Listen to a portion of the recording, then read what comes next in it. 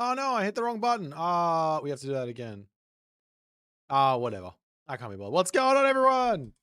Another day, another you, another me. Yeah. How's it all going? Um, we are going to be continuing our Broken Gods tournament today. So we've got ourselves Recon and we've got ourselves Matador playing first, and then we're going to be jumping in to watch the Kvoth Soup series afterwards. Because that's what we want to do. So yeah, I should note that Kvoth and Soup are already underway. So what I've done is I said they can both play at the same time, and then I'm just going to go and do the recorded games afterwards. So we're going to have the constant stream, but if somebody does want to watch the other series, that's also fine. Alrighty, let's check out the draft and get this show on the road.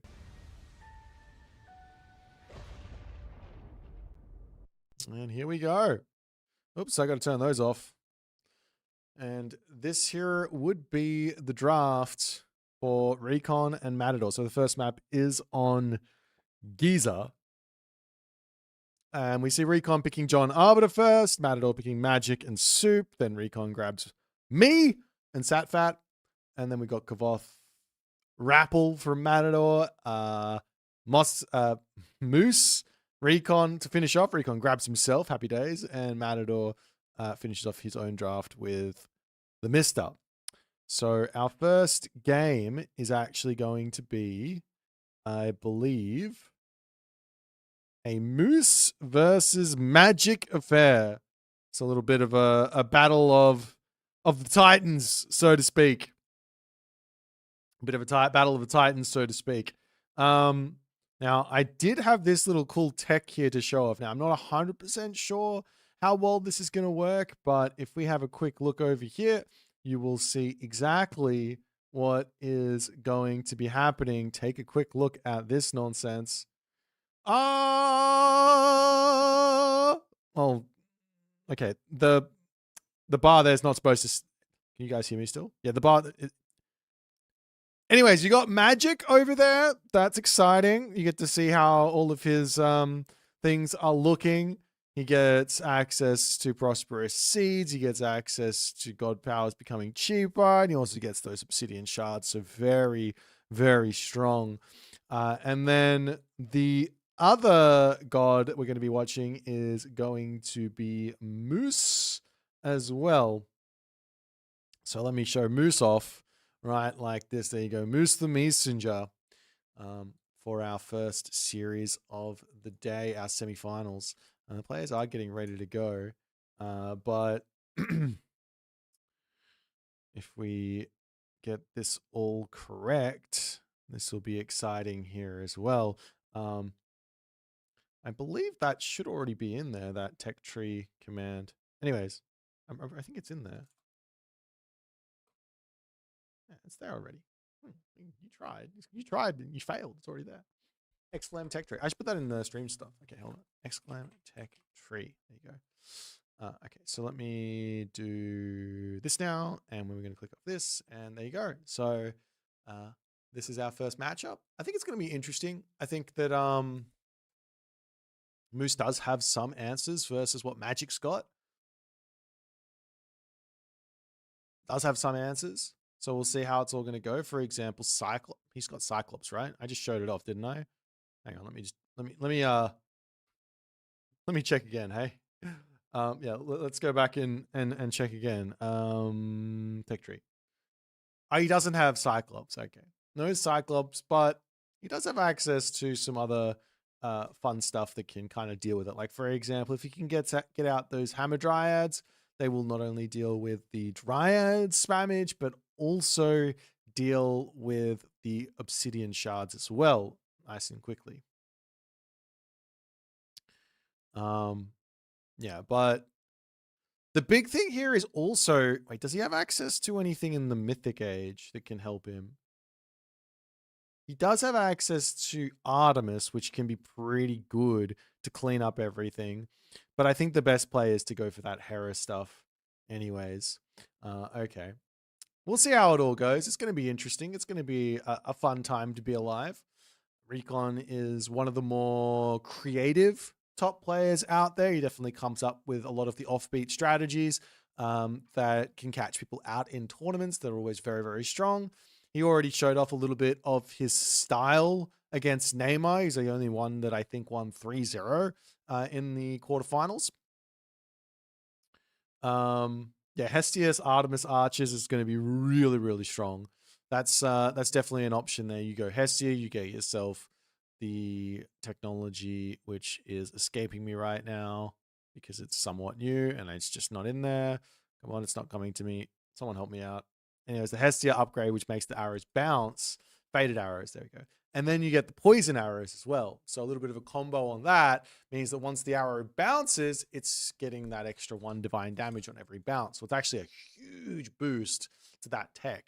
So yeah, it makes a lot of sense to go for both of those. So maybe that's what the Moose plan is. Now, it could just be that he is planning to sack Moose into Magic. I mean, end of the day, these gods are... they all have different power levels. It's not much different than the real Age of Mythology, but they've all got a lot of different power levels. And you're going to have to... One player has to fight a little bit harder to find their wins, is the general rule of this whole thing. All right, so strap in, guys. It's going to be a bumpy ride, but it's going to be a fun one. Let's jump into game number 1 between Matador and Recon.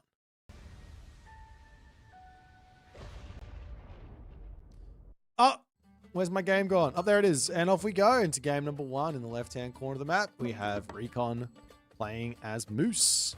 And in the right-hand corner of the map, we've got Matador playing as Magic. So it should be a little bit of fun here for your Sunday evening. I hope you guys are enjoying the events. We're trying to put on a whole bunch of fun things on the weekend for you guys to sit back, relax, enjoy. Matador has had a really nice time with this. He's had a lot of really, really good games playing as those Norse gods throughout yesterday. So he's definitely got that under his belt. As to did Recon have a lot of really good games yesterday as well, but he was playing some different sort of gods, some different styles, and having a little bit of fun with it. Now, this is probably day 2 of this set of gods, so players are going to have a little bit more understanding of what might be possible, and they might have even gone in and tried to figure out a little something to throw at their opponent. For example, a whole bunch of rushes that are without question available. One such rush could be with let's just say one. You could go in with the Rapple and you can get a really big rush because you start off with 15 favor, which is enough to get yourself an extra myth unit in, and you get Undermine. So if you put 1 and 1 together, 2 and 2 together, there is going to be some pretty crazy stuff that you can actually make happen there. But we'll see how it all goes here for Matador and Recon on this one. If we take a quick look at what Recon's done, he's actually not going for the early upgrades here, which is somewhat surprising, but equally it doesn't matter that much on the fact that, well, he only really gathered himself a tiny bit of gold and then dropped a temple anyways. So unless he's going to be dropping those technologies afterwards, then I don't have any real problems here. He's got to grab hand axe and pickaxe, but he's not doing it, so I'm sad. This is like sort of the main benefit of playing, there you go, of playing as Moose the Messenger. Hand axe coming through, pickaxe coming through, and a pretty fast advance from Recon. He might be looking for some early game harassment. He does have himself that Eyes in the Forest tech, which is actually really, really nice versus Atlanteans. If you've ever played like Loki versus Atlanteans, you'll be you'll have a lot more success hunting down oracles than everyone else does. So you charge around here and you see this entire area and you go, oh, there's an oracle there, let's kill that off. So yeah, there's some nice things you can do there. But for the moment, Recon, he is just about to get his pressure set up as into the middle of the map, can be grabbing that relic. Very important. This relic here kind of getting ignored by Matador, as he's only now just dropping the temple. He's got a really safe base. Economic guild down, mana and temple. So Matador is going for that economic boom, super late advance time. So a bit of a clash in styles. Of course, the economy of Magic is going to be pretty brutal. You've got that Prometheus. Still yet to see anyone try going for Leto with this god, but I can guarantee you Leto is also going to be incredibly strong. But nonetheless, the thing you get with Leto that you don't get with the Prometheus is you get a huge amount more favor. But anyways, we'll see what happens here as the Centaurs getting just a little bit of early game damage done. You have to also remember there is no Caladria for Magic, so he doesn't have that easy ability to defend the Centaur raids. As in comes the Oracle, grabs that Harmonious Necklace as the villagers will pull off of the gold mine, moving over onto this side to grab some of the chickens and all of that nonsense into the main base here for Recon. He's just going to be dropping himself Military Academy. He has gotten himself all of his upgrades as well while this is all going on. And in comes the first of many Valors, you'd have to assume. Now, this is Hermes, and you do get Winged Messenger, and with Winged Messenger comes the ability to drop this creation wherever you want, which is probably the most exciting part about playing Moose the Messenger, is your ability to sort of have Underworld Passage without needing to go Apollo. So you have access to, I think you got Dionysus as well, or so you can go for an Underworld Passage, bronze super cavalry sort of idea if you want to, or with Hydra or whatever, catch your opponent out. Lots and lots and lots and lots of different ideas. Of course, the Sky Passage takes just a little bit of time to build, so it's not instantaneous after you hit that creation, but it basically should be. It basically is. It feels that way, at least when I've seen it all happen. But there goes the Prosperous Seeds onto the farms. Still no real... Oh, there's a couple of units in, actually, for Matador, as more Centaur are going to be on the way, and Matador's still going to be sitting back, waiting, watching. I have to imagine that Matador's plan here is to try and get to the next age as safely as he possibly can. So that requires him to play some really nice defensive building games, get himself the right units out, and all that other good stuff. But nonetheless, another hoplite coming through for Recon. Up onto this top side, the Promethean offspring are checking things out. In comes some more hero citizens, and the hoplite Centaur shenanigans will be pulling back for the time being.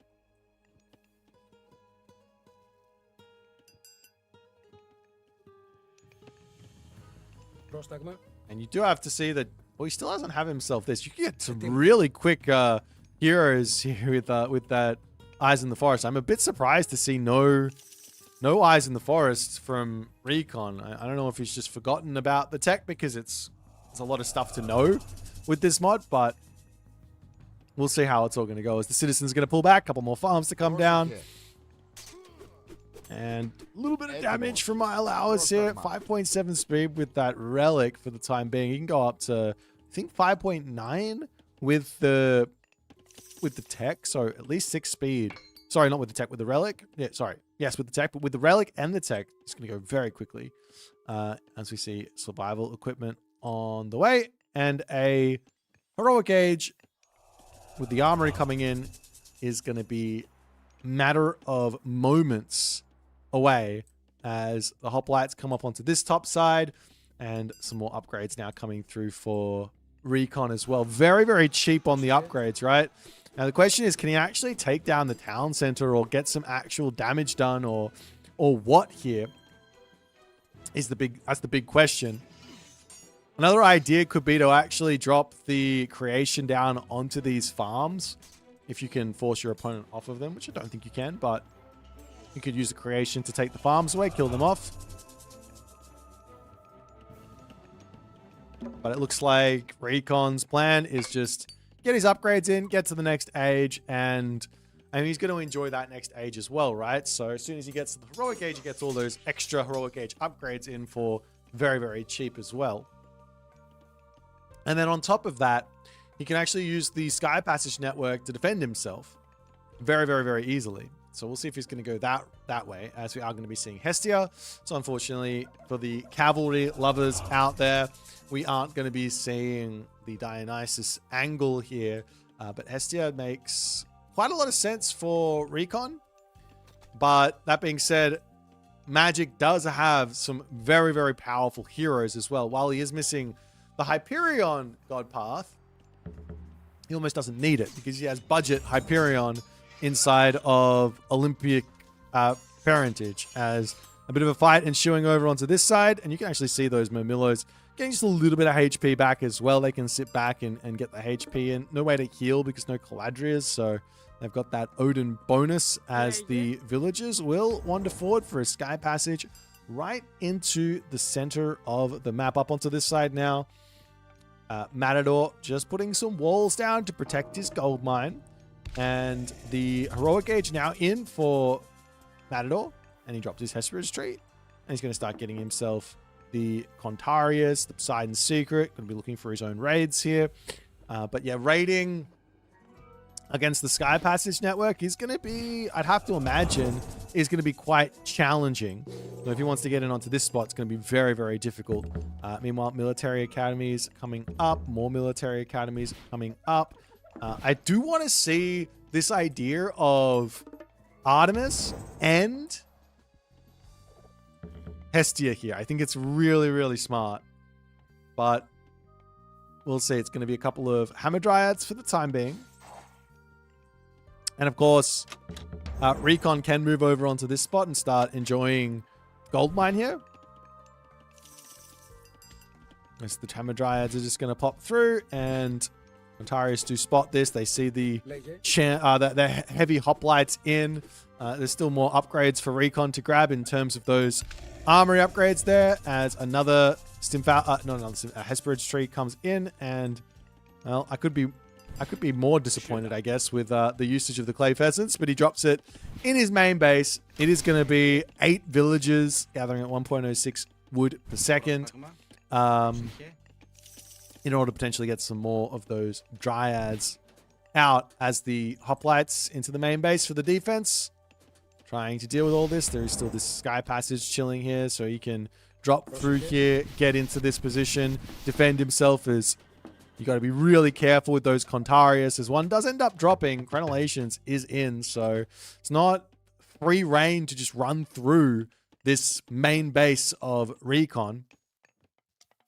As Recon says, all right, time for a fortress. This makes some sense. If you can get a defensive position on the front, then you force the magic Atlantean army to have to fight underneath this fortress, which then means that they're going to drop those obsidian shards in places that are very simple to kill, for example. But the Contarius is just going to continue coming through. These clay peasants helping out with that as well, as some cheeky walls to come in onto the bottom side. You can see how good is Recon with that scouting, but he's still, oh, no, he does have himself the eyes in the forest here. So you can see that his vision is going to be getting bigger and bigger as he can spread out nicely. In comes the Contarius. The hoplites will be in position, and Matador says, all right, I'm out of here. I'll see you later.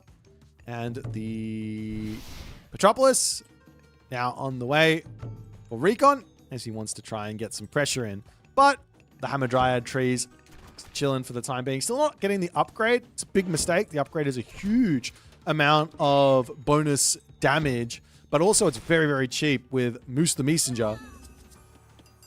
As the Contarius is trying to get in onto this spot. Walls not quite yet finished, as more Contarius over onto this side. Can the hoplites be enough here to defend against all of these Contarius raids is the big question. Now the military barracks going down, and we'll see what Recon can do here after all is said and done. Oracle onto this side getting poked down as the Hamadryads wandering forward. little bit out of position here. Got to be careful on this fight, but he does decide now is the time. But still hasn't upgraded the Hammer Dryads. They're still going to be very, very powerful as one Obsidian Shard drops and Recon, he's going to be able to take that out. Meanwhile, a couple of heroes getting converted on the backside. In comes a little bit of a raid here onto the Sky Passage. And if there's no villagers left here, that's going to be a little bit of challenge. But 2 villagers managed to come through, so he will be able to drop another Sky Passage over here. But a nice move from Recon, as Recon now drops the Communal Hearth, trying to push in onto this position. The Sky Passage takes a while to get up, but it is going to be coming through momentarily, as the main base of Matador is in a lot of trouble here. What can Matador do? He has to try and take a fight, right? But he can't really, I mean, he has to take a fight with what? He just doesn't have the right units to deal with all these hoplites. Another fortress going to be coming down from Recon, and Recon's just got all of his upgrades. Matador, he's behind on the upgrades as well, as in comes the Contarius attack against all of these units, and you're almost just praying that the Obsidian Shards are going to carry you through this fight. These hoplites are going to be devastatingly strong in this moment. And you also see the Hammer Dryad upgrade also in, and this is looking very, very difficult for Matador to get out of this position. The Obsidian Shards are dropping, and there's a lot of them, but there's not enough units here to protect them, as they will end up dying on the backside there. Sky Passage going to get targeted down, as well as the villagers dive into the fortress. Keeping a couple of villagers on the front is going to be everything. Town center for Matador does end up falling there, as one Obsidian Shard gets picked off. 2 Obsidian Shards go down. The 3rd Obsidian Shard is going to be getting picked off as well here. Really, really good awareness from Recon to continue sniping those, because they are value. If you can get this is where the majority of the value from Magic comes in, is these Obsidian Shards. And if you can't get them to trigger, well, then you don't get that value. And now it's 51 villagers to 54 villagers, and Recon has caught up and is in front on score for the time being. Now, another attempt here for Recon to get another fortress forward. Fortress creeping makes a lot of sense. Matador could grab the town center on this side and try and rotate into a different position. Basically just trying to get a take a fight where he can actually take advantage of the Obsidian Shards. One idea that I didn't really think of, but now has just occurred to me, as in comes the Contarius. Got to be scared of those Sylvan Hammer Dryads. They aren't going to make this easy for you. Not in the slightest, as off the Contarius go. They are very fast at 6.7 speed when they're fully heroized. But they're going to look for some raids somewhere, but there's really nowhere for him to go. I actually don't want to see a second town center up from Recon here. He could definitely just go Mythic Age. Artemis is fine, but also Hera makes a lot of sense, as this position for the time being with all of these Hammer Dryads is basically impossible for Magic to push.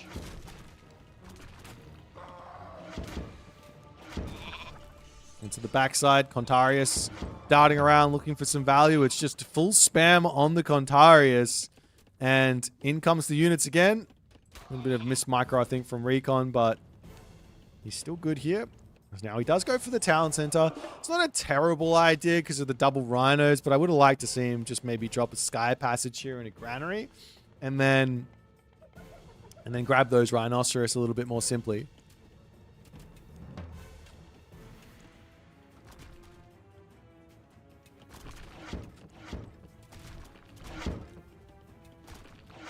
Yeah, I'm just calling him Magic. It's Matador, but he's playing as Matt. It's too much confusion. There's too many M's in this game. People need to get more creative with their names.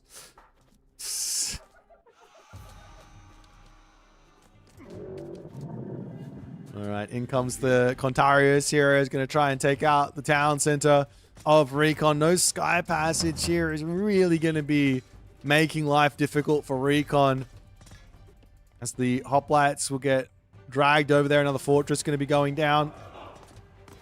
Like, you do have access to 4 Sky Passages. So one here, one over here, and then you can have one elsewhere. No problems. Just the villagers will pop out. Ceasefire does get dropped. And this gives Matador a little bit more time here. He's at full population, 160 pop, because he doesn't have a town center, but he is grabbing the one over onto the right side. So it's still not simple here for Recon. He's got himself an amazing position on the front, but there's just so much power in this Deathball army that Matador's got. You can see the military resources here at 7.9k is absolutely huge, as Stone Walls is coming through, but I think it's coming through incredibly slowly. You have to get the stone wall in the right place. Where is he grabbing it? It's not on favored land, or maybe the walls don't get that bonus. I don't know. But anyways, villagers up onto this side, slowly getting targeted down as Matador finds just a little bit of a raid. In onto this position as well. The Hammer Dryads getting that stun in, as those Dryads are just sitting there, happily going to be sacrificing themselves a little bit for the Obsidian Shards. But Recon's going to take those out quickly. No problems.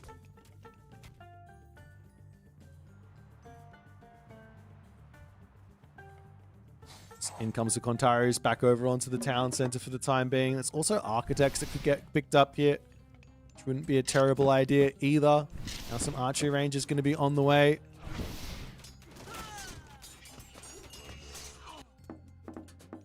Villagers dive into the town center. Hoplight's going to be coming over here. And one Oracle hero getting involved with taking out a Katuska boss. The Hoplites do manage to get back. Still surprised we haven't seen that Sky Passage getting dropped, as the Contarius can head back up onto this position if they so choose.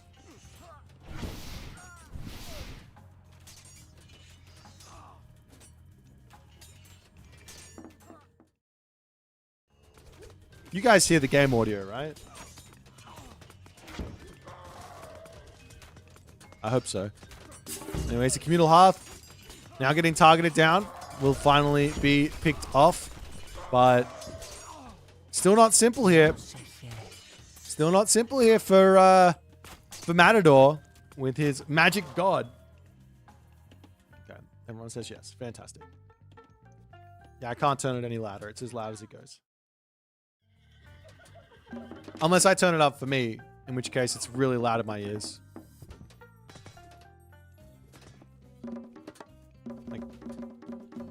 Anyways, Contarius pulling back. I am also kind of surprised we didn't see any Prodromus here. Prodromus would seem like it makes sense building them against the Contarius, but of course not that simple, as the villagers will dive back into the fortress over here.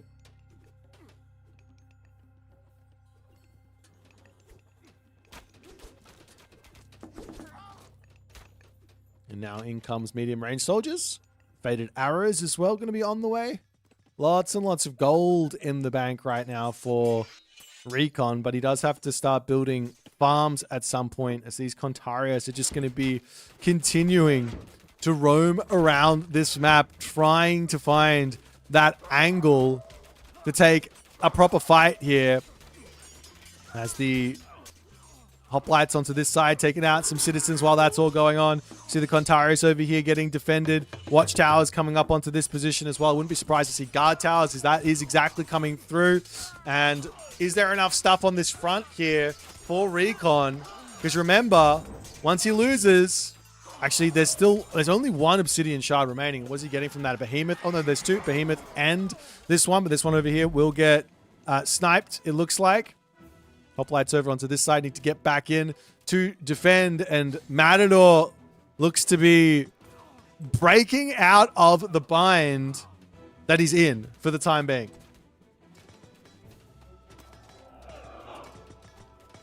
It's 68 villagers to 54. Sky Passage on the front gets taken down. There is an option to go for a creation Sky Passage here, but you do need to have 75 plus 8. So 83 favor before you go for it. Meanwhile, another town center up onto this side for Recon, so he does have access to get back onto the front.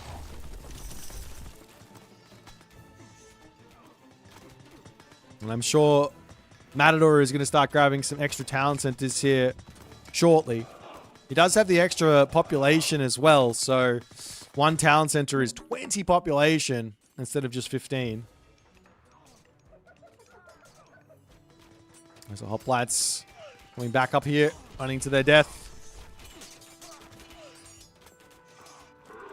Runs to this side, does manage to catch out a couple of citizens, trying to pick those off. Random temple on this position as well, as these citizens will bail out of the spot. 3.8 speed, not going to be enough to get away from the 6 speed I allow us. That being said, Hero Contarius is going to be coming in. The shards are working. If you're at full population, they don't pop. So there's that. And it's now the citizens do manage to get back to safety.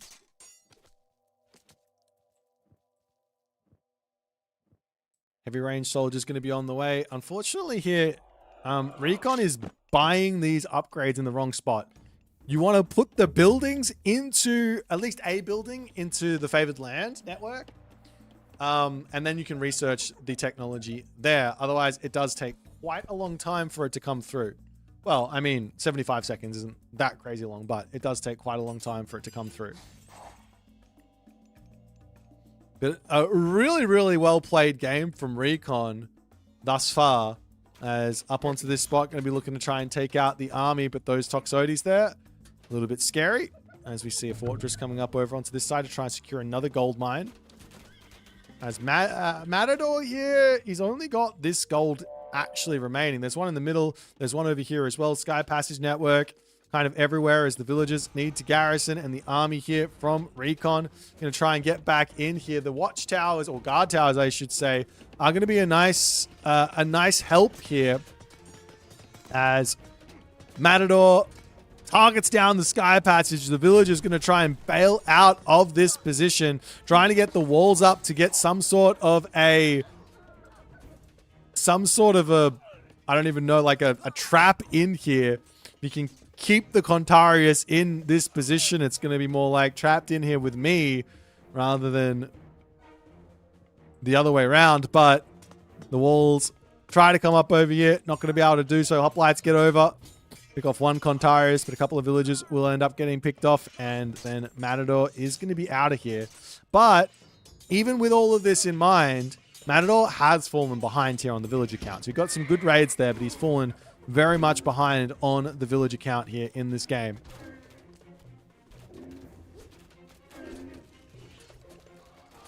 It's the Hammer Dryads getting caught out in the middle of the map by those Hero Contarius is brutal. We'll pull them back into the Sylvan Hammer Dryad over here, but that reveals itself as the hoplites and everything else kind of getting into a pretty difficult position here. Still lots of resources in the bank for Recon here with Moose at his helm. Main base under attack again as Matador is just full send with the Cav.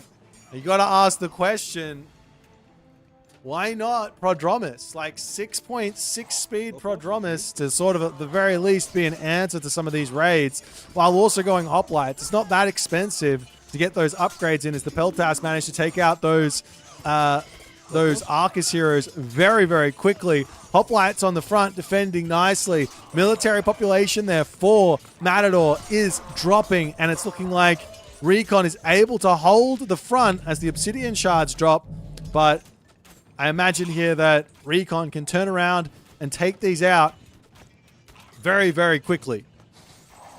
Onto the top side, the walls are up. This gold mine has been secured.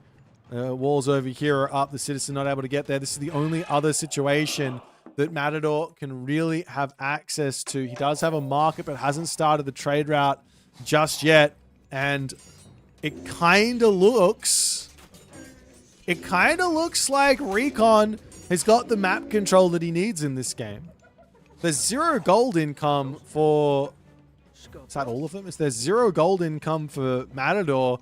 Doesn't matter how strong his army is. It's going to be very, very difficult to make it all work as he charges in to take out the Sky Passage on this position.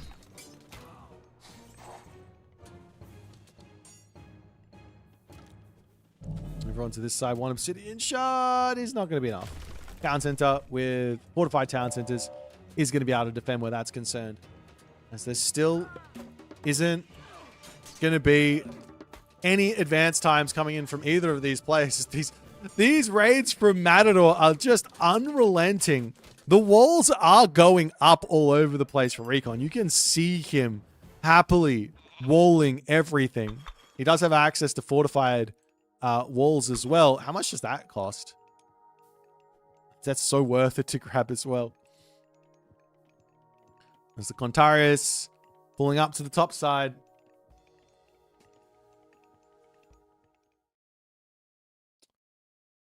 Searching around for something here. And we will see a market. One random oracle just chilling here. just hanging out.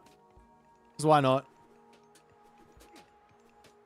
The forward fortress going to be getting targeted down. There is a lot of opportunity here for Recon to actually buy food and go Mythic Age. But it looks like he doesn't want to do that, which is a little bit on the surprising side.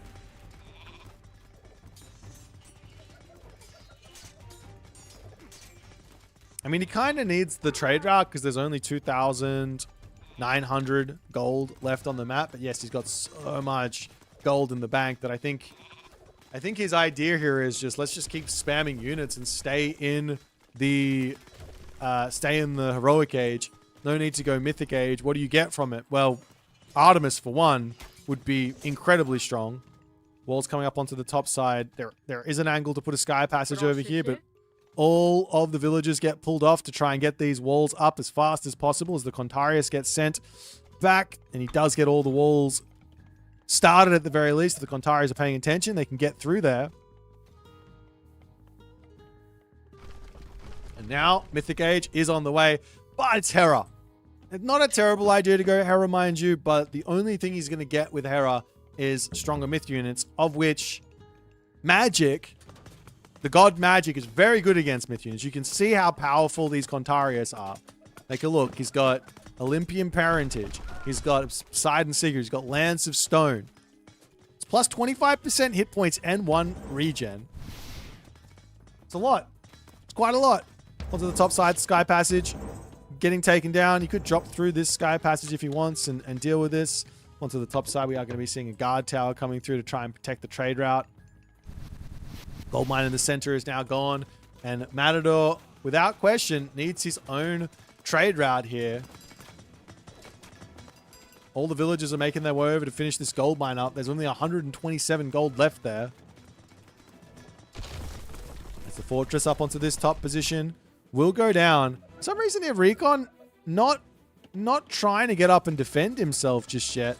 And the Sky Passage over here going down is going to be making life a little bit difficult for him because, well, his town center is going to be going down. Maybe a lightning storm here could be good. He's getting himself now the Gracious Hospitality for just a little bit more population. He can go up to 280 pop in this game, as now Hecate is going to be on the way. Hecate is on the way for Matador as well.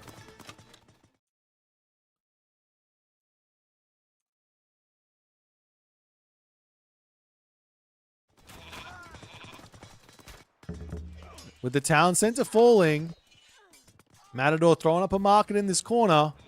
He's not really able to get to full population, but he does have the Hesperage trees. As there's the Mythic Age in, and dropping a lightning storm on top of this, a little bit risky because 6.7 speed Contarius heroes, well, they're a difficulty. There's every upgrade under the sun now coming through. Polyphemus also the myth unit there, and we are also seeing there's the Gastrophotores available with that Hephaestus. So ideas of dropping a creation, Sky Passage, Gastrophotores raids in the late game make a lot of sense.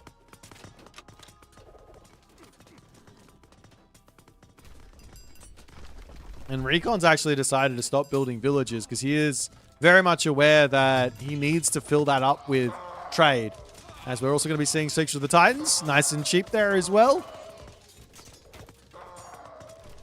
I don't know why it's costing 440 resources, but it's costing 440. It's supposed to be 400. Anyways, going up for that Secrets of the Tides. Monstrous Rage as well, going to be on the way.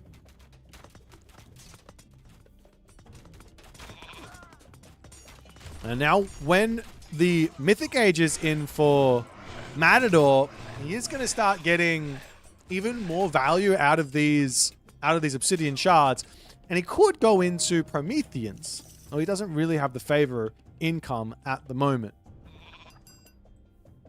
Of course, the other option here for Recon would be just drop himself the Mythic Age Clay Peasants, Sky Passage Talent Center. Things like that are definitely an option.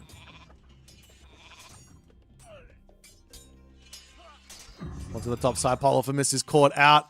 And the Hoplites are going to be swinging up here, trying to defend. So Polyphemus... The Sauron Smash! And Polyphemus will end up going down. Polyphemus is a great answer, actually, to the Dryads. So that sort of makes some sense, too. But we are now seeing some Prometheans coming through. And you can see that when the main Promethean dies, it will leave behind a Obsidian Shard.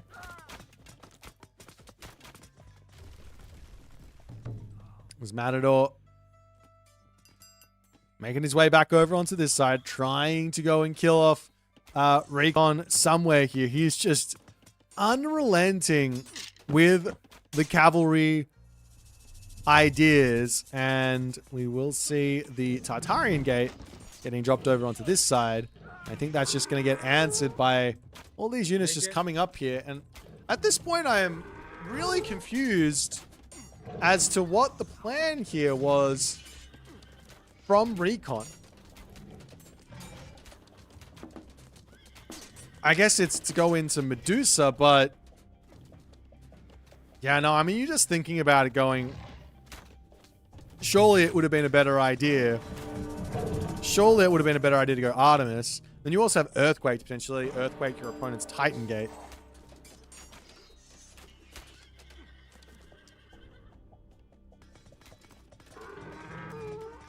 Yeah, the Recon army is really, really slow, but he's got so much mobility in the Sky Passage that it shouldn't really matter.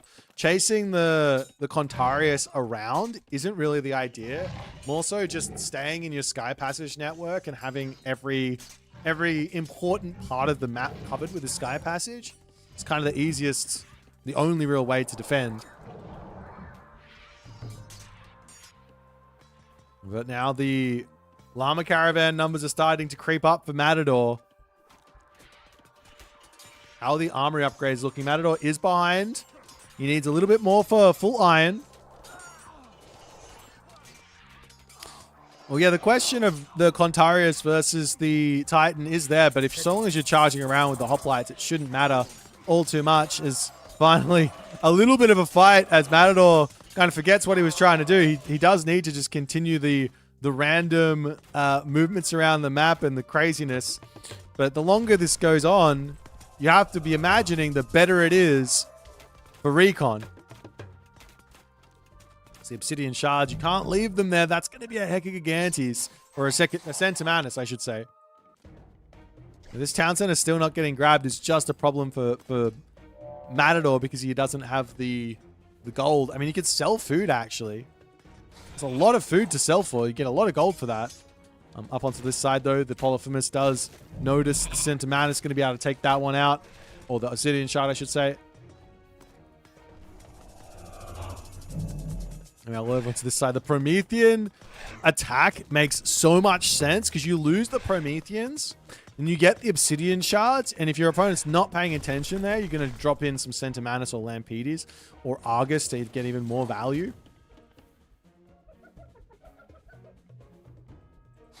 I'm still waiting for the really big late game creation Gastrophotorus shenanigans. He's got himself his upgrade.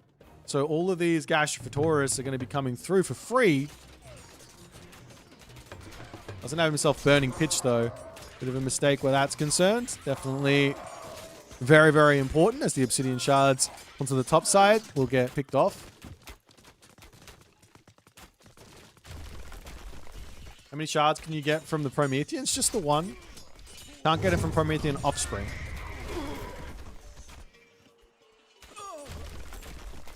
Argus getting brought in here. Another one. No, that's it. The Argus getting brought in. And on the acid pool, not caring about it. Takes a huge amount of damage from that acid pool there. But the Argus will indeed also falls. The town center coming up onto this position. And that's pretty big for Matador. Behind this, though, Mythic Rejuvenation going to be on the way. Matador does now have himself 8 oracles in, so his favor generation is going to be huge. More fortresses coming down from Recon. This is kind of just like the way Recon's played this, and the fact that he's just kind of refused to build Prodromus has meant that Matador is just able to have all of this mobility advantage. We do have the Titan in now, however. And this will allow Recon some ability to force stuff. He's got 10,000 food in the bank. 10,000!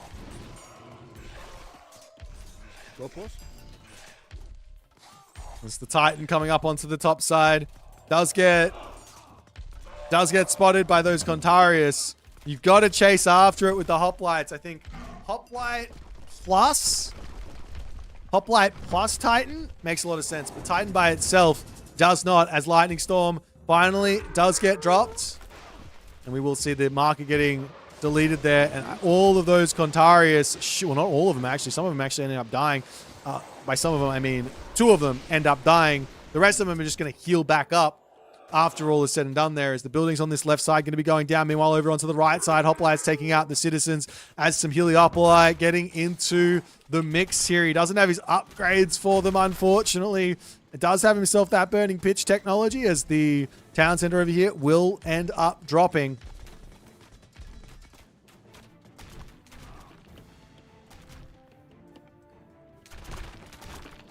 But the big thing here is if Recon can take this market down, then Matador's just going to have no gold left.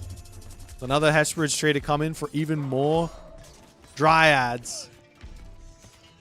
Of course, you can just keep on spamming Valor and Prosperous Seeds to get that next Tartarian gate down and things like that as an option.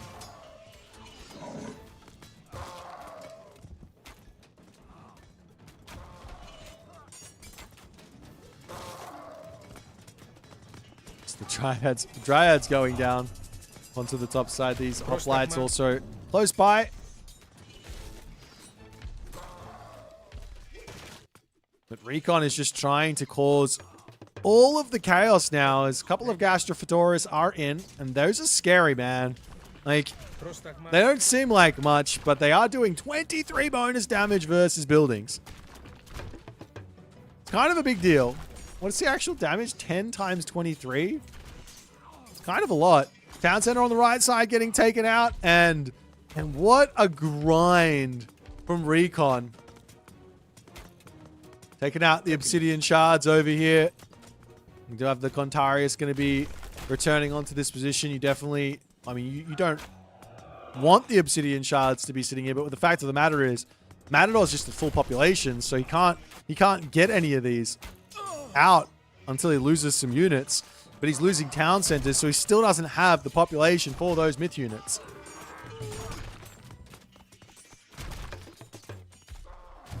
Yes.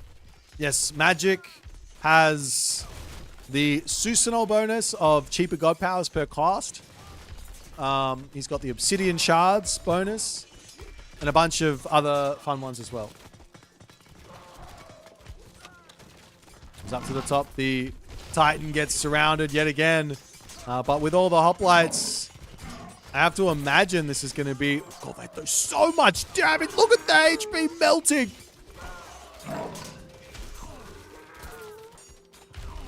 You get some good damage done. This town center can get grabbed up onto this side. We've got the town center having to come back up from Matador, doing everything in his power to try and keep himself going in this game. He's got 17,000 food. 17,000! Imagine resigning with 17,000 food in the bank. But that there, ladies and gentlemen, is the game. And Recon walks away with game number 1. What an impressive game from Recon. Like from the fortress push to the town center grab to the rushing of the Titan, just sort of like the only thing that he didn't do in this game that I wanted to see was utilize creation and build the sky passage. That was it. That's all I wanted. But it just wasn't going to happen. It just wasn't gonna happen. Alrighty, let's jump back over to the drafting menu and see what game number 2 is going to bring us.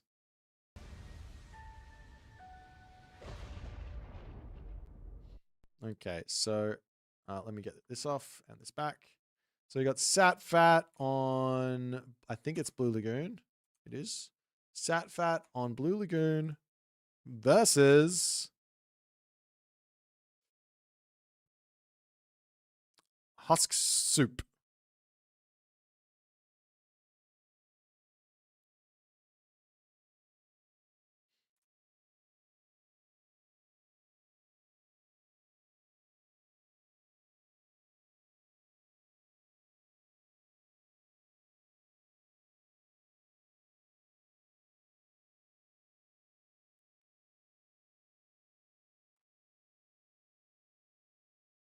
And get some water in me.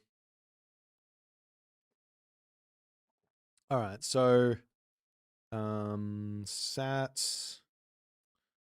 Fat and Soup.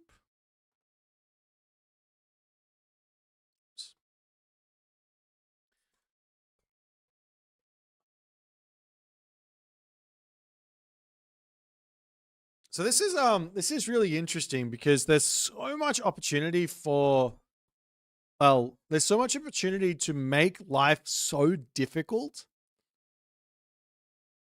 with the Sat Fat God.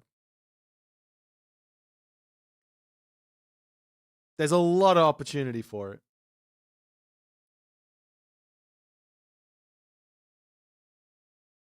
But the question really is going to be, is that the way Recon wants to play? I mean, there are a couple of other sort of simple options that make sense. Like, for example, like getting to the Mythic Age really quickly, dropping the Meteor or the Tornado immediately, then starting up on building or using your God powers, stuff like that. All right, let me show off the tech tree for these guys as we wait for it. So you go on Sat Fat.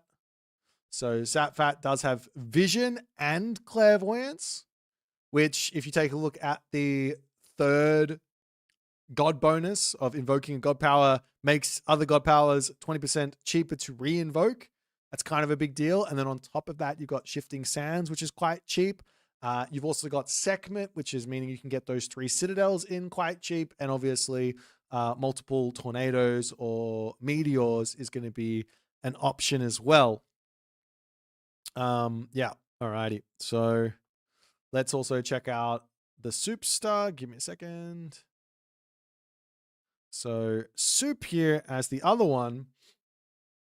Soup has got access to Obsidian Mirror, which unfortunately is going to not help him in the slightest in this one. This is probably his worst matchup because of that. He doesn't get a very strong god power. Pretty much all the other gods have got something you basically want from like Blood Pact to Prosperous Seeds to Peach Blossom Spring to Ghoul and Bursty. There's many god powers that Soup is going to be wanting here, but Vision unfortunately only really helps out Sat Fat. But what Soup does have is the faster advance. There is opportunities to do some rushes here, so we'll see if that's going to be something that ends up happening. But I do not know. We'll have to wait and see. But yeah, that's the story. We're going to be going into a Sat Fat versus Soup matchup. Recon up 1-0.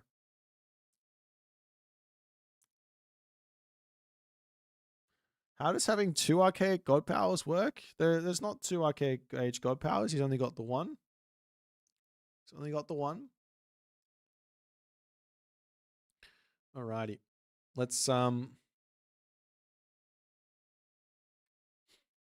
jump into game number Game number 2. Off we go.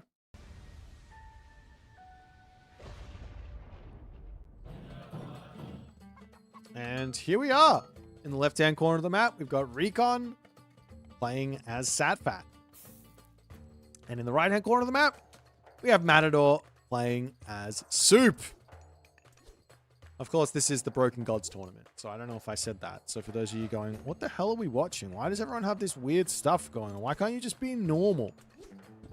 Well, the reason is I just really enjoy the occasional chaos. I gotta say, in the heart, in my heart of hearts, if you guys know D&D, I am chaotic evil. I just really like chaos. What can I say? Whether it's good chaos or bad chaos, I don't know. Sam the Bolt, thank you for the rating party, my friend. But that's what we're getting here. We're basically just getting a whole bunch of chaos. And I mean, Recon is just like loving it. He's basically played this game in a completely different way than what most of the other players have. He came in and he said, I really like I really like this god or this god. And he's showing off that he can make the Mooseman work. He's going to be taking his first stab, I think, at Satfat, which is a very, very interesting god. Very, very, very different to all the other ones. You're looking at like getting an extra myth unit for free. So you got options of doing some shifting sand shenanigans at the start of the game to try and get some early game villager kills. Then you can get yourself that clairvoyance. You can make the next shifting sands cost something like 20 favor. Do it again, then do it again, then do it again, and enjoy.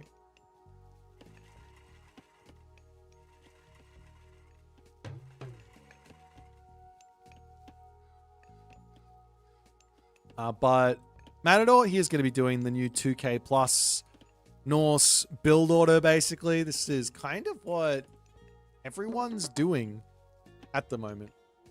Everybody and their mum likes this build. It's actually not the build I envisioned for Soup. The build I envisioned for Soup was to take a little bit of resource loss by moving around and shanking the chickens. There's 6 chickens here, so that's 6 favor.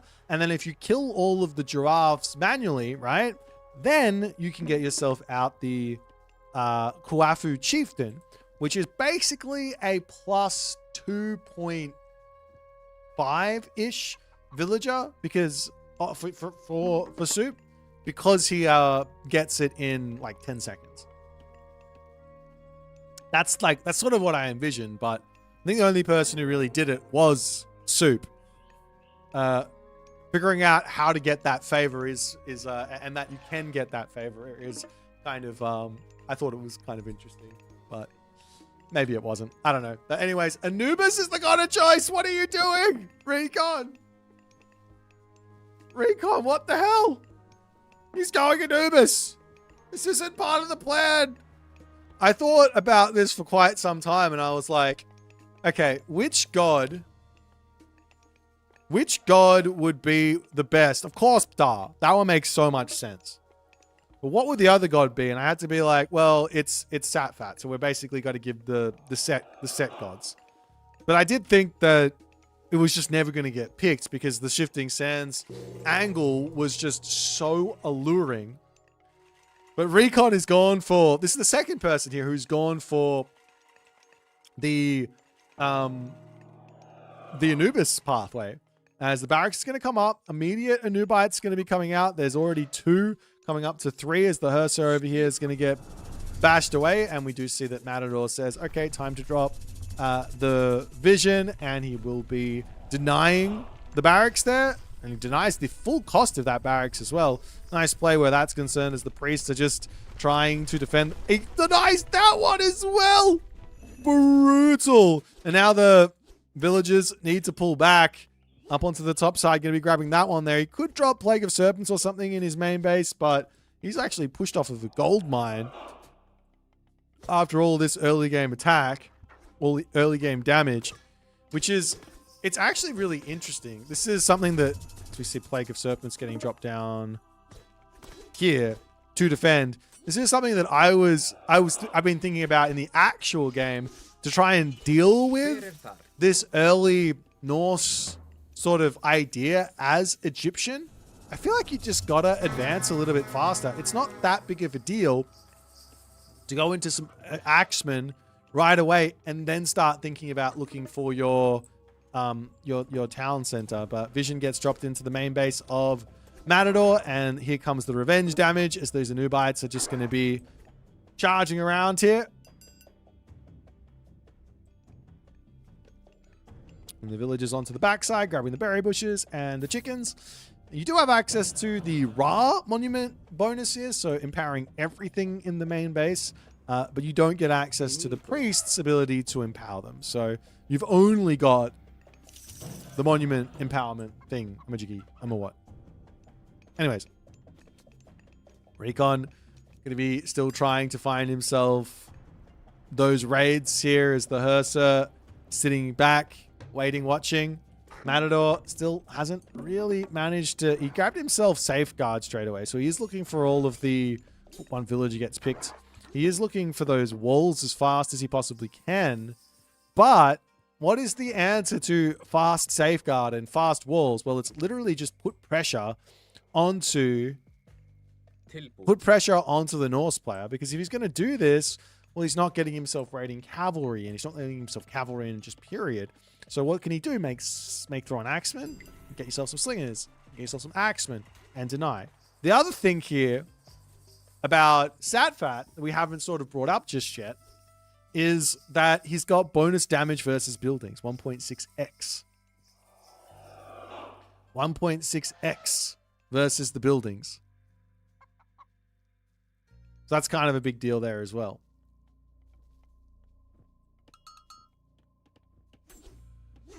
Up onto this side. Luvite gets shooed away as the axeman comes down to the bottom side looking for a little something here.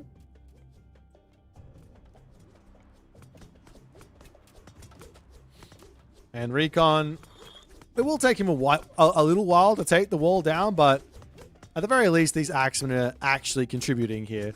They're doing closer to something that a hoplite would be doing versus the wall than the axemen, so that feels good.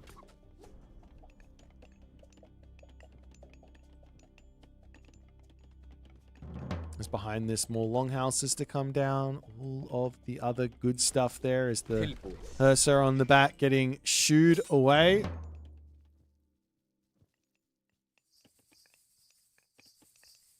Nubite's getting healed up. And Recon continuing his classical fighting ways for the time being. As the Axeman is spotting what's going on here, and he says, let me in. I want to get some damage done, but Watchtowers comes through, and the Anubites spread off. Great garrison movement there from Matador, as he is going to pull back over onto this spot for more obelisks and all the other good stuff in onto this position. Still no clairvoyance in from Recon, but there's not really any rush to start spamming the visions out. Once he gets to the heroic gauge, whether he goes for the Nephthys option or he goes for the Sekhmet option, he'll be able to start getting clairvoyance then and start spamming the vision for cheaper, cheaper Plague of Serpents for one, but also cheaper Nephthys, or Ancestors I should say, or the extra Citadels.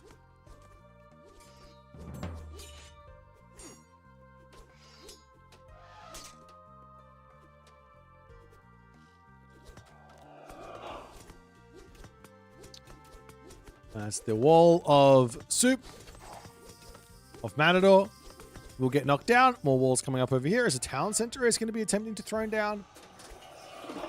It'll be interesting to see a whole bunch of spearmen getting built to try and break through that, because they will do a pretty decent amount of damage.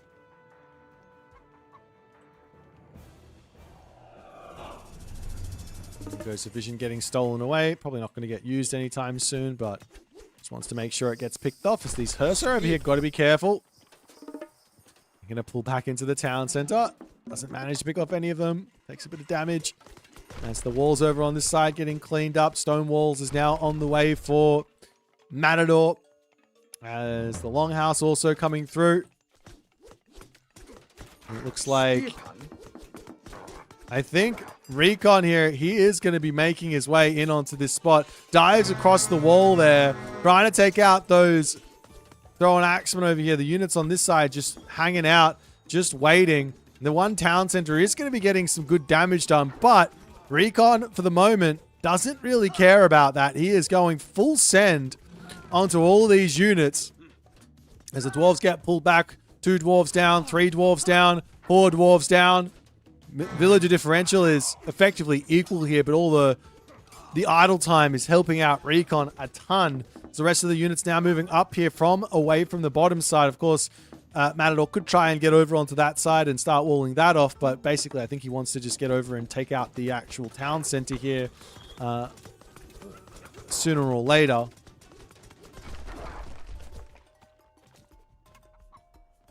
The thrown axeman will pull up and around. Will we see Recon take out the town center? No, he's just leaving it there. Meanwhile, the villagers have made a little bit of a sneak over onto this position. Ideas of a village center in the corner of the map, so over here. Not a terrible idea. We've seen Suppe do it many a times, especially against these sort of Egyptian kind of death ball-ish, not even death ball, but just spam strats. It's the Anubites decide they're going to be the units to tank up and take out this town. So the rest of the units can probably get in there and help kill this off, but town center will be down. Walls do come up onto the top side.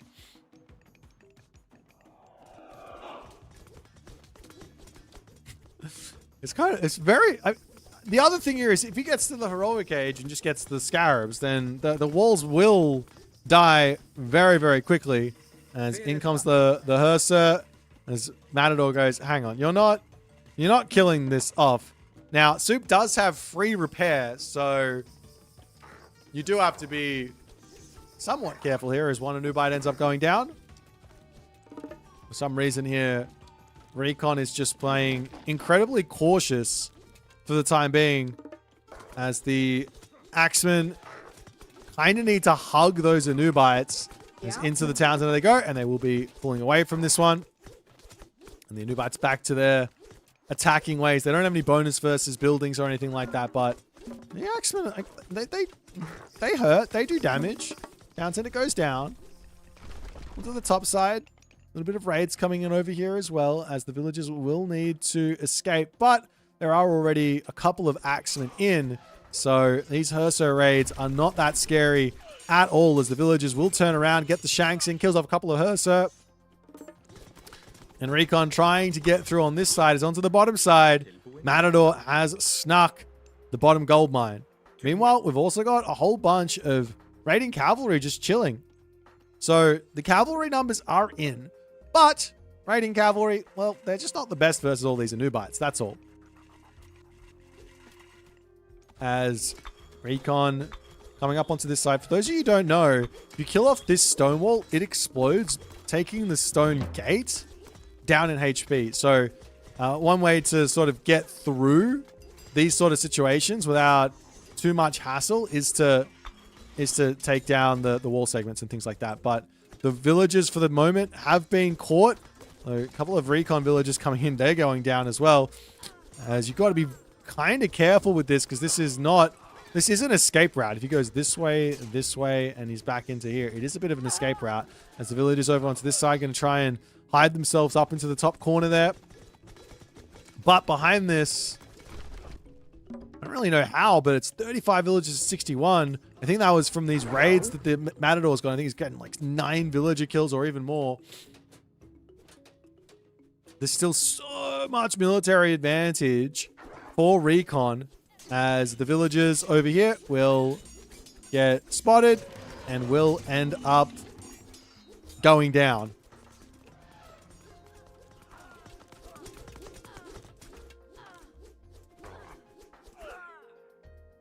The nice play from Recon is the walls are back up over onto the bottom side. A little cheeky market coming through as well, 36 to 50.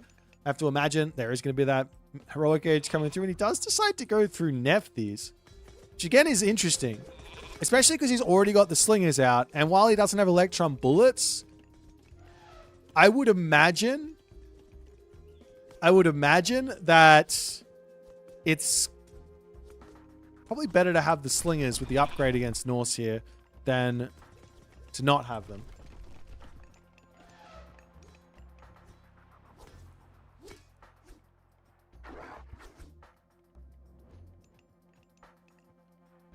So the Anubites coming down to the bottom side, and now it's time for Recon to start actually claiming his part of the map. I feel like he could have been doing this while he had all of the pressure up, and especially when he pushed through this way, right? He could have came in and actually walled this up himself, preventing Matador from doing the same in reverse. These are sort of those really, really high-level ideas, though, that are kind of difficult, but I'm also surprised that we didn't see Segment just on the fact that there's no Scarabs to help take down these walls.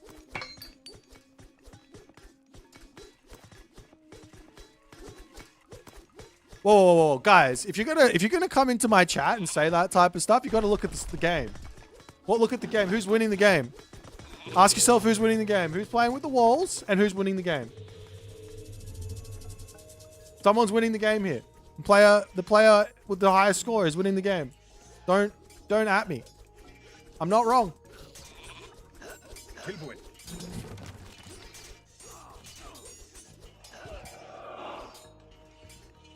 Ancestors down. Still no clairvoyance in though from Recon. Maybe he's just forgotten that it exists. I don't know.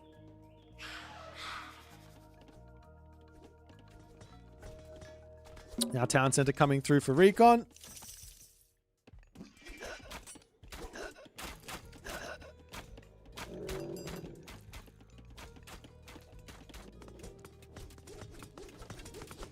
More walls will get picked off, and I mean, this is the sort of time where you broke through this. You gotta send some villagers in here and lock this position up. But then again, maybe you don't, because his army is just so strong at the moment.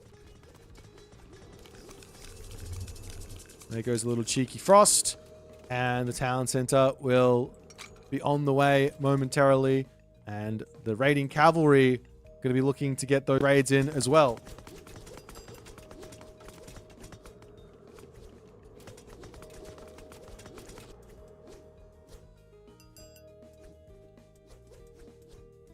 Third town center up for Recon as well on the backside.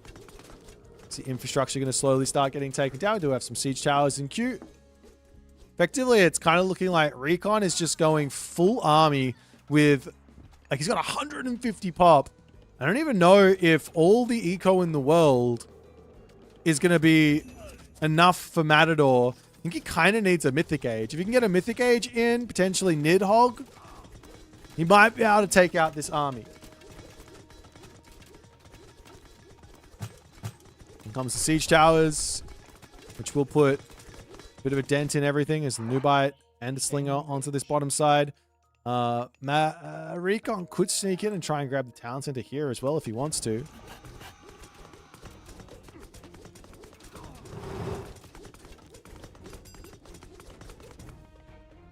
Some walls coming up over there for Recon to prevent the raids. I don't know where the blob of raiding cavalry went. Maybe they're back over here. I don't know.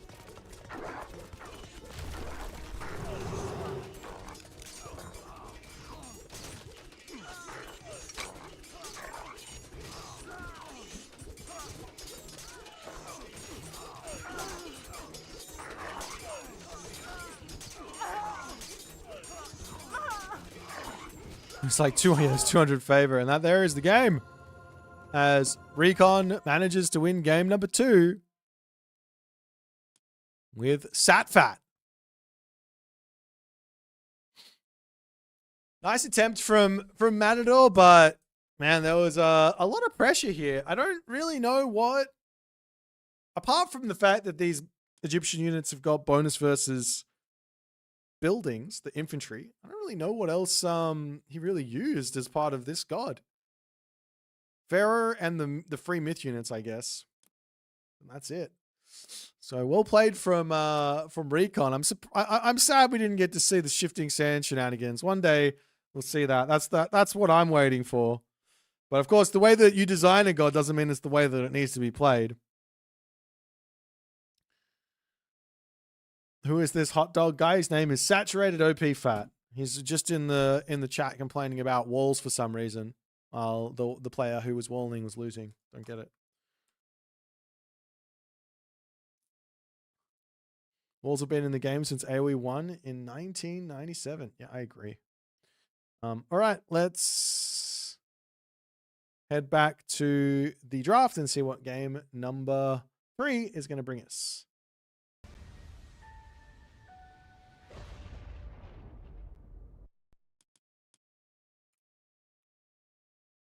All right, so the next map is on Gorge and is going to be Boit versus Kvoth.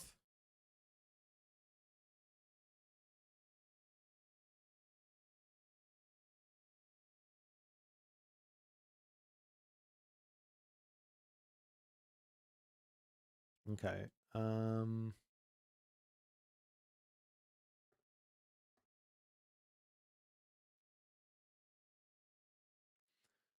So this is the situation here. We've got. Okay, I'll show you guys the actual stuff. Here you go. Does feel weird saying me, speaking about myself in the third person, so I'm not going to. I'm just going to say me. So focus is on myth units and myth units, so you better build some myth units, otherwise I'm going to be very, very upset. You get 2 myth units from your temple upon age up. You get Gift of the Beast, which means more myth units. You get villagers gather favor 20% faster for more myth units, and unit abilities recharge 34% faster, as well as getting Peach Blossom Spring, Myrmidon, and also the whatchamacallit. The peach, no. I can't remember what it's called, but it's a peach. And then we've also got Kvoth.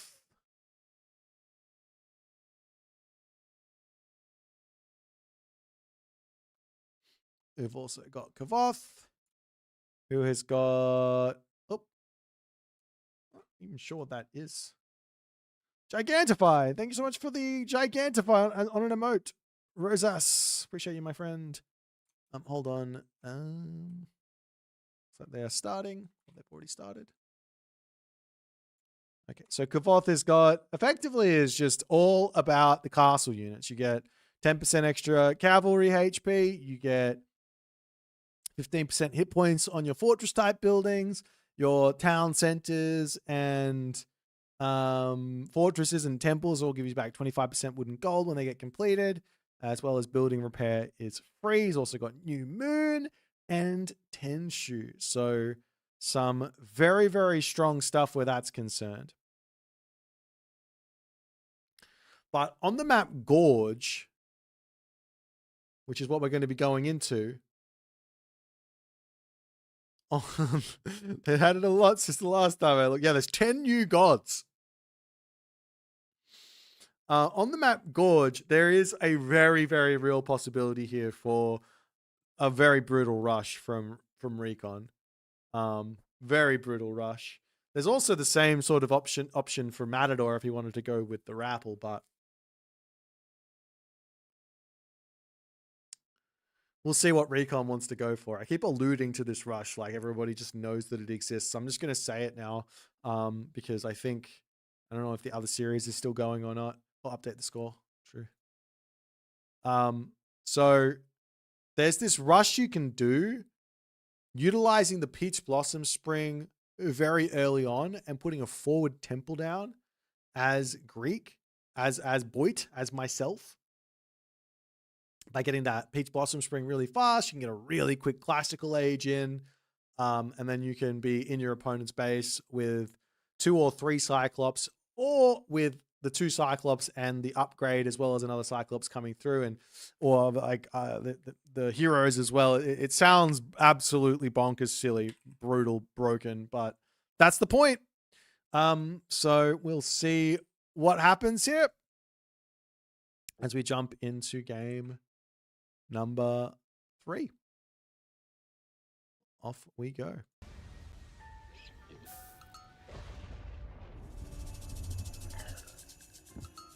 And here we are into game number 3 as Recon is playing as me. And we also see Matador playing as Kvoth. He does decide to actually drop his... Wow, he drops the new moon immediately. Gets himself access to husbandry. Gets himself access to hand axe and pickaxe. Literally immediately. But this does mean he doesn't have new moon for something a little bit more powerful. For example, I think when I gave new moon to this god, I was expecting it to be dropped onto a castle. So you get access to heavy cav for free. You get access to Tenshu for free, as well as get access to the upgrade that comes from Gormang for free. That was my sort of idea, but this also makes some sense for some very, very quick early game shenanigans here. He's going to get himself that Kwafu in too. And I have to imagine here that even with a stock standard advance from Recon, it's still going to be quick. And there's really not that much travel time to get into this main base. Now, Boit the Broken, that makes it a little bit easier to say. Boit the Broken does have access to both Pan and have access to Ares. So he can go for the Cyclops, or he can simply sit back and enjoy the extra Lycaon that he can grab. Because you get 2 Lycaon when you hit the classical age, which is very, very, very, very nice. As well as then you can get an extra 2 if you grab a fast second town center. And then you can maybe even do whatever else you want to do. But I have to imagine it's going to be Cyclops. Cyclops makes the most sense here, I think, in this matchup. Then again, Lycaon to take out those cavalry also makes sense. So, I don't know.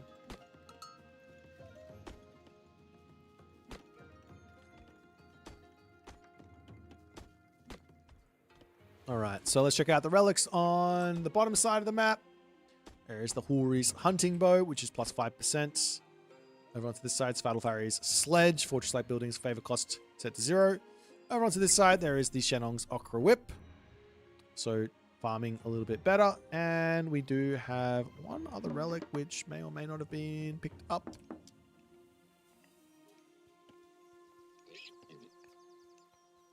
Am I missing it? I think I just missed it. Oh, there it is. The Black Lotus. Oh, there's 2 farming things. And it is going to be Ares. Will be some Ares and a couple of villages on the favor. And you can see Gift of the Beast is coming in for an extra Cyclops. It's a lot of favor, but a 3rd Cyclops coming in very, very quickly here. Is there an upgrade for the Cyclops so they get 2 eyes, better aim? No, that's all on the player. We are also going to be seeing the Peach Blossom getting taken here by Recon immediately. And it's food as well. So I thought the other angle here would be a rush into a town center, grabbing Peach Blossom Spring. So more villages just means more villages you can put onto favor, right? It's for more myth units. As in comes the Ajax. And the Pioneer on the back going to be dropping this into the temple. But I think Matador was in this situation already. I think he played this matchup. Did he? I kind of feel like he did play the matchup. I have vague recollections of him playing it versus the Rapple on Ghost Lake and not having a good time of it. So we'll see what he's going to be able to come up with. He did choose HAL 2, which is going to be nice, but he basically needs to be going straight into as many Pioneers as he possibly can here. He probably needs 10, 15 Pioneers effectively right away. Otherwise, he's going to have a lot of trouble. As another Cyclops is on the way. And there goes the Earth Wall. It's immediately going to start getting knocked down as it's literally just 2 hits the Earth Wall. I think this Earth Wall is done for. And also Pestilence coming through immediately from Recon. He is not taking it easy as the Earth Wall. Yep, it is done for. Villagers going to be pulling back into the main base. And, well, the town center here can target down the Cyclopses and things like that. But a little bit of troubles for Matador at this stage in the game. I'm not sure. I'm not sure about that Earthwall. I don't know if he could see the Cyclops walking across the map or not, but you're not going to be seeing a military camp coming through. Yeah, if you can get onto the temple, then it's basically lights out. Though then again, dropping a Imperial Academy is definitely an option for Matador to try and survive this onslaught of Cyclops shenanigans. So another Cyclops is actually in for free. He's got himself 4 of those bad boys in already.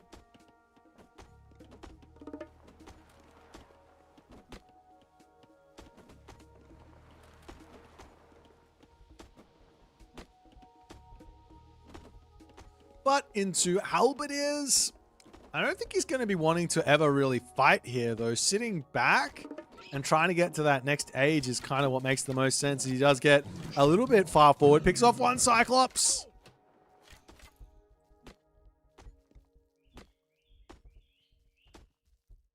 And Recon will now say, all right, let's pull back ever so slightly. I mean, he needs the Pioneers because this is the thing, right? The myth units are just going to keep coming. Unlike Shenong, who has this Gift of the Beast normally, right? Unlike Shenong, the favor gather rate that Greeks have, or especially Zeus has in the classical age, is really, really strong. So he's going to be able to get these myth units out very, very quickly. Can't Greek get 4 Cyclops by 6 minutes or... not really. Not and everything else. We can try it. I don't think you'd have much else other than the Cyclops.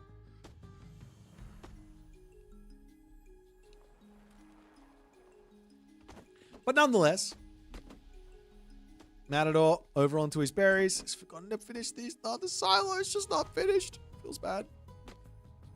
FPS coming through onto the bottom side. In comes the abundance technology as well. And he does notice that the silo is not built. We'll finish that one off. And there goes now a town center for Recon. After all is said and done. What's the next thing he's getting? Okay, Hydra next. Unfortunately, I don't believe the Hydra is available. I think you have Hestia or... No, that doesn't seem right. Aphrodite or Apollo. So ideas of underworlding or going for even more favor income.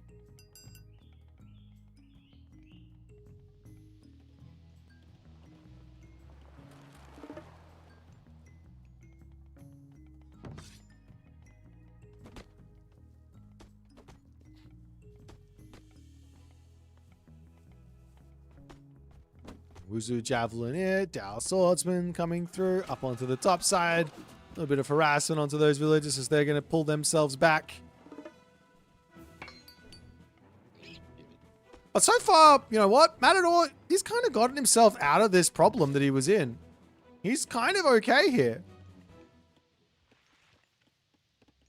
We'll have to see where he goes to next, but he is going very heavy into these infantry units, which is a little bit worrying because he doesn't really want them. Like, mostly he just wants to get to the heroic age, build a ballet, and then go from there.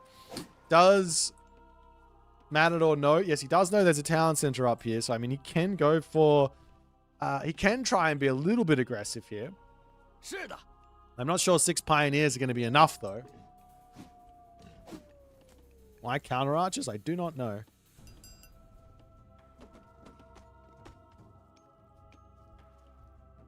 Matador coming up to the top. I'm going to try and take those villagers out. Not going to be able to.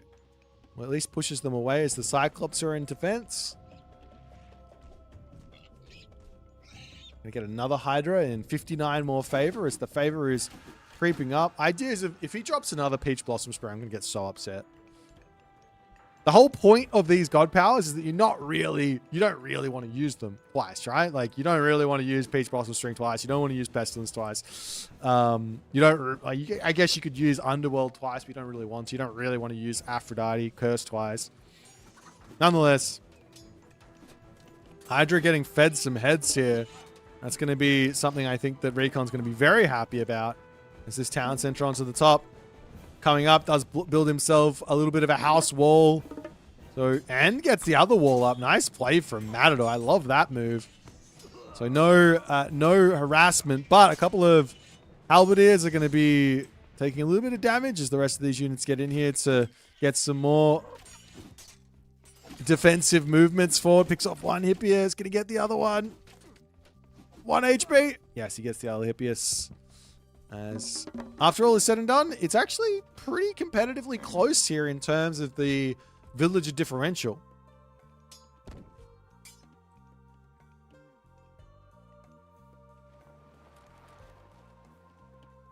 Now Matador moving up to the top side. Searching for a little something here.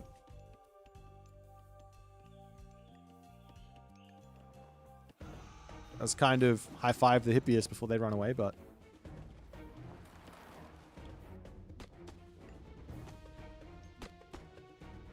In comes Gourmand for Matador, so he will be able to get himself that next age. The only problem is, it's not even a problem, but he just doesn't have that new moon to help him out. As the military camp comes down, Matador going to look to potentially put some walls over onto this side. Still trying to catch out these Hippias raids. There's a couple of units over onto this side to defend. It's a couple of smacks off and picks off one Hippias there as well.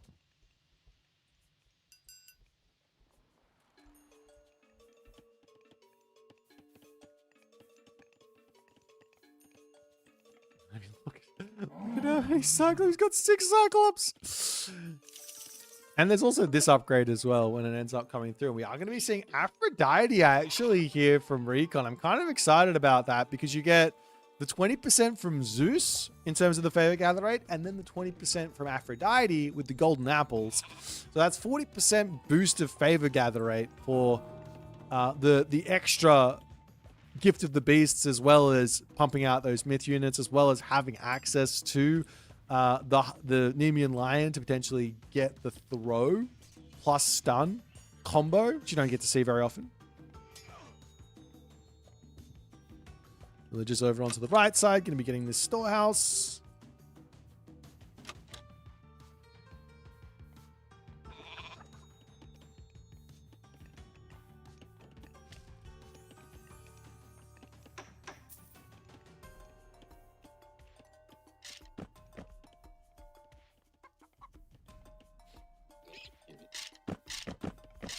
More archery ranges going down.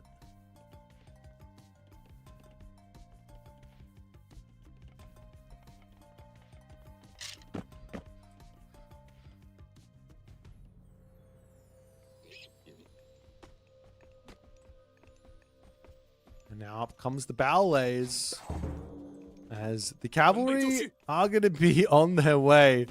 So I don't actually know how much damage they normally do, or how much HP they normally have. And it's normally unupgraded 10.8. This is doing 13. So, kind of a big deal. Does he have any armory upgrades? He does have one. So, a little bit less than 13 at base, but crazy amount. Crazy amount of damage. And Recon on the back is just happily going to be getting himself fully walled in. Playing the defensive game.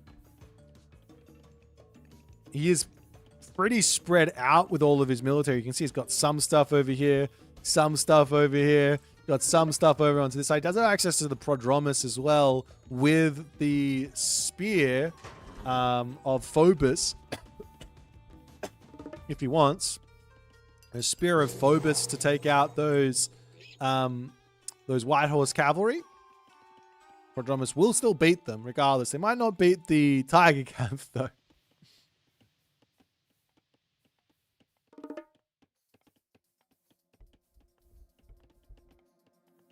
As in comes Peach of Immortality, Golden Apples.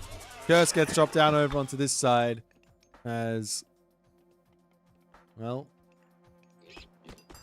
more White Horse Cavalry are going to be on the way for Matador. He is searching for any amount of damage, hitting this position or whatever.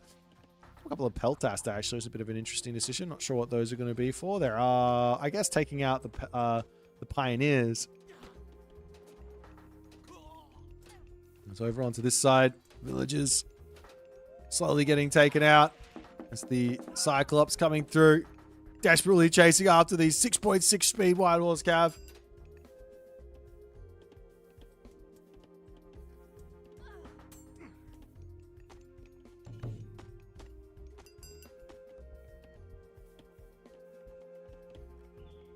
And it looks like Recon does actually get the trap in here. 7 White Horse Cav getting trapped in with the Elder Cyclops. Meanwhile, over onto this side, starting to actually take the fight as all of those Cyclops doing a crazy amount of work. Peltas onto the backside to take out the heroes. In comes the Forest Protection God Power. 3-headed Hydra is also through. The next Myth unit will be a Colossus to help out. Up onto the top side, these White Horse Cavalry have split up nicely. He's going to try and get out over here. And Recon needs to be careful. Attacking this position, a little bit challenging for him. Attacking this position, much, much easier. He does not need to kill this ballet or this forest-protected position. As Matador does have himself the Imperial Academy up, but he might need more than that, because this is not your average amount of Myth unit. The other option would be obviously to drop Pestilence down here and keep attacking.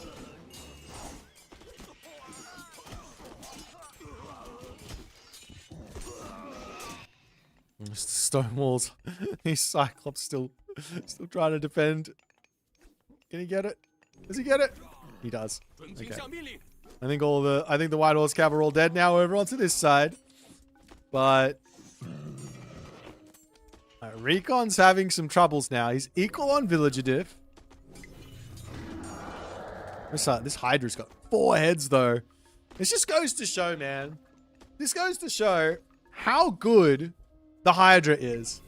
And every time I watch any like Zeus player or Poseidon player play, they're always just like, nah, we don't want to build the Hydra. We don't build it.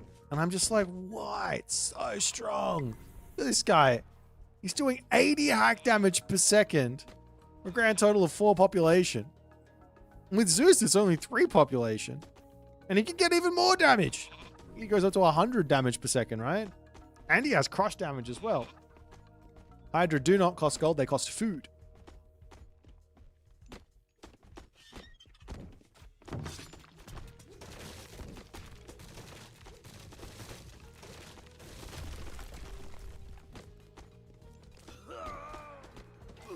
Meanwhile, a couple of heroes getting taken down up onto the top side. Going to be taking out this machine workshop. Potentially a fortress getting dropped somewhere wouldn't go astray. Up onto this side, we do have one random Hippias is in to check out this, but unfortunately it's hitting the silo instead of those villagers.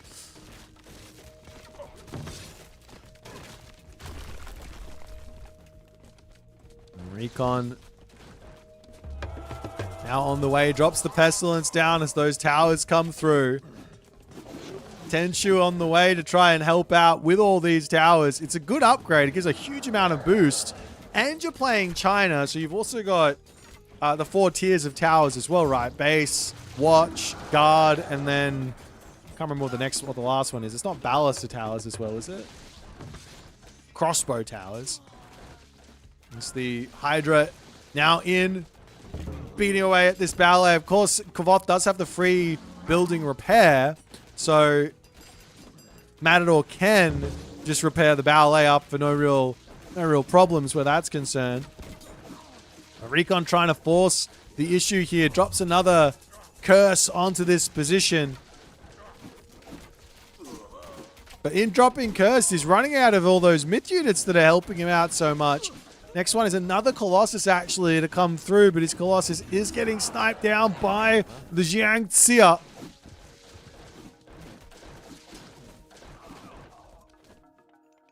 Why do pro players rarely make Prodromus? I got no idea. They're actually really good. They were buffed actually in the recent patch. And I think maybe some players didn't quite catch on to that. Haven't really realized how good they are.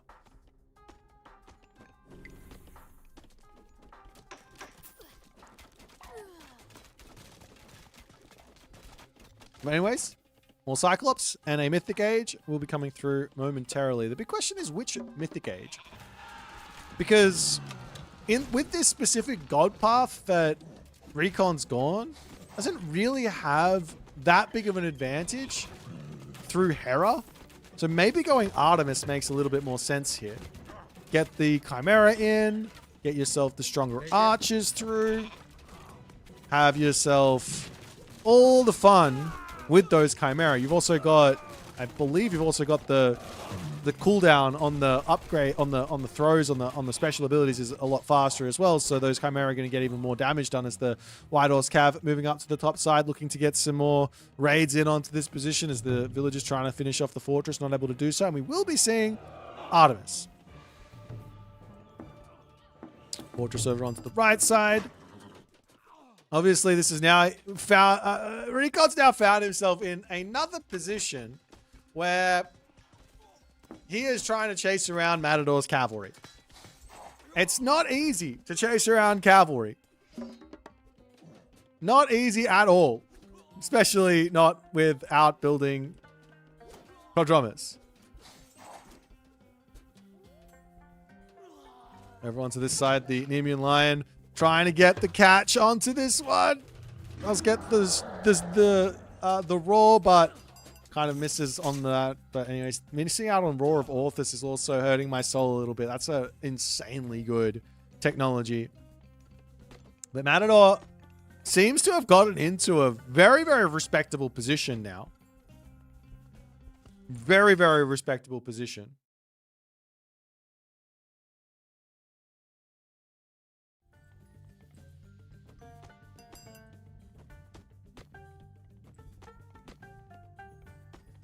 He's going Gong Gong. He's going to be able to get himself those Super Tiger Cav. And the real question of whether or not Recon has an answer versus those Tiger Cav, that's going to be real.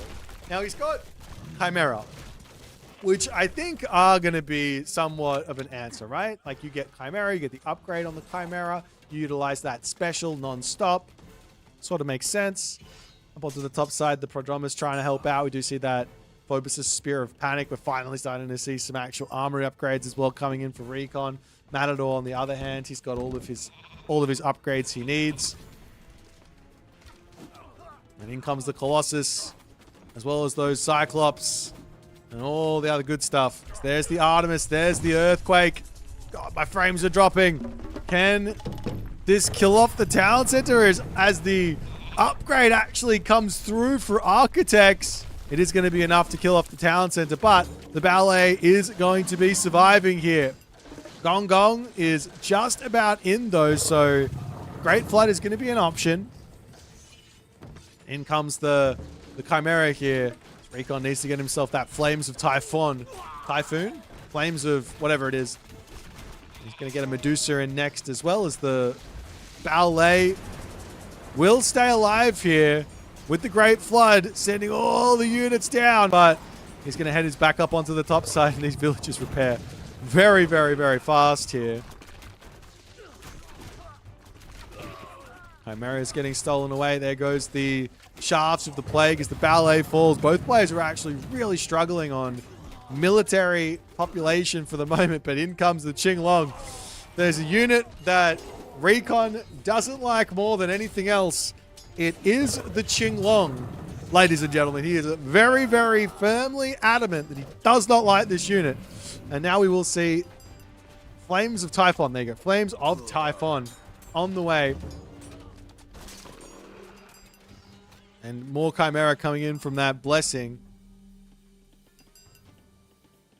We'll see what Recon can do to try and close this game out. Getting this town center secured is going to be really big. On the flip side, Matador does have himself 32 farms. It's not quite enough. You do need to have around about 50 farms to actually get these Tiger Cav out. He's got all these upgrades with the exception of Champion Cav. But they're already ridiculously strong as it is. The good thing here for Recon is he does have access to Bellerophon. So Bellerophon is He is the ultimate fun ruiner. And he's also going to go Beast Slayer. So not only... Oh, God. I didn't even consider this. Beast Slayer gives 10% speed. It gives the 2 bonus versus myth units. So going up to 8.5x. But look at this. 6 speed up to 6.6 on Bellerophon. Normally, that applies to Perseus or Polyphemus. Not that important, right? But 6.6 speed on Bellerophon? Are you kidding me? He is going to be a menace as Recon decides to attempt to shift the field of battle onto the bottom side of the map, but giving Matador a huge amount of time here. Matador now going to get his settlement set up.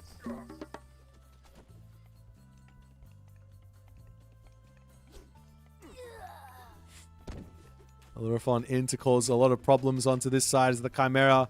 Well, they can also kind of one-hit villages as well, right? How much do they do? 20 divine, 2 of them doing 40 divine.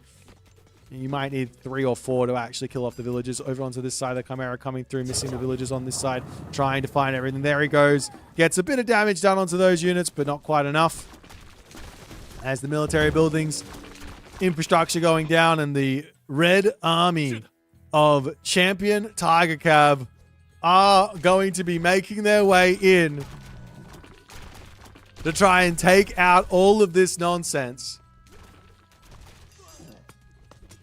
Toxotes on the back aren't going to be that much of an assistance.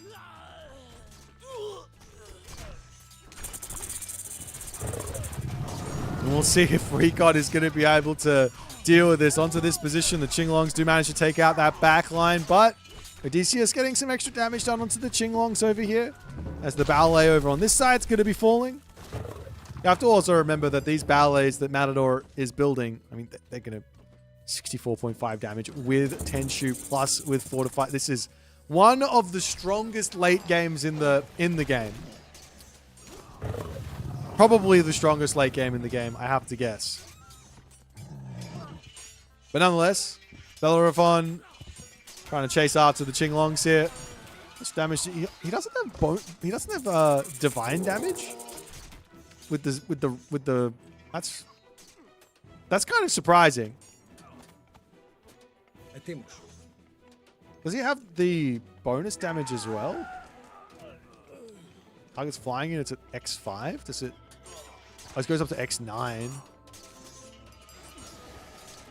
Not nothing. Bellerophon picks off one, but does end up losing his life.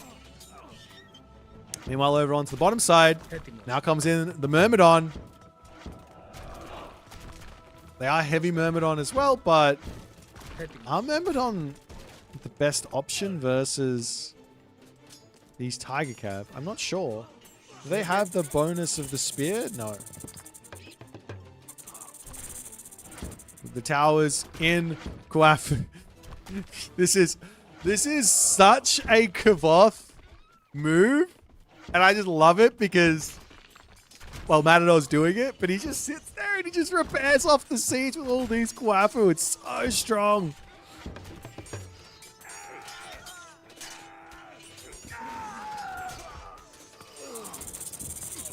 First, the dynamic armor Myrmidon are the best.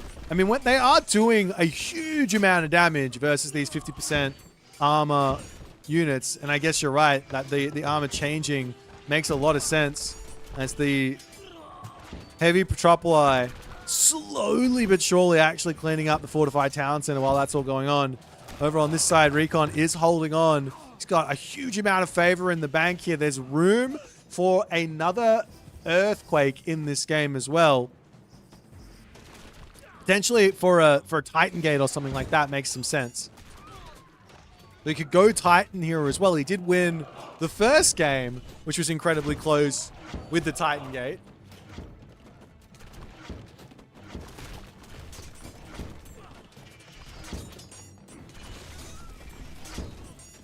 This Recon tower gaming for the time being. Picking off this bottom side, taking out all these units. The Sages sitting on the back there, doing what they can, and Matador taps out. Did he run out of gold? No, he still has gold. I'm surprised he tapped out there. I think he still had some fight left in him, but He did lose the talent center, and man, this is just Recon. He is so good at this game. What a great defense from Matador. This scoreline of 3-0 does not tell the story. Does not tell the story in the slightest. Recon was put through his paces for sure in this series, and I think he barely got through in at least two or three of these. Actually, all three of the games he barely got through. So this could have been completely the opposite, with one or two slight changes or mistakes, or that got caught out or whatever. But Recon going on to the finals to meet up against the winner of Suppe and Kvoth, who we are going to be covering next. So don't you guys go nowhere. I'm going to get that set up immediately, and we're going to jump into our next semifinal.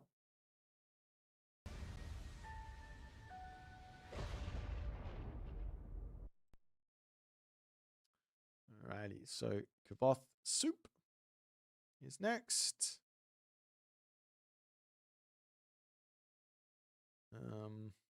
Now, I will let you guys know that they have actually already played these games.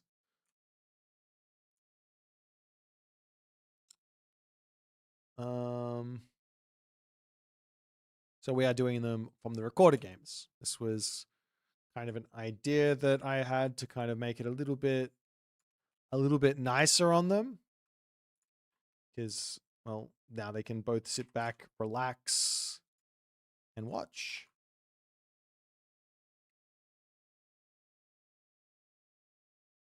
Alrighty, so here is the draft.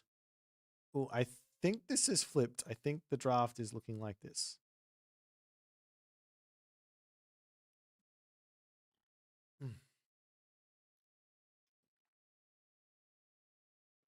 Alrighty. So let's get into this one here. Give me a hot second to set this all up. Shouldn't take too long. Or maybe it will.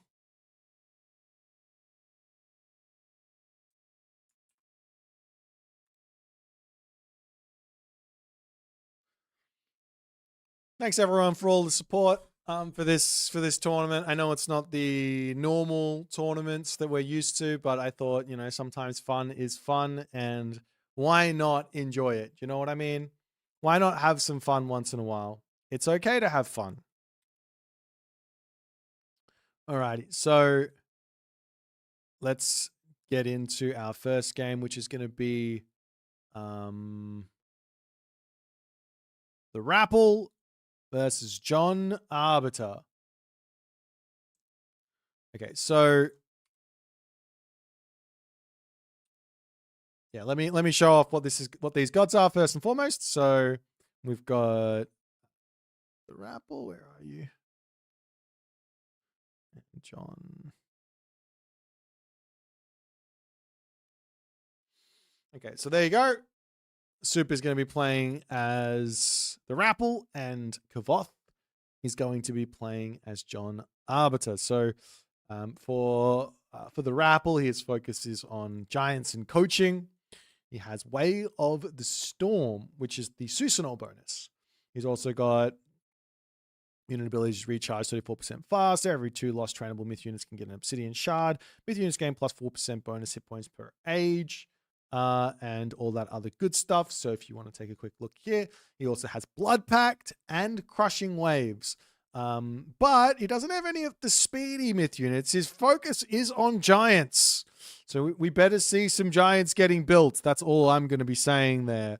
On the other side here with John Arbiter, he is focused on 1 unit gameplay and 1 unit gameplay alone.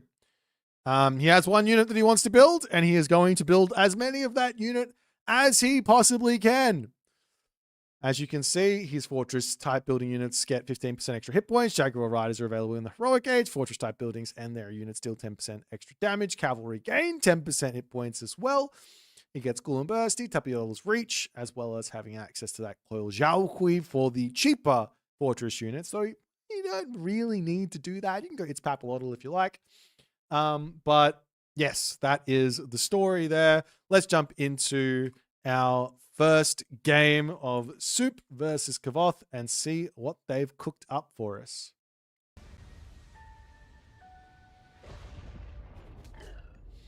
Alrighty, off to the races we go in the left-hand corner of the map. Semi-finals for the Broken Gods tournament. 500 smackaroos on the line. I believe it was something like, was it 250 for first place? I can't remember. I can't remember what it was. 150 for second place, and then $50 for third and fourth place. But yes, let's see what these guys are going to go for. As Suppe drops the temple immediately. He's playing as the Rapple, or Rapple the Ruinous. He's the god of ruin, or ruining his opponent. I don't know. In the other side, we've got Kvoth. Here he is playing as John Arbiter the Jester. As he...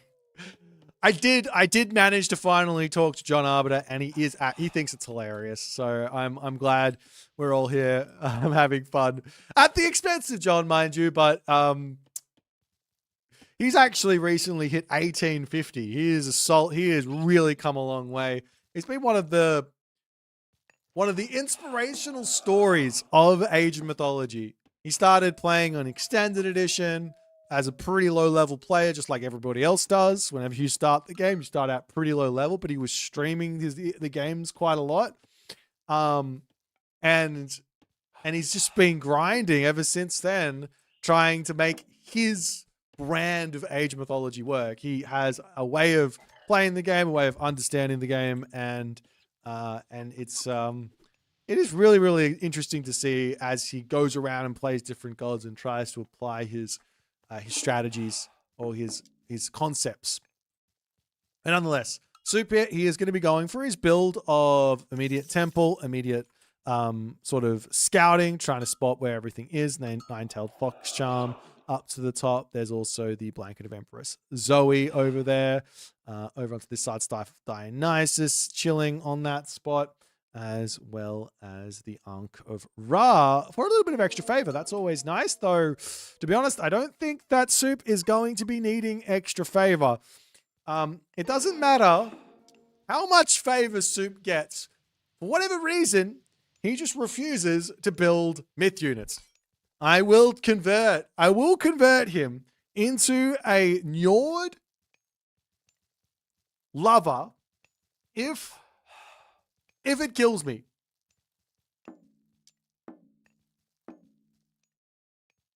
As Heimdall's coming through. I want to see Njord, and I want to see Mountain Giants. That's what I want. I want to see that Blood Pact at Jotun as well. That's exactly right. The idea is there. There's actually quite a few ideas with the Blood Pact here for the Rapple, from dropping it early onto a Hearser, which is really, really strong, mind you, right? Like, not in the Archaic Age. So maybe it is fine in the Archaic Age. Anyways, not in the Archaic Age, in the Classical Age, because the unit is doing a lot more damage than the Warrior Priest normally does.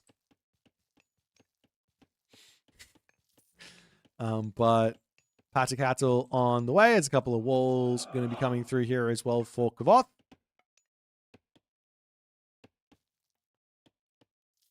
Boit thinks games are supposed to be fun. Yeah, my bad. My bad. Sorry for trying to have a fun time. This is all I want to do. It's the Warrior Priest here for Kvoth. Oh, not down. Pulls back. Berserk keeps himself safe. Here comes the Einherry for Suppe as well. And he is going to be charging over onto this position, trying to get any amount of villager kills, any amount of opportunity to get this damage done, but not quite able to do anything just yet, as the Gloombursty is available. There goes the Agave Bloom, so a bit of food income to be on the way. Onto this top side, the Kalpuli chilling over here. There are going to be the Warrior Priests popping out for the defense. There's more Hearser coming through from Suppe, and Suppe now says, all right, I ran around, tried to find the damage, not able to do so, and in comes Rickstula. So he wants that as fast as possible, it seems. Pop Scribble says, oh no, not walls. Yeah, walls. Fantastic. More walls. The more walls, the better. Just don't build too many early on because you're going to put yourself in a really tough position because you're going to spend so many resources on them and find yourself losing games. How does he have 40 favor already? Well, he starts with 15. Nice bunny rabbit kill there as the Ironry will boost up those Ursa and the bunny rabbit will unfortunately die. He starts with 15 because he has Way of the Storm, which is the Susanol bonus. And then on top of that, he's got the Ursa that he's building, which is giving him favor. And then on top of that, he's shooting animals and killing them off too. So he's got that as well. And in comes the Kvoth Warrior Priest army searching in here to try and get anything happening, and Soup does spot that as the Ironry is desperately trying to get out of here, but an armory now up for Soup as I think he's trying to get to the heroic age for the time being, but he is under a lot of pressure. And we'll see if he can get there or not. One thing I don't really understand this angle from Soup. The more fighting he does, the more favor he gets, the more blood packs he can potentially drop, undermines he can drop, myth units he can build. Can I show the Bushido? Yes, I can. I can show it. My bad. I forgot. Oh, I can share these. My bad. How do I do this in the best way possible? 1 second, guys. I need to share some stuff with my main man, Wonderbrawn.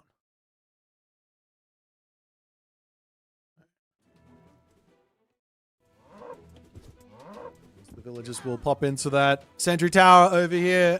Ox cart's going down. Huge damage into this main base, though, from Kvoth. This here is just saying, give me all of this value, all of this damage.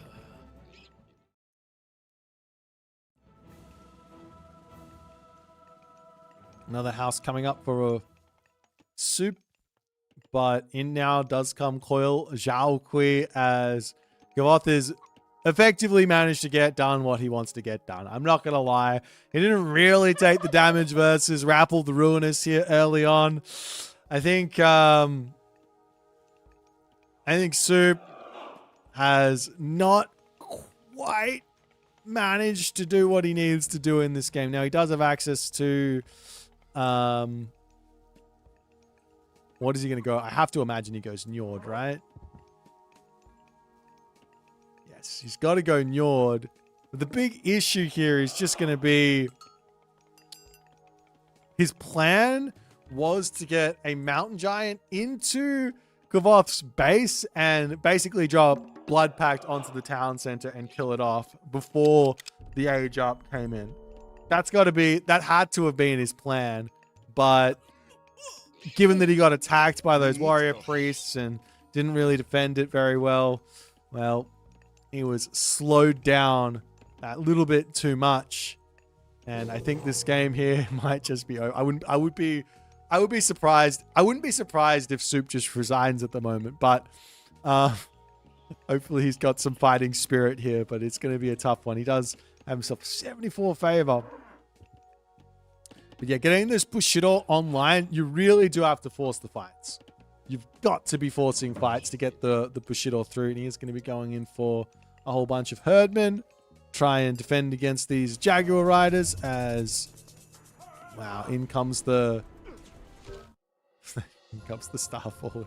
Soup's like, all right, GG. I mean, it was a nice idea. I get the strat. I get what he was trying to do.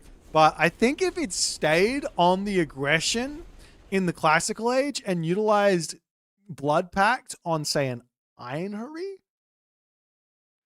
it could have been similar. Let's take a quick look at what the Ironry actually does, for example. If there's too many gods. Take a look at what the Ironry does. It's got 15 crush damage. And 15 hack damage, right? And if you take a look at what Blood Pact does in the classical age, you're doing an extra 2 multiplier on that. So you're doing like 45, right? Or is it less than that? I can't remember. But doing quite a lot of damage. And then on top of that, if you have a second Einherry in there and you use the special, then of course you are boosting up that Einherry and Undermine. So you can get a lot of damage to try and take out the towns. And of course, all of those warrior priests are dangerous, so you do need to have some actual units in. But I would have liked to see just basically just full berserk or something like that, full send, and trying to take out Kvoth here, but doesn't go for it. Game number 1 in the books as John Arbiter gets the dub, or should I say Kvoth gets the dub for game 1. I'm going to count that as a dub. Let's get back to the drafting menu and see what's going to happen next.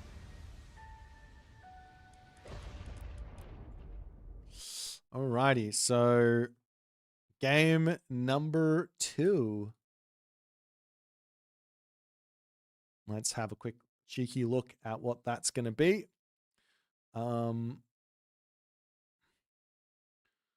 There's still some powerhouse gods left for Suppe. And the powerhouse gods here are going to be, as we move in onto the map Giza, Magic versus Boit.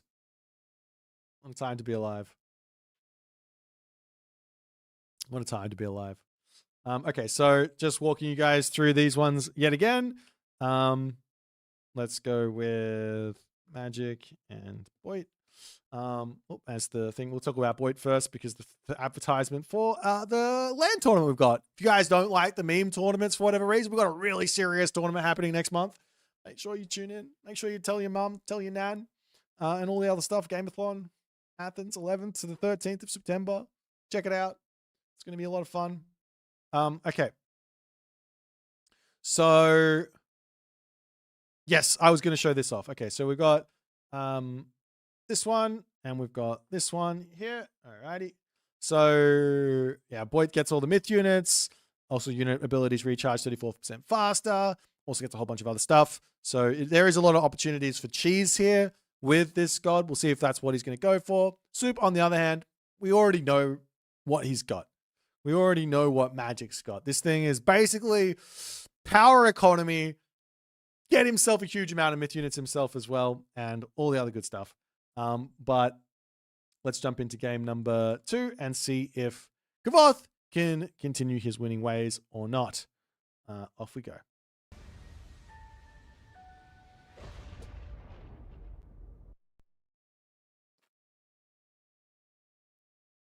Alrighty. Time for a little bit of that water, that juicy, sweet, sweet water. What a happy time to be alive. Okay, so as we move on here, in the left side, we have Suppe. I need to do this. We have Suppe playing as Magic, the Mythless. And on the right side, we've got Kvoth playing as me. Does Magic have a 100% win rate? No, he lost in the last series, actually. So there you go. I am going to keep on bringing this up because I do think this Peach Blossom Spring can get grabbed really early on. So, for example, drop the Peach Blossom Spring next to a granary or herd the animals in straight away and eat them and then jump onto the Peach Blossom Spring once it gets to a certain point in the game for a really quick advance time. I think if I was to guess what it would look like, you would do something like a storehouse here. You grab the gold, right? Immediate with 4 villagers. Then you walk, actually with 3 villagers. You walk forward with 1 villager to drop the temple as far forward as you possibly can. And then you herd with your Katoskopos into the town center, right? And then you eat the animals, and then as soon as the gold comes through, you bring the villagers back and over onto the Peach Blossom Spring. And then when you advance, and you have the resources to advance, you actually send a whole bunch of villagers forward to get onto the temple for even more favor gains. That would be my crazy idea. I don't know if it's any good, but that would be what I would try. Fetters of Fenrir over onto this side for the melee attack damage. Going up, we've also got over onto this side, Feather of Jingwei. Up onto the top side there, there are the Wu Hao Bow of Huang Di. Making ranged soldiers apply some slow, which is always nice. And Ring of the Nibble Lung will be gold trickle rate plus 0.5. So we'll see what Kvoth is going to be able to make happen here, as Suppe is starting up on his oracles, and he's actually doing I think the fast temple idea. I like this idea that you get early oracles out for a little bit more favor and live the dream.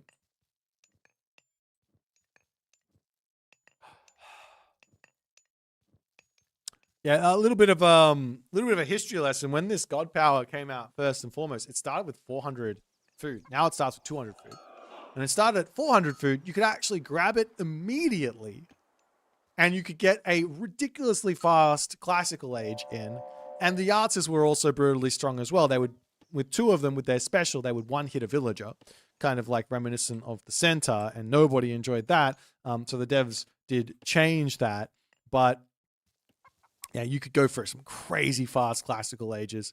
But it is kind of still possible to do, but nobody wants to try it, so alas. What can you do? Duskabos coming through. We've got a very early peach of immortality, actually, from Kvoth. That's going to be boosting up his heroes as well as his myth units. And, of course, he's going Ares. Drops in the relic as Kvoth will march across the map. And he's got to be kind of careful here, because it's not as simple as you might think playing with this god magic. Like, these guys are so good at defense that they can kind of get away with it, but you got to imagine that you can get into a lot of trouble very, very quickly as the heroes making their way across. You got 325 HP Atalanta. You've got the 725 HP Cyclops, double Cyclops marching at you at 4 minutes and 30 seconds into the game. And Will of Kronos is going to be on the way. So Kvoth gets it all in, is full sending. He's got a Minotaur coming as well to help out. We'll see what he's going to go for. There is going to be a Mamilla hero. Ajax coming through as well. Going to try and target down the temple first and foremost, I think. It is kind of out in the middle of nowhere. We'll see if Kvoth can make this work as the double Mamilla heroes are in. Nice control from Suppe to pull back there as he turns around onto the Mamilla hero. Takes that one down. There goes the Pestilence there. One Cyclops is taken down, but so too are the Prometheans and everything else, as the temple is now under attack again with that Pestilence hitting the military buildings. Takes a long time for the Mamillos to actually get out of here as the Mamilla hero pops out yet again, trying to get some damage done as Kvoth not paying attention on that one. Pulls off to try and take out these units as the Oracle pops out here. It doesn't quite get taken down. The Cyclops will end up falling as Suppe survives the Cyclops shenanigans. Suppe survives the Cyclops shenanigans. The Hoplites now on the way. We've also got the Deimos of Sword of Dread, which makes sense too. This Deimos of Sword of Dread in to get those pacifists, as the hero is going to keep coming in, and everyone's going, why does this Greek player have Ajaxes and Atalanta? Well, it's because I said it. I made it that way. That's why. Mana coming up from Suppe. There's this one hoplite trying to get involved here as Atalanta says, hang on, no. Let's just take out that hero Mamillo. I've had enough of this nonsense. But yeah, the Hypaspists are now available for Kvoth. So that means that there has to be some Caraballister coming out, which there will be. But one Minotaur now on the way for Kvoth. Love to see it. Immediately going to start getting smacked down, but it's free. So what do you care if you lose it? Am I right? He's going to keep building the Cyclops though. Oh dear. I think part of this for Kvoth is he's coming from the side of I just don't want to deal with the heroic age of magic, but I think Recon had it right when he said, when he was playing versus Matador, and he basically came up with the idea that, well, I'm going to have to So what if we just build our own kind of death ball? That means, and not actually take a fight. That means that the obsidian shards aren't going to slowly trickle in, and he's going to be good.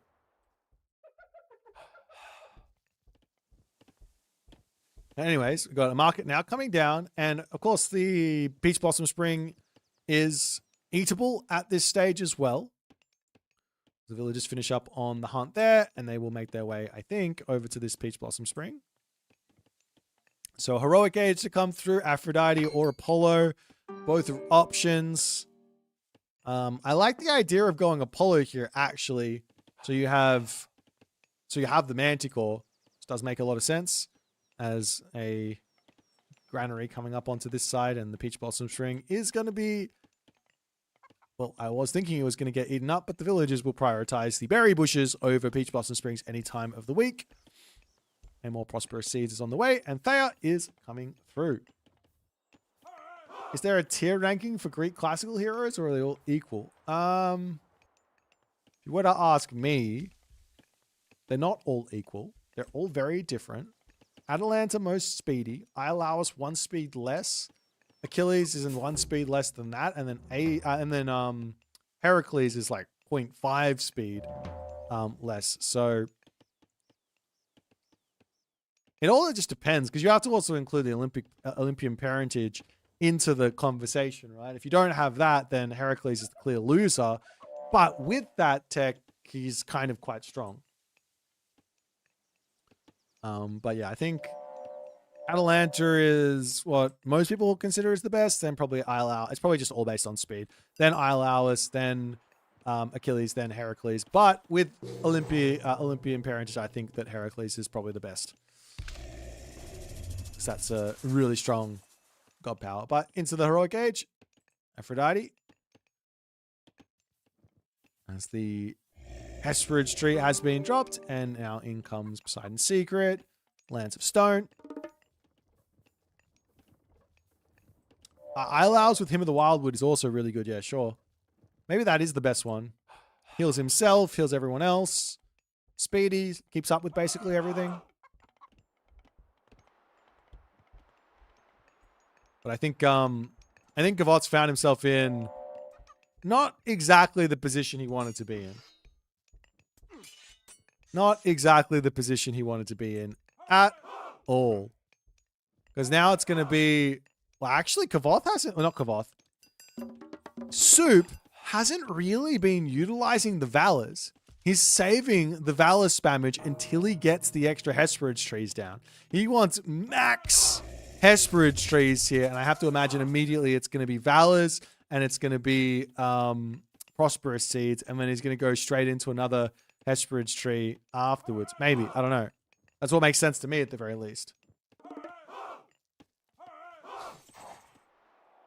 Onto the top side, the Contarius trying to come through here as the walls for Kvoth on the way. This is 1 second away from getting completed, and Suppe did not quite recognize that, but the Mamilla did get around onto the backside. So, I mean, you could drop the wall here, finish that wall off, gate, and get through it. Is he going to be able to do that? Nope. A little bit too slow. But some Prodromus are going to be on the way, and you do have to remember they've got that option of grabbing the Spear of Phobos. Well, no, that's not what it's called. Phobos is Spear of Panic.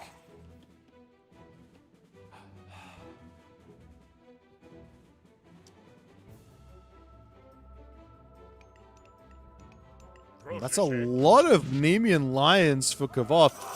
Nemean Lion is a support myth unit, first and foremost. It is a support myth unit.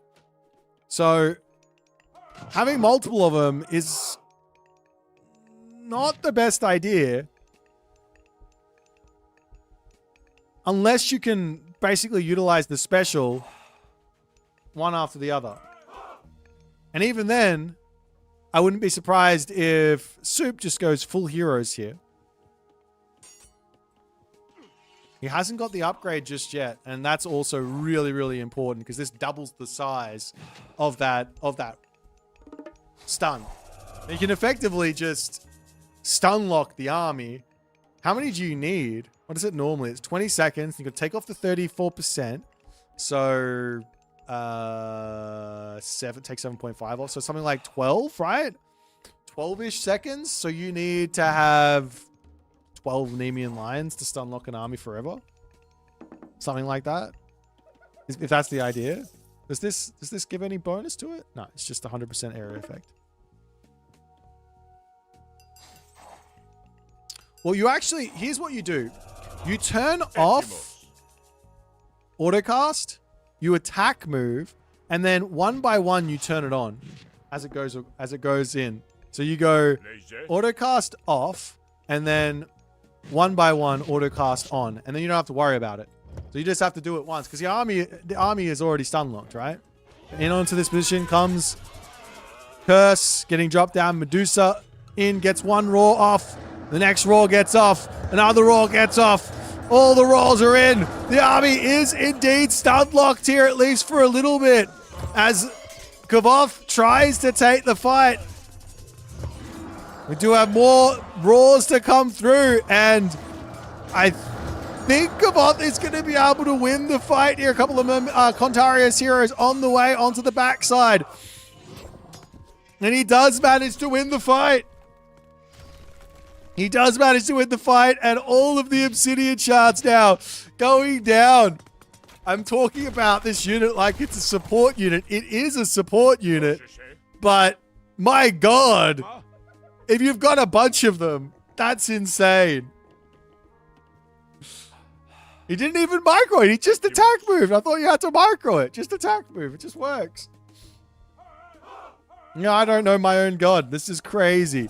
Is it going to be enough is the big question, though, because there should be a massive amount of eco for Suppe in this game with magic. There should be a massive amount of eco as the military barracks coming up onto the backside, and he should be able to get himself a very large amount of Contarius heroes and Murmillo heroes. And if he can, then the Nemean Lions aren't really going to do a whole lot. But I'm still surprised to see not Roar of Orthus not coming in.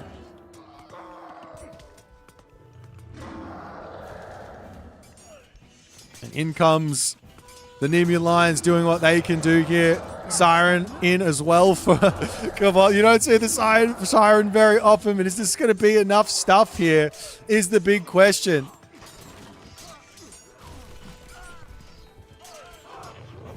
You also have to remember that if he ends up losing all these units, the Obsidian shards are going to come through, and that's going to be another issue to deal with. How much does this... Well, apparently she doesn't do any damage. Can't even tell what she's doing. But Kvoth not able to break through on that push. And a couple of Stymphalian birds are going to be given over to Suppe as a bit of a reward.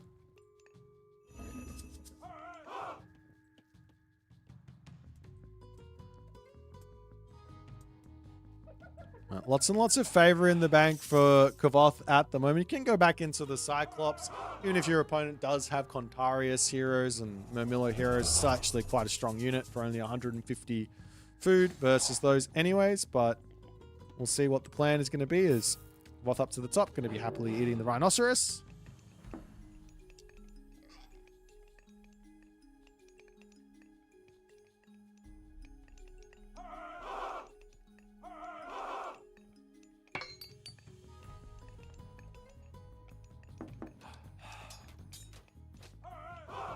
No, there's no Chronos bonus for Boit the Broken. It doesn't have that one, unfortunately.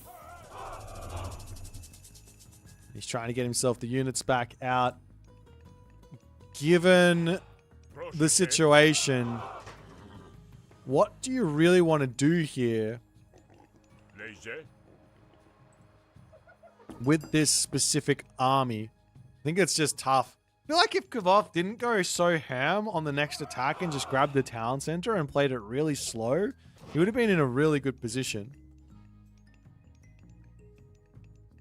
Sometimes you feel like your army is unkillable, but not the case.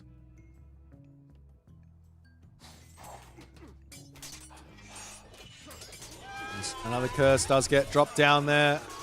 Kind of a desperation curse, so to speak. But we'll see if it's going to work. Onto the backside, the Contarius coming through.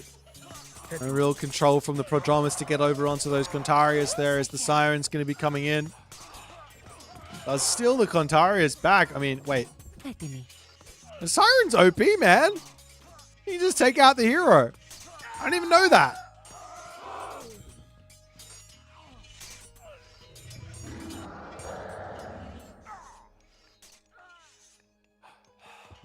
Well, anyways, I think Suppe is just a little bit too far in front now. After all of these losses, unfortunately for Suppe. Sorry, unfortunately for Kvoth. And there's even more myth units are going to be coming through. Watch towers to come in.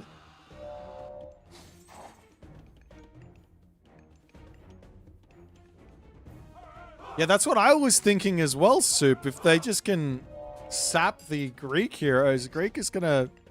I mean, Greek already cries versus Demeter, right? Like, so long as the Demeter player doesn't die in the classical age, she just wins the game versus Greek. But anyways.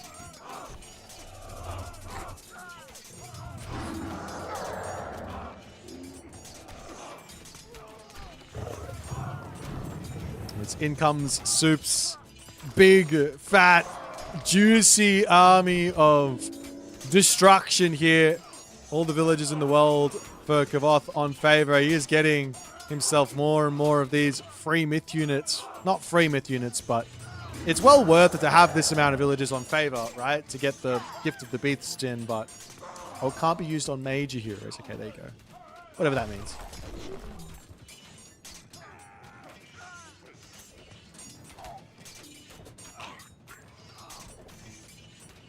As the Satyr goes down. Nice attempt to survive here from Kvoth, but yeah, unfortunately, I don't think you can make that sort of a mistake where you push into the enemy base here. Recon, man, watching Recon play against Iron Magic before, like, he's so smart. Just play it slow. Enjoy. That's definitely the way forward. The town center for Kvoth is going to be falling. And game 2 goes over to the Supinator. So he manages to strike back with the help of magic. So far, a very, very close series here. I love this idea from Kvoth. Gonna have to try it in a normal game. Trying to make, like, I don't know, 5, 6 Nemean Lions or something like that. 7 Nemean Lions. Especially if you get that relic with the myth unit recharge time reduction. I think that's the only thing holding it back, right? It's the 20 seconds. You need 20 Nemean Lions to stun lock, which is just too much, right? But anyways, let's drop back to the drafting menu.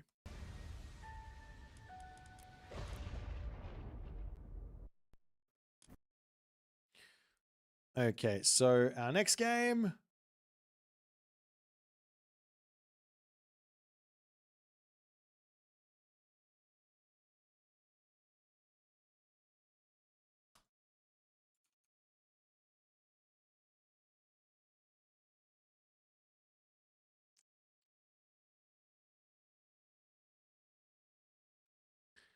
Our next game is going to be on Ghost Lake. Next game is going to be on Ghost Lake, and it is going to be Kvoth versus the Mister. The showdown everyone wanted to see.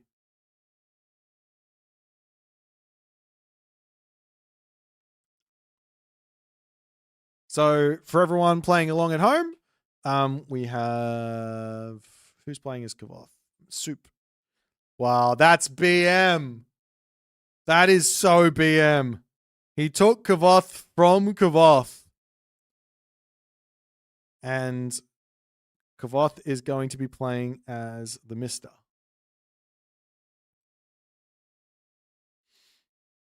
Okay. Sure, let's show off the tech tree as well before we jump into the game. Let's go with the Mister first. So you can see he has Prosperous Seeds and Divine Labor. And he's got Sacred Cats, or he's got Shadoof. So he's got all of the farming bonuses you could dream of. Ages up faster, has Way of the Moon, so he has access to Bushido as Egyptian. Also, all of his cavalry, myth units are going to be faster, so Sphinx are faster. And then his human soldiers and heroes also get 10% bonus counter damage. So that's literally everything from the spearman to the axeman to the slinger to the camel rider to the elephant to the chariot archer to the priest to the pharaoh. Every single one is getting that bonus damage. Kvoth, on the other hand, we have a quick look at him quickly. It is all about the castle units. He can repair for free. He gets his village centers, town centers with 25% reduction or refund when they get completed. Cavalry plus fortress type buildings getting hit points. So he gets 25% extra hit points on his cavalry units, which is the White Horse Cavalry and the Tiger Cav. Gets New Moon and Tenshu, as well as has access to Golmang and Gong Gong. So all the synergies in the world there to help these players play the game that they want to play. Let's jump into game number 3 and see who is going to be able to make it work.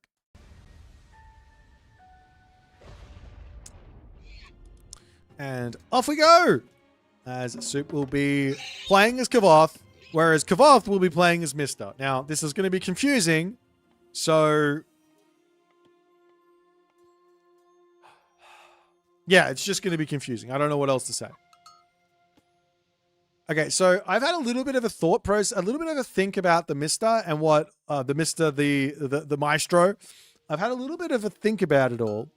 And I've been thinking that it's important to force it's important to force the issue. Because you're playing with Bushido, you've got to force the issue. You don't have access to the bonuses that Japan has with Bushido, like for example, Tsukuyomi when getting upgrades, you get extra Bushido experience, right? You don't have the Samurai, which gives you passive Bushido experience, right? But you do have everything else, so, and with the fighting. So if you force the issue, and with Egyptian, it's nice, right? Because you want to play a classical fight if you can. Force the issue, you make that fighting happen, you get your upgrades in, then you get to the heroic age in a nice kind of way. Then you can go into your powerhouse Migdol units. And you don't have to get those upgrades for them either, because by the time you get there, you're probably getting close to heavy. So that saves you on the tech switch, where normally Egyptian basically gets to pick from 3 different units. That's generally the plan with Egyptian. Find your 3-unit composition and stick with that for the rest of the game to cover all the options your opponent has. So for example, you want to counter infantry unit, want to counter archer unit, you want to counter cavalry units. So say you go spearman, chariot archer, war elephant, right? Those are your 3 units that you're going to build. Not allowed to build anything else for the rest of the game because it costs too much. But with Bushido, then you can mix and match as much as you like, so it's fine. Okay. Of course, in a real game, you can actually go for other options too. It just costs more, so it's better to try not to do that in a normal game. Anyways, I think playing aggressive here makes sense, but it is a 2 gold mine Ghost Lake, which is generally going to be a 2 town center game. And now, unlike the Japanese, who kind of suck when they go 2 town center, Egyptian is kind of quite good when they go 2 town center. The idea of going for a 2 town center classical fight sounds very, very appealing here, especially with the way that the map is sort of laid out. But if you do that, then Suppe is going to get his 2 town center fast heroic off, and he's going to get into his cavalry units. But cavalry units aren't going to be super strong versus those spearmen, which have a little bit of a boost. So there is that option to play around it that way. So we'll see what Kvoth is going to make happen here. But the game plan for Suppe is fairly simple while playing as Kvoth the Keeper.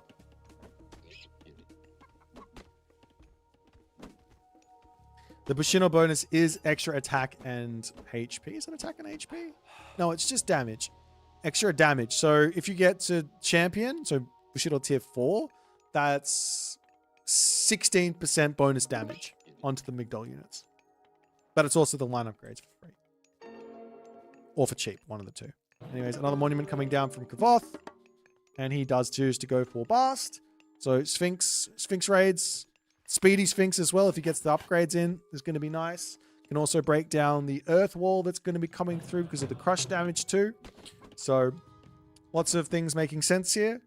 Can also go for some farms with Prosperous Siege. You don't have to go directly into the extra ones, but just early on, 2 farms for the nicety of it all.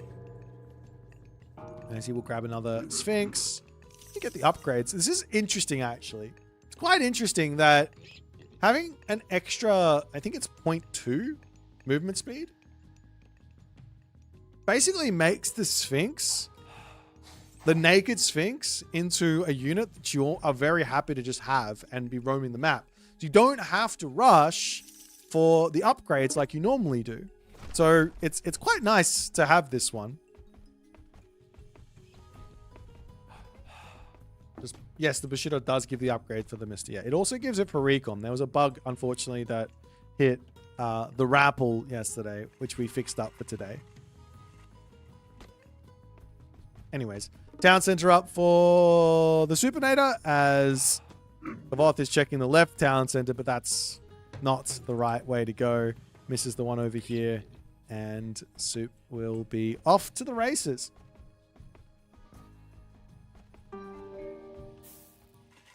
As some relics are getting picked up, there is the Tearfing and Gantir's sword, and on the other side for Soup, he's got feathers of Fenrir as well as Furi's hunting bow, and we're going to see a town center coming through for Kvoth as well.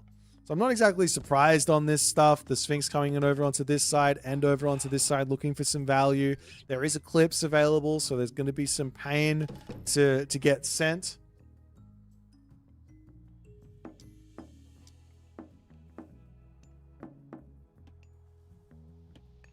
And Sacred Cats will be on the way.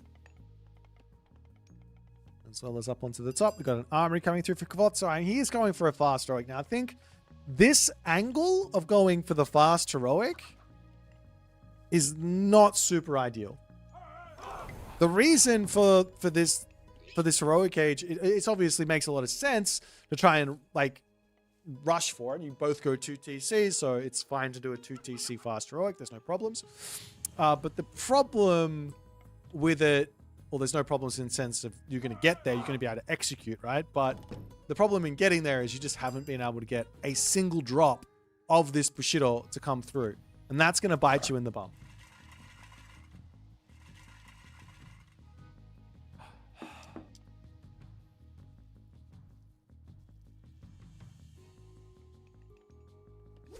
I'm enjoying this tournament. I hope you guys are having fun hanging out with me for the silliness of all this.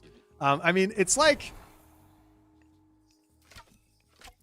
you remember whenever an RTS game comes out, it's normally like this, right? Like, I remember playing Age of Empires 4 on release, right? And, ooh, what is this? What is this from Soup? Okay, all right. Soup has got, he's got his ideas up. He gets himself the walls in, and he's going to be potentially looking for some forward towers to hit this gold mine. It's kind of funny. Anyways, now he decides to pull back. He's decided against it. I was going to say, I remember playing Age of Empires 4 at release, and the whole thing was just like a nightmare in terms of what was good and what was bad, right? Like, there was a lot of random stuff like there was a lot of random stuff that was really, really strong, for example, and a lot of stuff that wasn't very strong. And it was all up to the players to kind of just figure it out. And to some degree, so long as it doesn't stay like that and it gets moved around, those sort of positions, those sort of things are some of the most fun you can have, because not only do you have to figure out what the broken thing is, you have to try and figure out if it is actually broken or not. You have to figure out how you're going to try and deal with that, as New Moon did get dropped down, and the walls, or should I say now going to be wall segments, now going to be turning into towers, are going to be coming through onto the front. Yes, back then it was trying to find anything good other than French. And you remember when you saw, was it Genesis with the Mister? And he came in and he showed everyone that, okay, French is good, but so too is the Springle thing, whatever that was. So there was like a whole bunch of other alternative ways to play, and figuring those out is it's just a lot of fun, I think. And I think the more you have these sort of like situations inside of a game, I think the better it is, the more fun it is. Shake Zula, thanks so much for the Prime. I should also say at this point, we do have a sale going on the merch store. So if you do want to pick up some merch or anything, you can.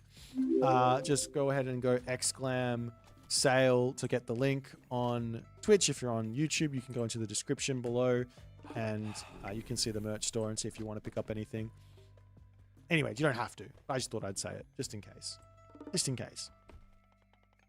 Anyways, got the Kvoth Migdal Stronghold up on the top here, and he's still, well, he's now got himself just a little bit of Bushido in, but he is going to be probably going straight into those camel riders as he's got wooden walls going everywhere. We got wooden walls going everywhere as he's just going full. Are these all connected to, oh, they're not. Could you imagine he connects these all up for the bonus favor? I haven't seen anyone doing this. Wait, is this just him memeing? Or is this like unironically quite good? Because you can do this with New WoW, right? Like these are expensive, no? They are expensive. Does he get the cost back? Hang on, I gotta see this. Temples, Fortress, Village. No, he doesn't get the cost back. Not on the walls. Not on the, excuse me, not on the walls. Not on the towers. He does it on a ballet or something like that. But anyways. Kvoth now in the heroic age, getting himself the siege works out to try and take down these watchtowers, as this gold mine has only got 600 gold left in it. Not the worst thing in the world to move over onto this left side. Walls coming down over onto this right here, as everyone goes, oh my god. Oh, wait, but look at the damage. Oh, that's true. I forgot. Tenshu. 26.4!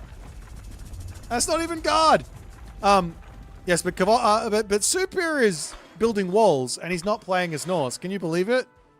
Can you believe that he's doing this? Absolutely unheard of. So broken. He's got walls here as well. Absolutely broken. Anyways. Kvoth is struggling here. I'm not going to lie. He needs to get himself out of Siege Tower, and he's going to try and break through all of this stuff, and we'll see how he's going to go. It's not often you get to see people playing with these towers early on.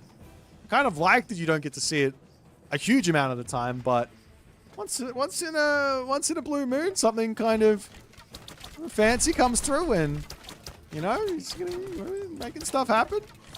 So the siege tower will get pushed back, and in the Supinator comes, but yes, got to be careful because now the Bushido is ticking up very, very quickly here for Kvoth. And the main thing here that I think is scary for the Mister is the fact that these chariot archers are going to be getting extra damage. Because they've already got some of the best base damage for an archer. And then they get the bonus on top of it. Really strong. But behind this, we are going to be seeing Kvoth coming through. So this is definitely one of the options here for the Mister. I was like, okay, so you got the faster age ups. No worries. Did I also give him Citadel?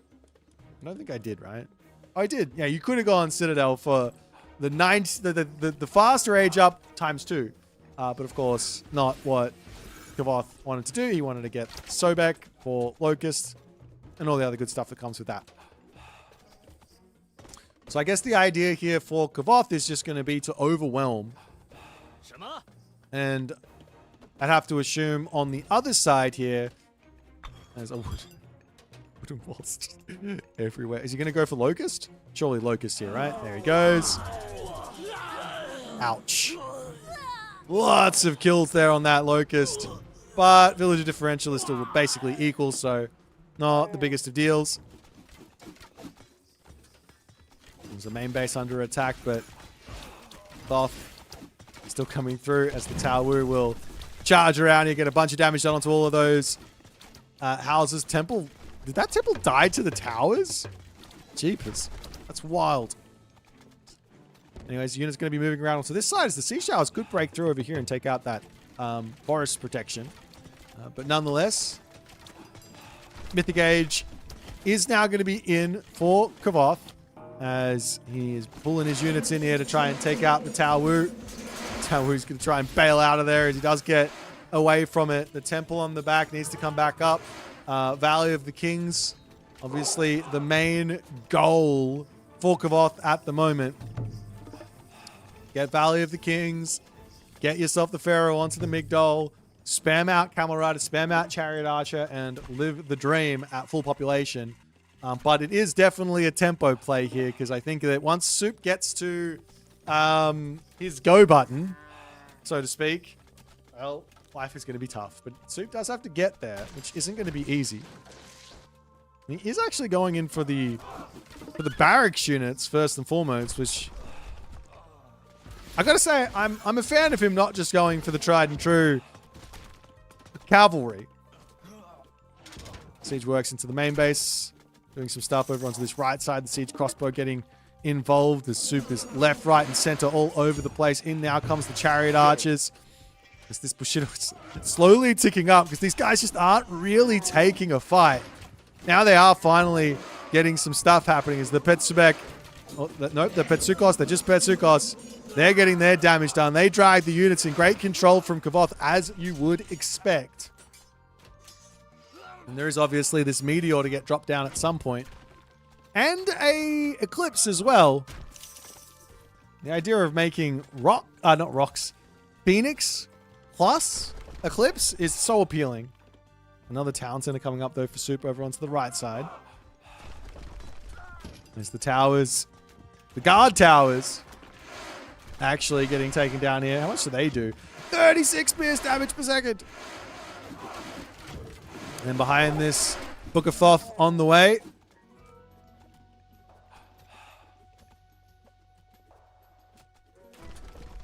There's more chariot archers will be getting spammed out here.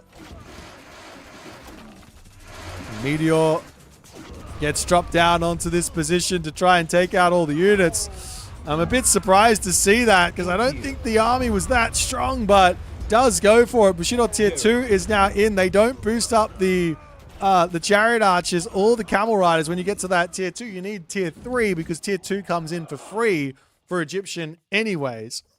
For those of you who don't understand, let me put it in a different way. When you're playing as the Atlanteans and you get to the heroic age, right? When you start building Contarius, they start with medium cavalry.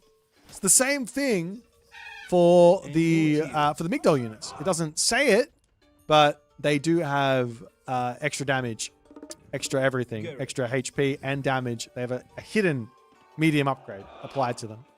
But that being said, the Bushido will be boosting up their damage by 4%, so a little bit of extra damage where that's concerned. As behind this, we see Huang Di as the god of choice there actually for Suppe. As in comes the siege. The Kvothian siege to take down the temple. This one Phoenix and a dream on this position. It will end up going down here though. As the pressure mounting on this position. Huge amounts of resources in the bank right now for Kvoth. Has he gone into all of the Shenong's farms? Not really. He's kind of missing those. I mean, it's so much favor to play as Egyptian just in general. To get all the unique upgrades, to get a couple of extra myth units. Kind of choosing between one or the other. As you can see, Kvoth, he still actually doesn't have himself plow here, but he's got Divine Labor and Sacred Cat, so it's plus 18%, so there's that. As the main town center of Suppe under attack. This is the Huang Di town center, so got to be careful here. Don't want to be losing this, but it's looking like Kvoth is just in the driver's seat. He's actually decided, screw it, I'm going to just grab myself my upgrades anyways.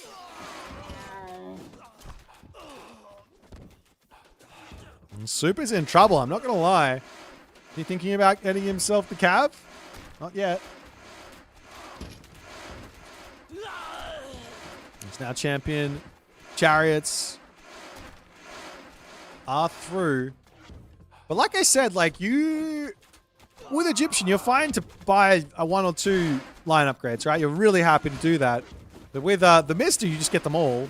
So you're fine to just do one or 2, and then you just keep working on your Bushido up until the next part there as Soup taps out. So not able to make it work with the offbeat new moon on tower play. Soup just said, lol, let me just go Mythic Age and make that work. And he does make it work. Well played to Kvoth for winning game number 2 here. Very, very, very... very offbeat play. I was looking at my my drafting tool and I saw Kvoth and I said Kvoth wins and I clicked on Kvoth. Actually, no, Kvoth lost. Did Kvoth win this game or did Kvoth lose this game? Which one was it? You guys tell me. But well played to Kvoth. Let's jump back to the draft and see what the next game is going to bring us.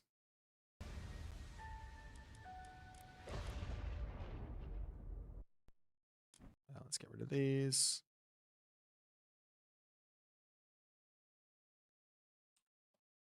Let's see what game number 4 is going to be about. Kvoth was definitely involved in that game.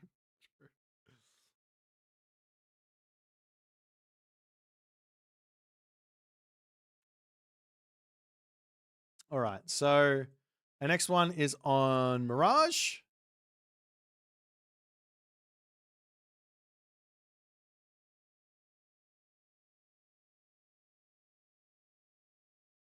And it's going to be Soup playing as Soup versus Kvoth playing as Moose. And I see Moose in the chat. How you going, Moose?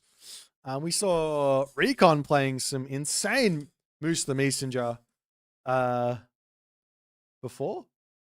So we'll see what Kvoth is going to be able to come up with. Let me show this here. If I was the Supinator, I'd be there. If I was Moose, I'd be here.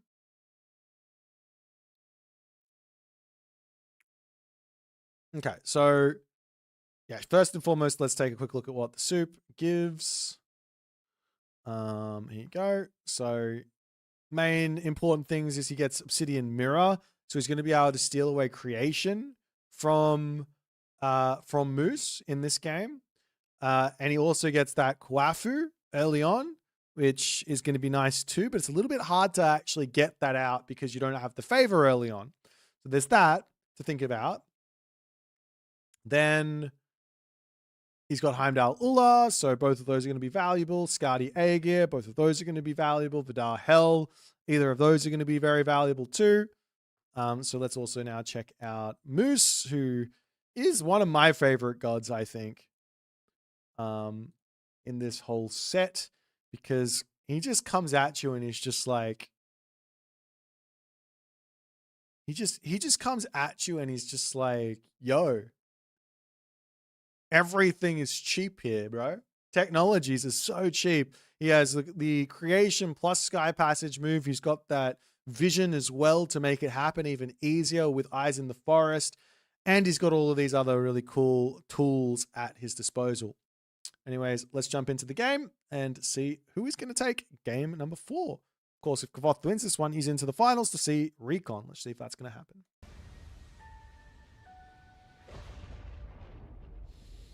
Alrighty then. In the left-hand corner of the map, we've got Soup playing as Husk Soup, the Hardy. And on the right side of the map, we have Kvoth playing as Moose, the Messenger. Did he get hand axe? He didn't grab a hand axe right away. What's he doing? I mean, maybe he just can't afford it. He can't afford it. It's too expensive. He says it's too expensive as it is incredibly cheap. Up onto this side, able to use the dock as well for a drop site is always nice.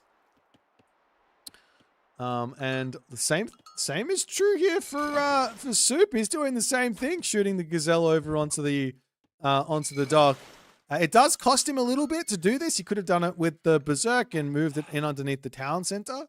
But he does get some favor for this. He's already up to 1. And like I said, getting up to 10 favor is actually quite important. There's 4 chickens. There's 2 cows, 4 cows. So he actually only needs to kill off one or 2 more gazelle and kill off all of those herdables. And he can get himself his Kvoth chieftain. And you guys will say to me, but boy, if he does that, then, well, doesn't he just lose out on a bunch of resources because he's not gathering for that time? To which I say, yes, he does lose out on some resources, but he gains it back in spades by getting out the Kvoth chieftain very quickly at only 10 seconds train time. So that's where that's concerned. Onto this side now, we will be seeing the hand axe coming through for Kvoth. And you can see how cheap it is. 54 food, 23 gold at 19 seconds. Hello, are you kidding me? He's also got pickaxe queued up after it because why not? And now the cow's getting beaten up. He doesn't have to go over to the chickens either. He can shoot the other gazelles. And there he goes. 10 favor. Now he just needs to get himself the 150 food. And he will have his Kvoth chieftain out very, very quick. Am I doing the final as well? Yep. So Recon it and whoever won this is waiting for the final. So I'm not sure. It could be Suppe, it could be Kvoth. I don't know who won. I have 5 recorded games, but I imagine this game could have been won by Kvoth, and the 5th game is just a dummy game. I don't know. No idea. So yeah. I'm also not sure if there's any way for you to figure it out. But if anyone can somehow figure it out, please don't put spoilers. But yes, now the Kvoth chieftain is in for a massive amount of gold income. One cool thing here he can do is mine up this gold a lot and keep spamming dwarves onto the gold. And then after that, he can take the Kvoth chieftain off and use him as a wood villager, which can be quite nice as well. But for the moment, Kvoth's going to be dropping his temple, looking for the next age. And one thing here that, unlike the Atlanteans, unlike Uranos, who is able to just throw a whole bunch of naughtiness in terms of sky passes all across the map. Moose the Messenger does need to actually put villagers onto the favor. He needs 8 favor to get a sky passage, so 16 favor to get 2 sky passages started. So it's not cheap by any stretch of the imagination, but it is very, very useful. And we are going to be seeing Kvoth going Athena, and he's going to put 4 villagers on favor for potential sky passage ideas. Now, to which you'll say, well, we've seen what Suppe, the hardy players like to do, and they like to get all of the walls going. They really do. How do you beat walls? With Moose the Messenger, well, you can get behind the walls with sky passages. You can go for underworld passages in the form of sky passage for the grand cost of 75 plus 8 favor. So after and 25 wood, after the fact, right? After you've used the first creation, you can do it again later in the game for very cheap. I've seen Kvoth actually do that with actual underworld for 200 favor in an actual game, which is wild at very, very early on as well. But anyways, we will see the creation coming down and the docks actually coming through for Kvoth on this side as the idea, as well as a sky passage. I kind of like that. But Suppe, he is very, very smart. He is checking this out. He will see the docks on the way, as well as the sky passage in the main base. A sky passage also coming through. And, well, the clay peasants will get brought off this. You're not going to be denying this one. It will come through. And then Jason and a Minotaur and Iolaus are going to be on the way to look for some defense as the Minotaur gets that headbutt in. The dock is now up, but the dock is up on both sides. To some degree, this is actually what Suppe wants, though, because it means he's going to be able to fight and get himself that favor in. So it's kind of an interesting idea. Anyways, creation has now been dropped somewhere for, I don't know where. Where did he drop? Oh no, he used the obsidian mirror. Never mind. Over onto this side, though, the Hersa are out. They're going to be sending the units back to the Sky Passage for the time being. Up onto the top side, the Pentaconta are going to be charging over onto this position. Okay, I got two people asking about what this tournament's coming in. So I know people are coming in throughout. This is called the Broken Gods Tournament. It's a mod. I added in 10 new gods. Well, for existing pantheons. So 2 for Greek, 2 for Egyptian, 2 for Norse, 1 for Atlantean, 1 for Japan, 1 for China, 1 for the Aztecs. So Doc going down, and Suppe is managing to deal with all of this. And Kvoth, unfortunately here, has not found himself the advantage in this game. I think, funnily enough, it might have been a better idea to go for a fast heroic here and then do the creation over onto this spot for the creation attack into maybe some Skylar or something like that. But anyways, over onto this side, going to try and take out the dock as the boats have caused a lot of problems for Kvoth.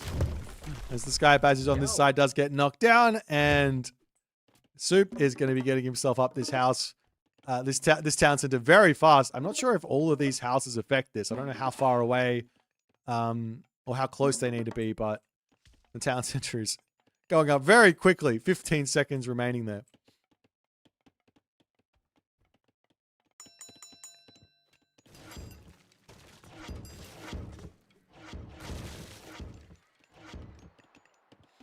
Yeah, but I have to imagine it. Like, if I'm playing Moose the Messenger on this map, like a heroic age, and you just get all of the technologies in for very cheap, very fast. Makes a lot of sense. You can get the boat upgrade as well. Don't even need to fight until you're in the heroic age. Get the boat upgrade and then go from there.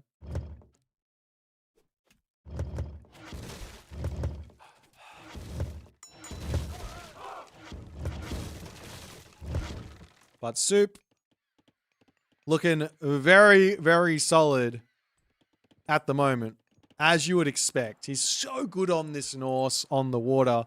Like he's honed it to an art form to some degree. Like he's been winning with Freyr, he's been winning with Odin, Loki, even tried Thor on this map, though I think that didn't go too well for him from memory, but he's tried Thor on this map. He's done it all. As the docks fall and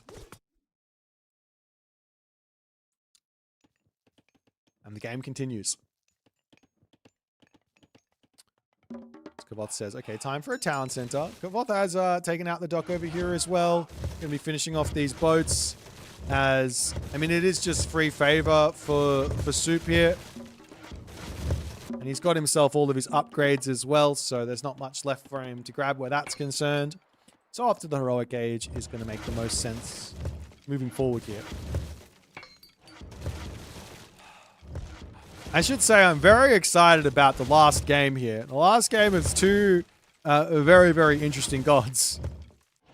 We got Satfat and Recon, if it goes that way. Suppe's in the lead, so that's why I'm bringing it up. If Suppe wins this one, we see Satfat and Recon for Game 5.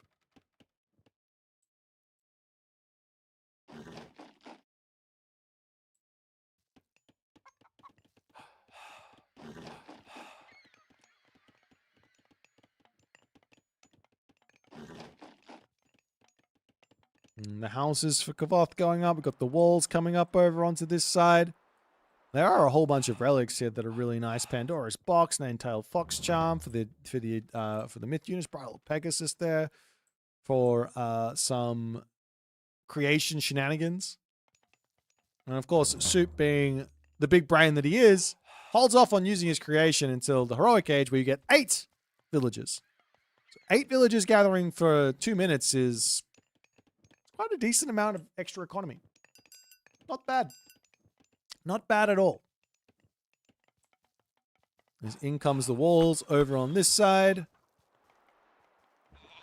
And slowly starting to lock up the map as Kvoth is getting himself his Hoplite Toxotes army in. Now, unfortunately, this army of Hoplite Toxotes just is not that strong anymore. It just isn't that good.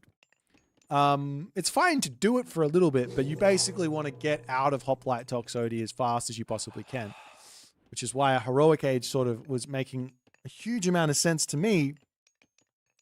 So you can make like either Peltast, Apaspist, or Prodromus and get that Hestia in. Hestia is going to make the Toxotes very, very strong too. So we'll see if that's going to be the way to go here.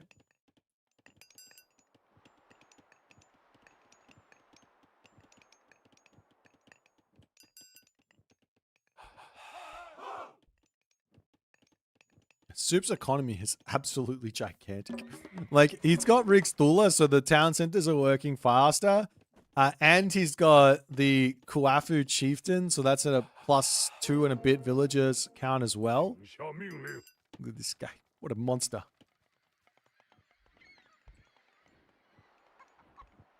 Town center coming up onto this side from Soup. One thing I think would be interesting would be to actually delete your houses and rebuild them over here for speedier town center building, but the Pegasus will spot this.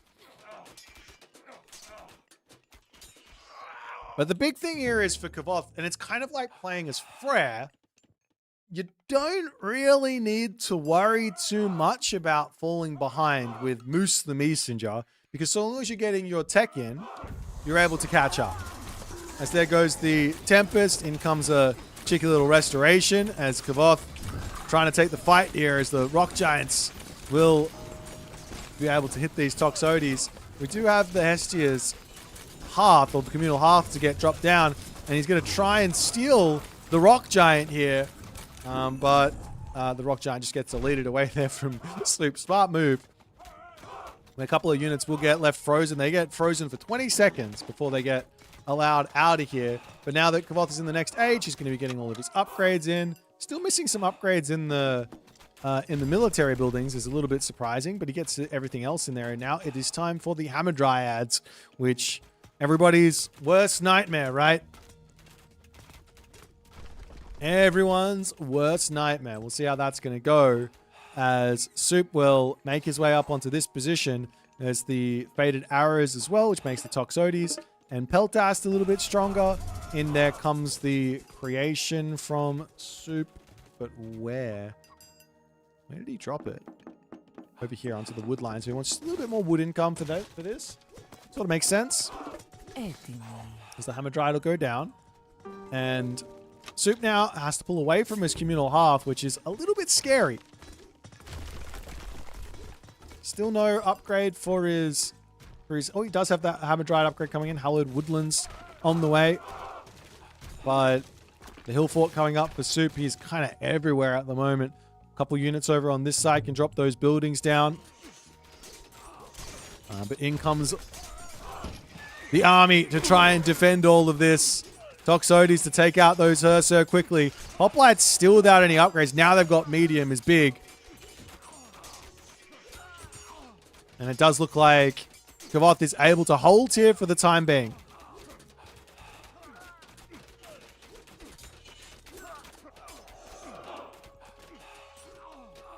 But Soup is going to take this right town center. Now Kvoth, he can kind of move down here and try and take this town center, no problems, right? And take this part of the map and split the map down the middle. It's just not really, an issue for him. Walls over here, for example. Walls over here. Walls over here. Should be totally fine. As Kvoth is going to defend this still, and Soup will pull back, and we'll see where to next. Why is Soup? He's got more economy. That's normally what the score means. Score generally just means economy. But like I said, I don't think the economy really matters here, because if you take a look at the actual upgrades for Soup, he's not really that far in front. Do you know what I mean? Like, in fact, I don't think he shouldn't be in front at all. I feel like Kvoth could have all the technologies he needs. Meanwhile, over onto this side, however, the walls do get denied, and berserks into the main bases.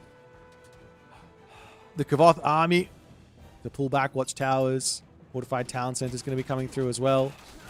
And onto this side, the Hammer Dryads actually tanking on the front, as the Goaty on the back are getting some nice damage done. I feel like you want to maybe, if you're only going to have one or two of them, it's much better to use them as their special. Put them on the back of your army and go from there. No, actually, the techs train faster, not slower. They train about 30% faster, I think. Total.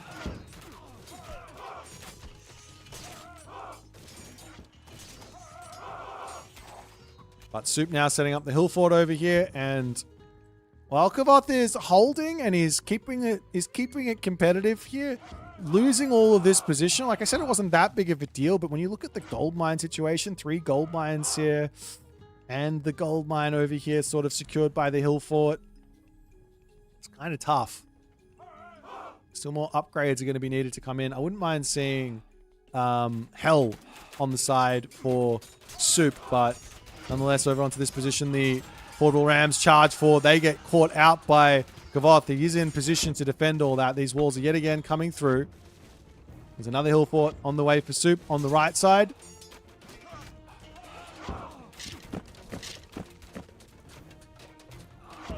And we'll see if Kvoth can get through all of this or not. Got to break through the hill fort, get the town center, probably get himself to the mythic age. Of course, look at the resources in the bank for Suppe. He is kind of struggling with the fights. He's losing the fights, but he will be able to get to the mythic age momentarily here. Portal Rams to come in and break down the walls. These walls over here almost finished up.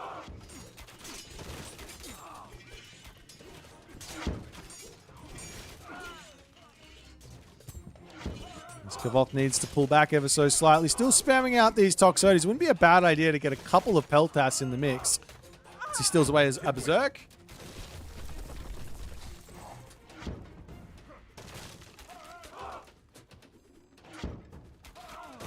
We'll see if Kvoth can make it happen. He's getting targeted down into the main base here. We do see a Hammer Dryad to come in for the defense. One Hammer Dryad should be able to deal with all these Berserks, no problems.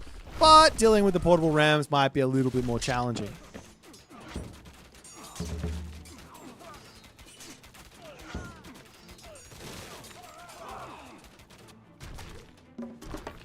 As the villagers will start to shank. They do have that survival equipment, so they're doing a fairly decent amount of damage.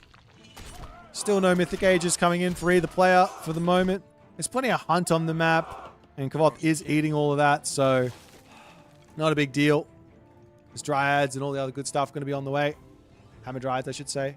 But 210 population. The fact of the matter is here, dude, Suppe has got so many villagers on gold here, but he just has 0 gold. Like, how does he have that many villagers on gold and have no gold in the bank and that much food? That's crazy. That's absolutely crazy.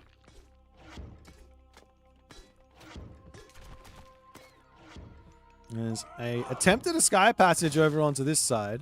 Another sky passage going up over here. Basically now, what Kvoth is going to be able to do is fight for this position and this position all at once. As a fortress comes down, Artemis on the way. So we are going to be able to see a little bit of something here, ladies and gentlemen. You go Artemis, you have faded arrows. That allows the arrows to bounce. Which means what? It means that the poison arrows is going to be really, really strong. But Kvoth here for the moment needs to get back and defend himself. He's going to lose his town center. But this town center maybe doesn't matter for him at the moment. More having this town center alive is probably a little bit more important as the Jarl's charging around here. We do have boiling oil in as well for Kvoth as guard towers, crenellations coming through. And in comes the units over here as an undermine will get dropped, but only half the units make it through. The rest of these units are now on the way as another communal half gets dropped in onto this spot to defend here. Kvoth's got the units onto this position, but he's not pulling them out. Vidar now in as the Portable Ram's going to break this position down. The villagers popping out, the units popping out over here. Hoplites trying to come through as well. Artemis is still a ways away as Suppe breaking through this. This town center is up. Artemis is on the way for Kvoth still. He didn't lose that. But there's still a lot of problems here for Kvoth. He's losing villages as well, left, right, and center, down to 74. Trying to hold it all together. Over onto this position, trying to grab this gold mine. It's the final gold mine that Kvoth's got access to here. As a temple attempting to come up over on that side. He can obviously build himself all the hammer dryads in the world. But over on this position, in comes the Inferno as he blows up the Sky Passage and the communal hearth there. It's now Mythic Ages in for Kvoth, but no gold income makes things very, very difficult. Town center on the left side going to be going down as well, as the pressure is just everywhere. Creation gets stolen away again. Let's look at that, 202 favor. He says, I just want to get myself another pack of villages. This time it's going to be 12. Drop the villages here and maybe drop a couple towers or something as an idea. Drop a town center with the villages as another idea. Steal this town center. Not really that easy, but nonetheless. Kvoth just can't afford anything. And he taps out. A valiant effort. I saw the idea, but it just didn't quite work out for Kvoth. He had it with just a little bit more of an angle into the Mythic Age, I think. Maybe not even going for this town center, getting that Mythic Age in just that little bit faster, and maybe holding this position a little bit more with the Sky Passage bouncing left and right.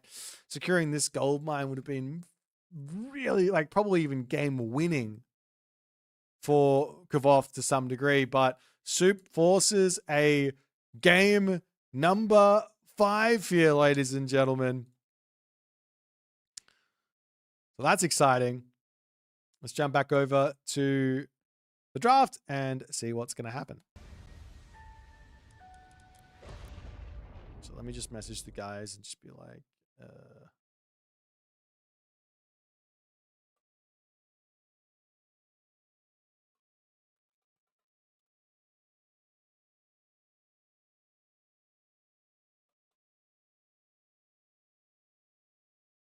one second, guys.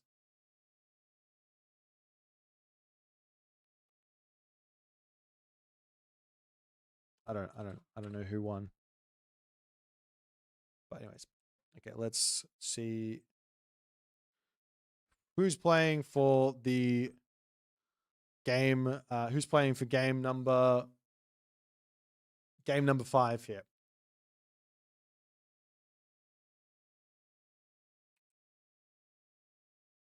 Should say we already know who it is, but I want to show off the gods before we jump into it. So let's do that. We've got ourselves Satfat versus Recon. So Satfat's got the power of surprise attacks, and Kvoth has got the power of infantry and speed. I believe that Recon has been bug fixed, so he should be working as intended, with the Shinobi having the bonus damage versus buildings, as well as the Bushido working as well. Let's jump into it. We can talk you through it as we go, but let's go.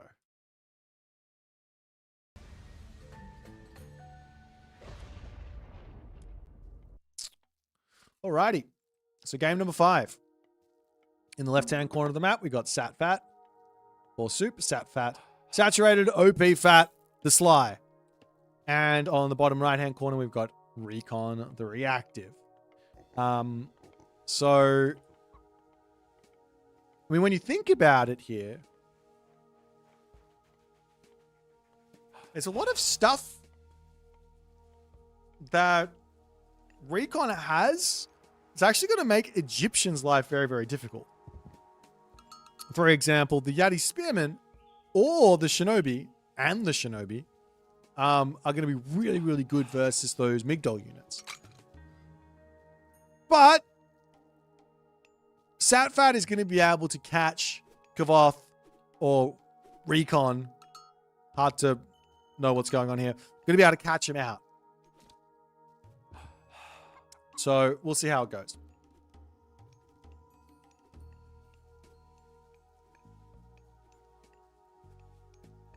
All right, let's check out some relics. We got Jade Hair. Ooh, big relic.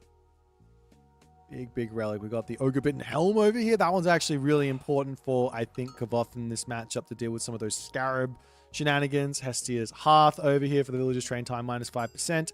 Up onto this side, the Staff of Dionysus. Now, that is a big factor to keep in the back of your mind. So if Satfat here decides to go... Sorry. If Soup decides to go for Tar and decides to go for the Shifting Sand Scarab plays, and Kvoth with Recon catches it out, then that's just a massive donation of Bushido. So it's not as simple as just do strat and win game. But there's got to be some element of surprise here. When does the Shifting Sands hit? Which Shifting Sands? How many Shifting Sands? So we'll see how that's going to go. Over on this side now for Kvoth, he is getting himself out his temple. Ours is as well. Got to be somewhat prepared because there is an option for double Wadgets hitting you very, very early on here, as it is a fast-ish advance. No, it is a really fast advance from Soup. He wants to put the pressure on immediately. So, fast advance. Villagers getting empowered over here. There's going to be a obelisk coming up onto this side, and the Wadgets are going to be coming in, as we will see Minakata Tomi as the god of choice here for Kvoth. Not surprised to see that in the slightest. Going for Minakata Tomi gives you that option of actually having some really, really strong horse archers, because there is a 10% boost to HP for Recon on those cavalry. Now, knocking out to riders are nice, but super horse archer with an extra little bit of HP is a little nicer. As the obelisk gets dropped over onto this side, walls coming up everywhere. There's the vision. And he will spot something to go after here, as the double Wadgets coming in. In comes the village. It's a villager rush. Oh my god. There goes this tailwind as the villagers are going to...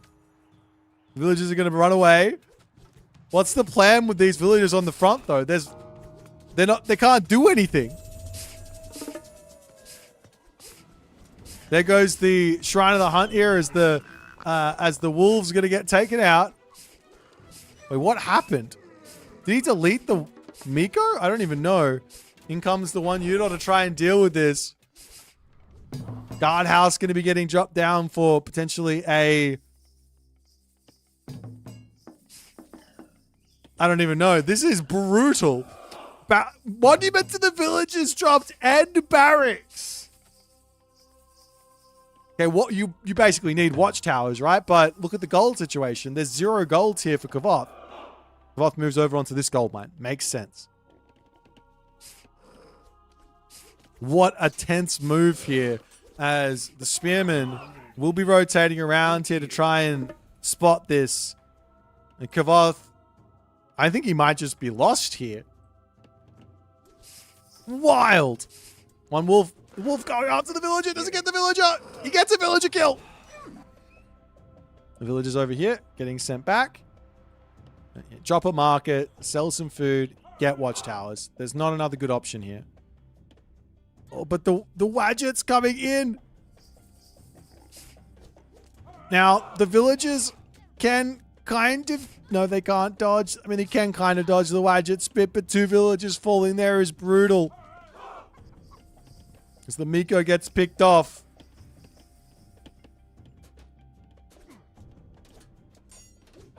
Villagers shanking away over on this side, but the Pharaoh's on the front. This is some classic Egyptian cheese. And of course, the Wadgets can swing around here, sit behind the forest, and maybe also, or behind here, and start getting the shanks in. As this villager over here almost getting picked off. 1 Bushi is in now for Kvoth. And he will start getting some Bushido from this. But there's also a Slinger in as well. But with the help of Miko's, maybe he can kind of be okay. Watchtowers is now going to be on the way. But the Wadgets have snuck around. You have to keep the Bushy alive. Still the Watchtowers is in. The Bushy's going to die. The Bushy gets picked off, which means these Wadgets are still going to be an issue. Houses getting dropped down from Kvoth to try and keep himself alive here. Brutal cheese from Soup. I mean, this is exactly what you have to be imagining. Another villager gets picked off by the wolves, though. As we see a sentry tower coming down. Down to push off of this gold mine. What a crazy move. Watchtower's on the way. He's only got the one villager here, though. If there was a bushy that he didn't drop, another one's coming in. This is what he needs. One villager goes down. Good pullback as the Miko can try and take those out. She's getting a little bit of snipes in. Does he see it? He has to. Yes, he does see the tower going up. And the Pharaoh empowering this as well. For the front position there is some slingers coming in. What else can Kvoth do at this moment? He doesn't have a gold mine. Priests are on the back there as well to heal up the Wadgets. Watchtower now through. And an empowered Watchtower at that. So it's actually doing 18.8 pierce damage. Can it hit the villagers on the gold mine? The answer is yes. Now, one Udor are an option to try and take out the wall, of course. See another mining camp up over onto this side. As in comes the slingers. As the Miko just trying to heal everything up. But Soup is getting so much value here.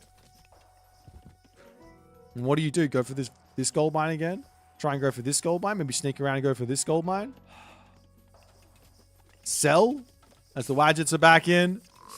Miko is there to say, no losses for today, Sunny Jim. Now stable coming up over onto this side.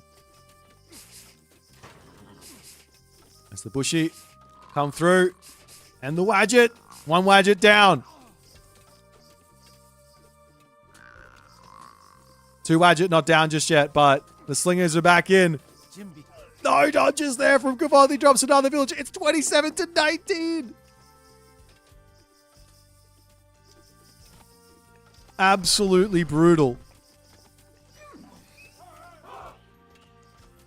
As the Miko is basically just on full-time heals at the moment. And try and keep himself going. Slinger's back in. Picks off one Slinger, but loses a villager for it. This is just too brutal. This is exactly what this Sat Fat God is about, though.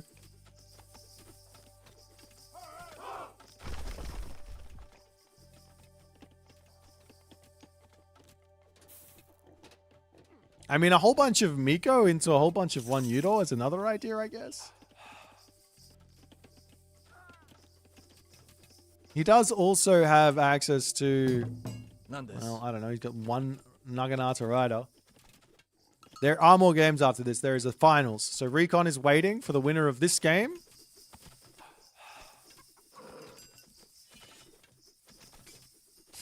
And at the moment, it's looking like it's going to be a Soup versus Recon final.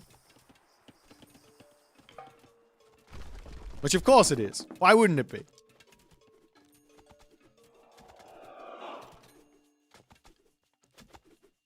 Couple more barracks getting dropped down by Soup as the Bushy try to get in. Trying to take out the Pharaoh. Soup not paying attention on that, but these Bushy just do no damage. He's still waiting. He's going to get it. Okay, he kills the Pharaoh. So he stopped the empowerment on the front there, which makes the tower do a little bit less. 1-1 Udor to come through. And then an attempt to actually take out the Watchtower to get back onto this position. And he is managing to do so. But in comes the priests. Where's the Miko? He's got to pull it. Run! Run the one Udor! Okay, he gets away from it. Okay, that's good. That's good. And then he can heal. And he has the Miko. Can Kvoth pull this game back from whatever this is?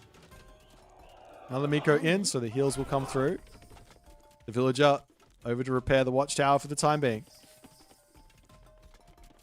Clairvoyance now coming in for Suppe means, well, vision is free. And the shifting sands is going to start becoming much, much cheaper.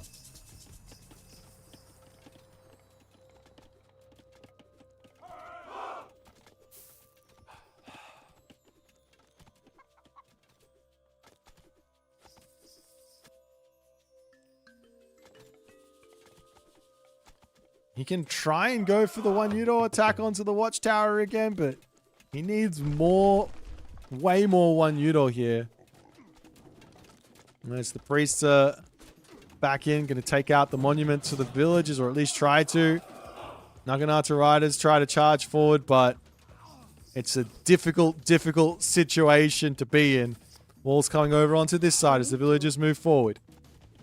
Locking up the map, preventing any sort of shenanigans here. So the villagers over onto the left side. They will see this wooden wall. Can he get past? Nope. He gets denied there. As the villagers will try and shank this down. But I think that there might just be game. I can't see it for Kvoth here. He's going to get a couple more units out. He has sold everything he possibly can in terms of wood into the market. Naginata Riders into the middle of the map. Gonna try and get some villager kills. If you can get something here, obviously can get a little bit of a distraction. Try and take out the tower. A tower coming up as well for Kvoth on the front. As his 1 Udo ends up falling there. The Naginata Riders are going to get a couple of Vil picks, but I mean, it doesn't really matter because Suppe is also getting Vil picks over here.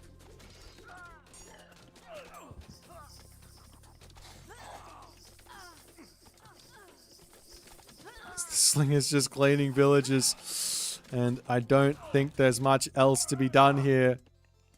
Some spearmen are back to defend against the raids. 18 villagers for Kvoth to 37.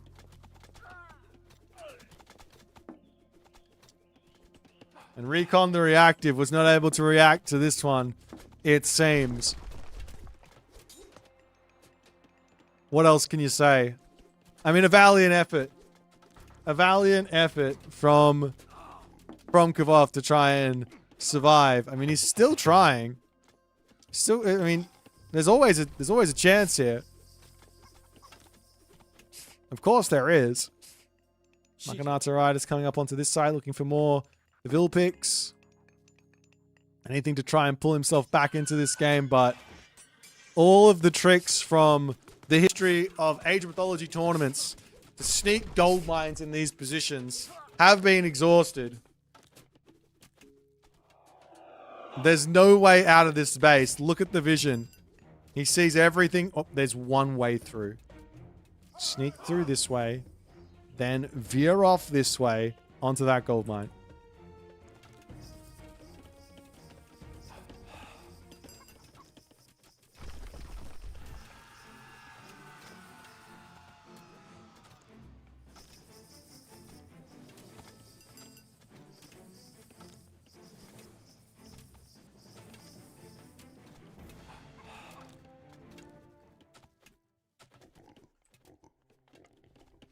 Temple on the back for Kvoth.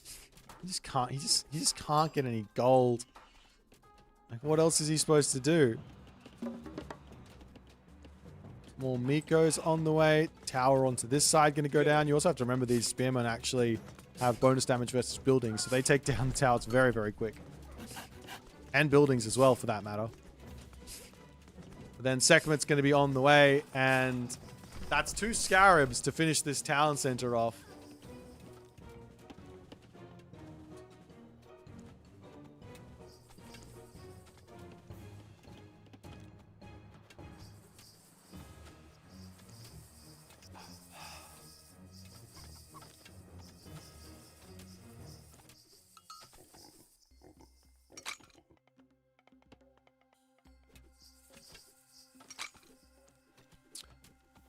Nonetheless, Sekhmet, I think this is just a, I mean, come on, he's got to try, but he's got to sell food at the moment to get himself out units, and he's like half villages.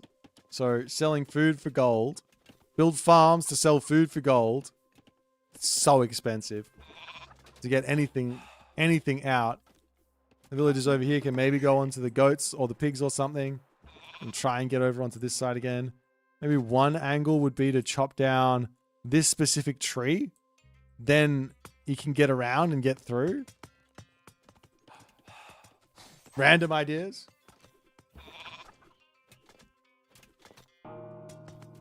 But there is the the heroic age. And here comes the scarabs.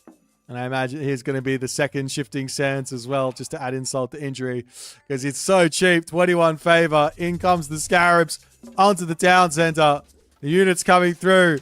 And the town center will be getting taken out. The one unit are on the back. They're going to be getting cleaned up by those priests here. Gets a bunch of damage onto the slingers. They burn the slingers. And it's not that much damage in the grand scheme of things. And the town center for Kvoth falls. And Suppe will be going on to meet Recon in the finals. Better luck next time to Kvoth. But a fun game, a fun effort, good effort. Just Stonewall's also up here as well. Why not? But a fun game here from both. Great series. Could have gone both ways. There are a couple of games that were very, very close here. But yeah, unfortunately, just a little slow on the classical age versus the Sat Fat Cheese with the forward gold mine. Charging to that next age and maybe making some extra Miko or something, and then maybe a villager fight or something like that. I don't know. To stay alive. It's a hard part playing as it's Japan versus Cheese, is that you have to get your buildings down to actually get some units out. Maybe actually going for Mina Katatomi was the mistake here, and going for Amano Uzume would have been maybe a little bit better for the Weasel to help in the early game. Anyways, GG's there from these two. We're going to be... I forgot to change the title in my thing. We're going to be moving on to Recon versus Suppe for the grand finals momentarily, guys. So stick with me while we get it all sorted out.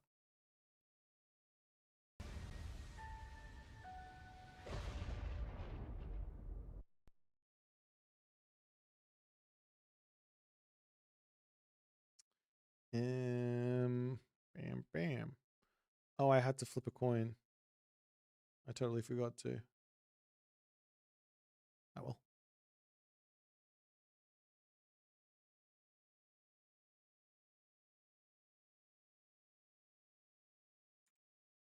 All right, so we got our draft here. Let me get that sorted out.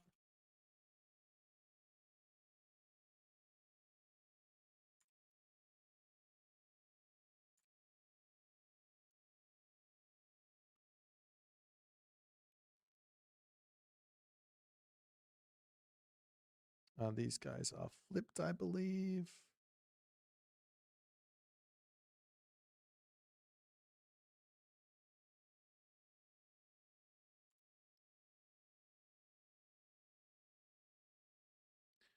Okay. So our first game, I've reapproved your Reddit post. Which one? Did it get taken down?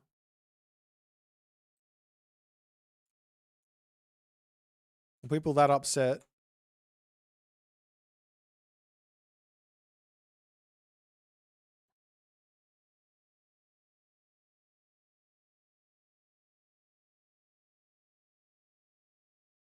Wow.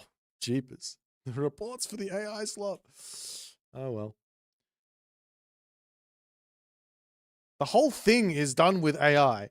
I can't do this without it. That's the whole point. It's supposed to just be a meme. It's fine to be memey. Like, you don't have to be full serious all the time. AI and meme, that's what goes together well.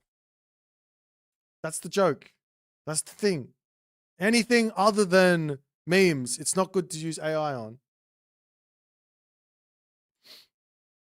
I agree. AI, if I was doing a serious tournament and using AI in it, I'd be very much against that, right? We don't use AI for Gameathon. We don't use AI for Pandora's Box. We don't use AI for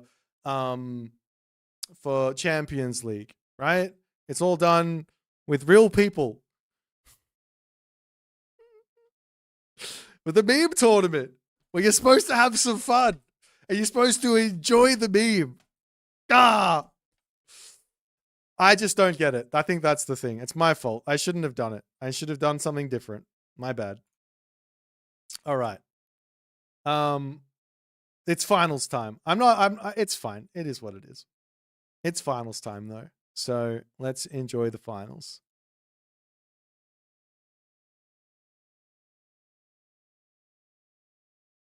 I was hating on a certain portrait mod. Which one?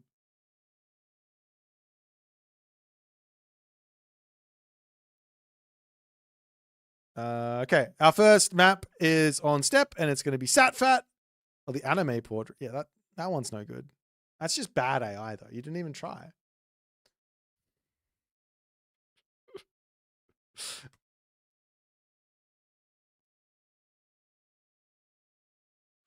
All right. We got Satfat versus Magic for game number 1 of the finals.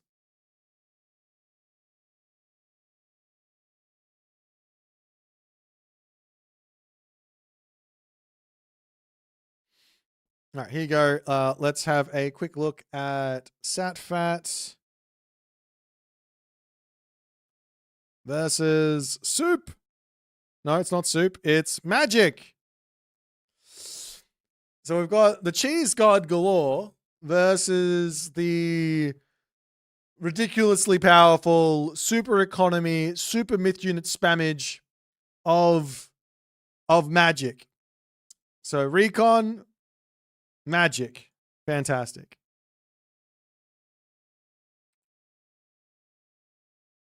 All right, let's jump into game number 1 of the finals. Off we go.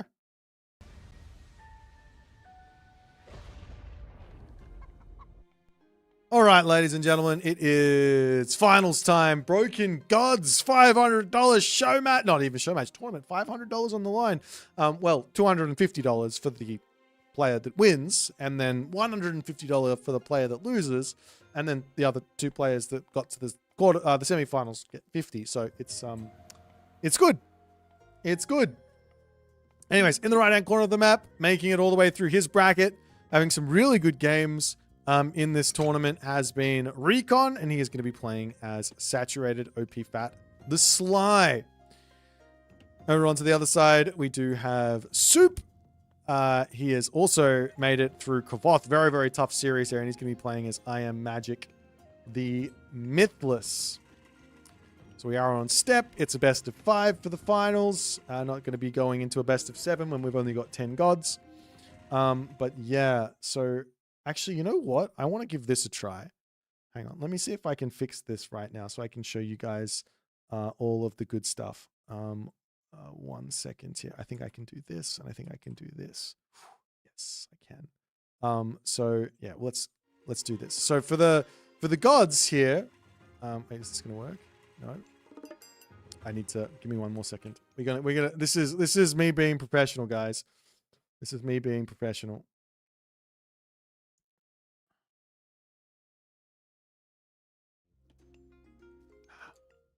One second.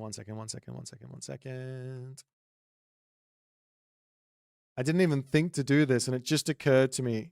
I think it's going to be a great idea. So we can show off the gods in the thingamajiggy. Oh, wait, no, that's the wrong one. Ah, gosh, down it. Let me try again.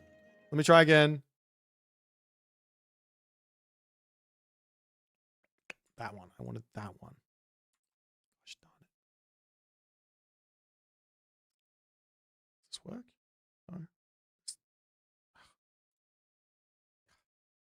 It's fine. It's gonna happen. Just wait. I've got this. Just believe in the Believe in the process.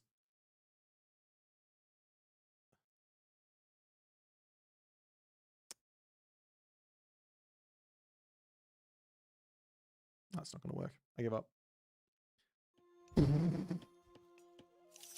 That's why it didn't work. Hold on.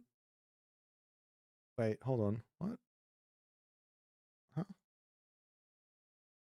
I'm so confused. Hold on 1 second. I'm gonna make, no, they're playing live. We've still got a little bit more time before the early game is over. So I'm gonna make this work. Yeah, it should be this one. It should be this one. It should be that. Okay.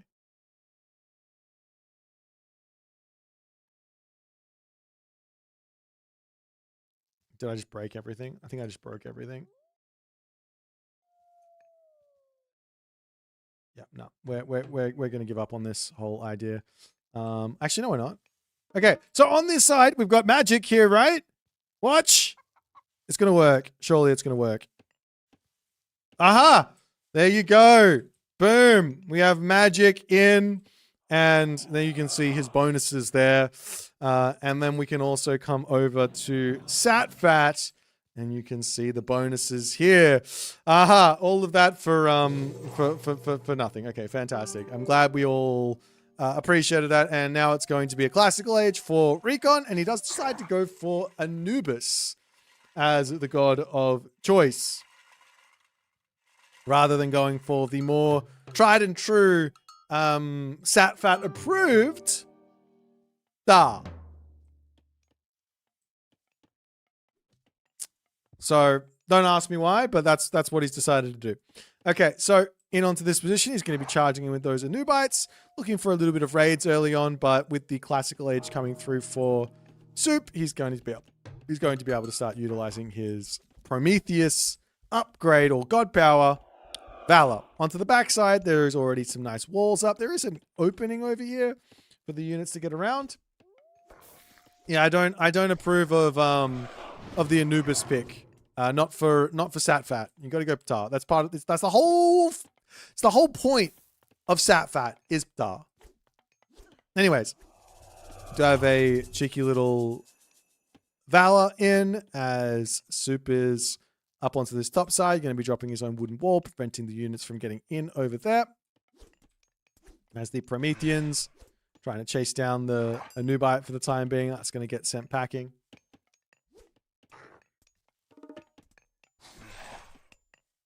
And the Oracle Hero trying to take this out. Valor, he gets over the wall. And he's out of there. Should have bought, you should put like another wall here, right? So you have the gate, and then you put another wall here so the Anubites jump over, and then they're met with another wall. A classic. That was, I think I remember, who did that way back when? I think it was like Rappel did it way back in Legacy. He did like a double wall, baited the Anubite over, and then couldn't escape. Anyways. Villagers onto this front. Gonna have to pull back. I really love the way that Suppe has built his base. Super defensive. Utilizing the military buildings on the town center, then walls off to the side. Really, really nice stuff there. As Watchtowers is also going to be coming through. Still, there's going to be a couple Shenong farms on the back, protecting the gold. So raiding that's going to be very difficult as the Mamillos take a little bit of damage before retreating, and they're going to get their HP regen, because he does have already... Oh, no, he doesn't have the upgrade. He just has the Odin bonus. But if you grab this thing and the Odin bonus, you basically got that Hyperion tech anyways, right?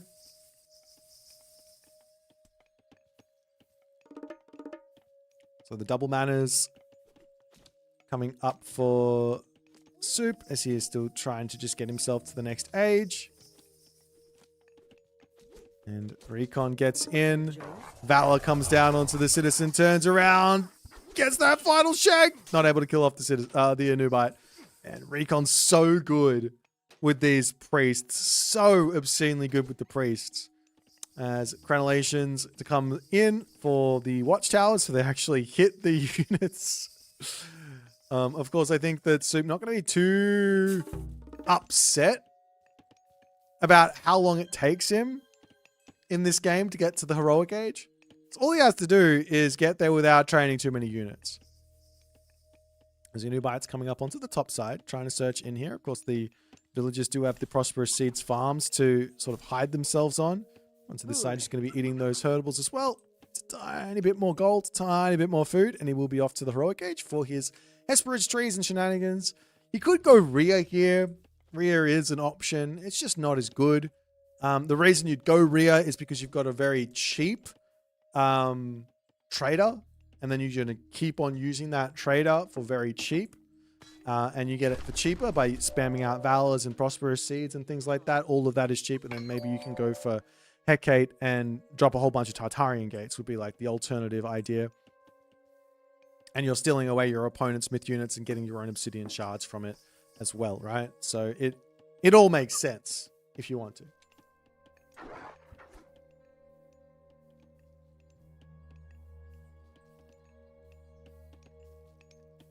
As in comes Thea and the Mamillo heroes coming in. We got the military barracks in from Suppe.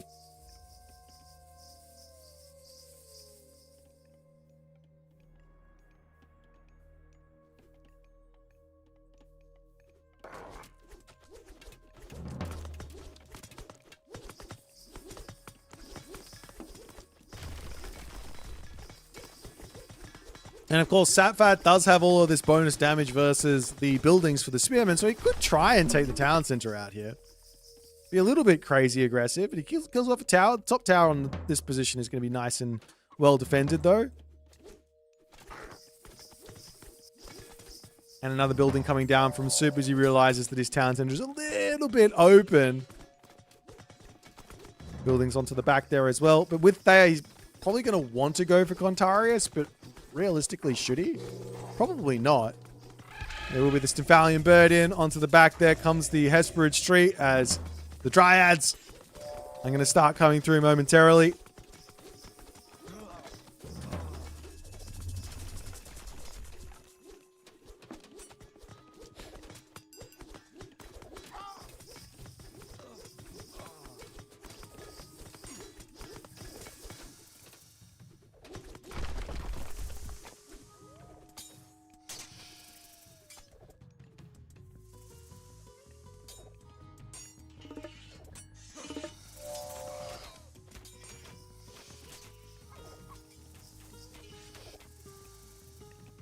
Heavy cab, Silent Secret. He's actually going for Contarius. It's a little bit surprising considering all the spearmen that are out. And now Nephthys is going to be coming through for Recon. Plague of Serpents was dropped, but I think that Recon was planning here to drop his...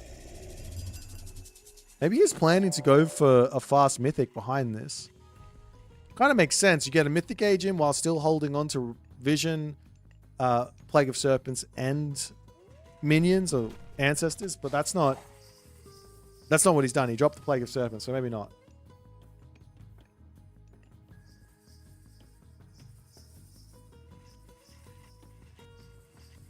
The one thing that he does get from going Nephthys, which isn't terrible, is he's going to get 2 Scorpion Men.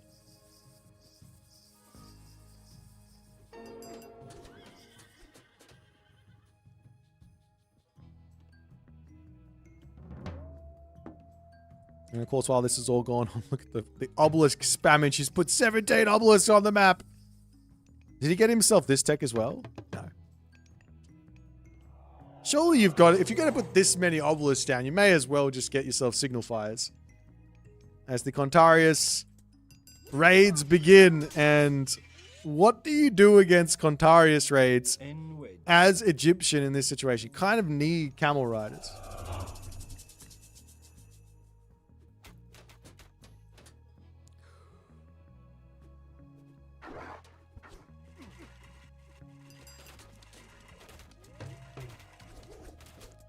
There's the priests getting their damage done. We see funeral rites coming through. Did he get himself Nebty? Not yet, but he does have Spirit of Mart, so the priests are going to be a little bit more effective. Lots and lots of myth units actually in for Recon at the moment as well. He's got 6 Anubites, 2 Scorpion Men. And the question here is going to be, can he actually utilize them versus the Magic Army? Now, generally speaking here, the problem that... Oh, vision gets dropped.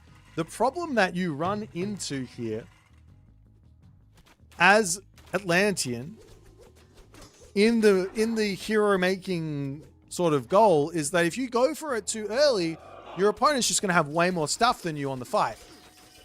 But is this a fight here that can even be taken by Recon? He splits up half of his army here, trying to take out the units onto the top. The obsidian shards are going to be dropping, but Spearmen have got bonus damage versus buildings, of which are the obsidian shards, so he can take those out fairly easily. Up onto the top side, hero units taking out these guys over here as another obsidian shard is going to be dropping. There are currently 4 obsidian shards, 2 behemoths on the way, 2 satyrs on the way as well. As the Stymphalian bird on the top does need to get taken down too. There's still plenty of units remaining here for Recon as one obsidian shard pops, but the priests are all on top of it to take it out immediately. It's not going to matter that he gets all of these free myth units in. The behemoth over here going to be getting picked off, and now Suppe is pushed off of the gold mine. He does get a behemoth on the top there. This obsidian shard is going to pop as well for... no, it's not. It's going to get taken out, actually. And Suppe, well, he doesn't want to try anymore. He gives up. There's Recon just too strong. What a wild, wild man this Recon is. It's the second time he's dealt with the monster that is I Am Magic. What a crazy, crazy game. I kind of was surprised to see Suppe going Contarius here. I thought just go Murmillos versus the Spearmen and maybe get some Carabalis out and also Dryads to mix in. But yeah, Magic the Mythless taken out. That was a big pick there as well from Suppe. And well, yeah, just a big pick there from Suppe. So that's going to feel good for Recon. Let's jump back over to the drafting menu and see what they're going to get.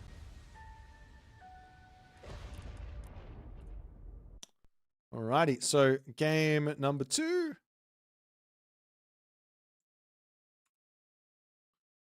Game number 2 is going to be Recon as Recon versus Suppe as me. Yay! How exciting. I love Recon as Recon. And Suppe is as me on what map was it? Elysium.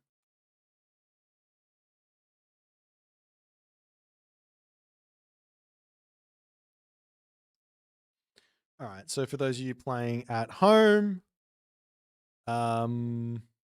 Recon and me.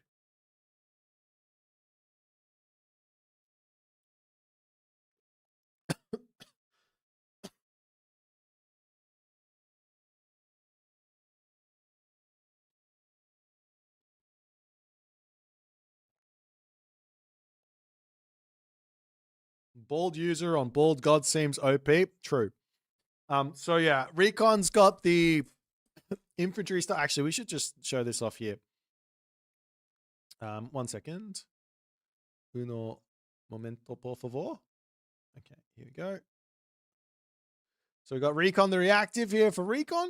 As you can see, he's got Tailwind, he's got Empyrean Speed, he's got Infantry move faster, or more importantly for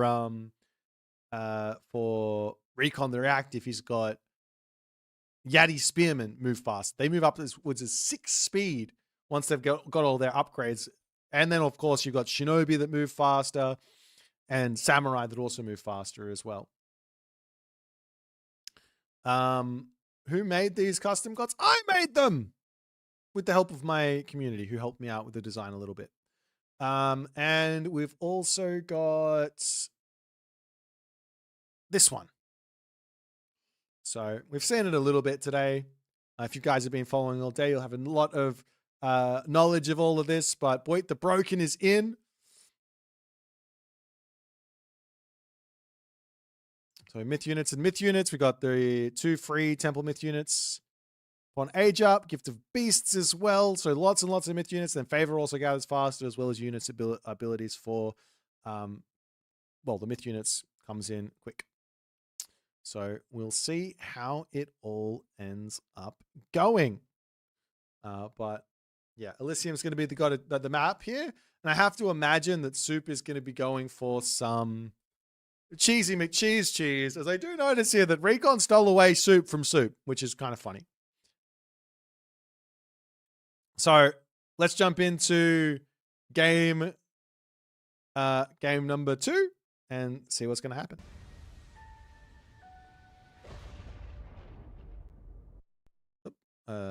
That was not what I meant to do there. Whoops. Go away. Perfect. I got rid of him. Alrighty. So in the right-hand corner of the map, we have Recon playing as Recon. He's got that superpower right there. So that is going to be his domination. So Recon playing as Recon. We did go through it already, but yes. And then up onto the top, we got Soup playing as Boit the Broken. Bum bum bum ba ba bum bum bum bum ba ba bum bum bum bum ba ba bum. Okay, so I'm pretty interested in. He's doing it! He's doing it! Yes! It's all over for Recon. Recon just loses here, like guaranteed. He just loses. There's nothing he can do. What is he going to, how is he going to defend this? He has to get to the classical age really fast. He's probably going to lose the town center to the Cyclops. This is so stupid. This is so stupid. When does he jump onto the Peach Blossom Spring? He's got to go there quickly.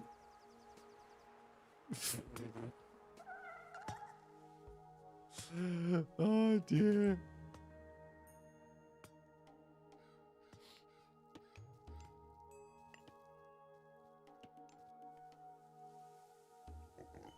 It's the Peach Blossom Spring.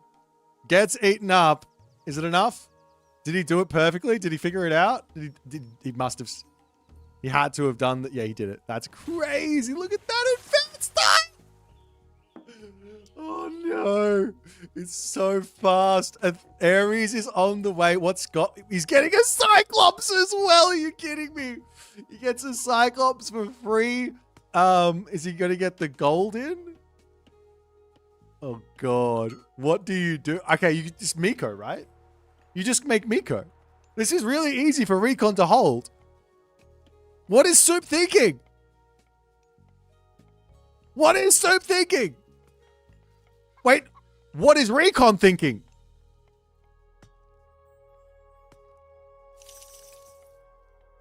What is Recon thinking?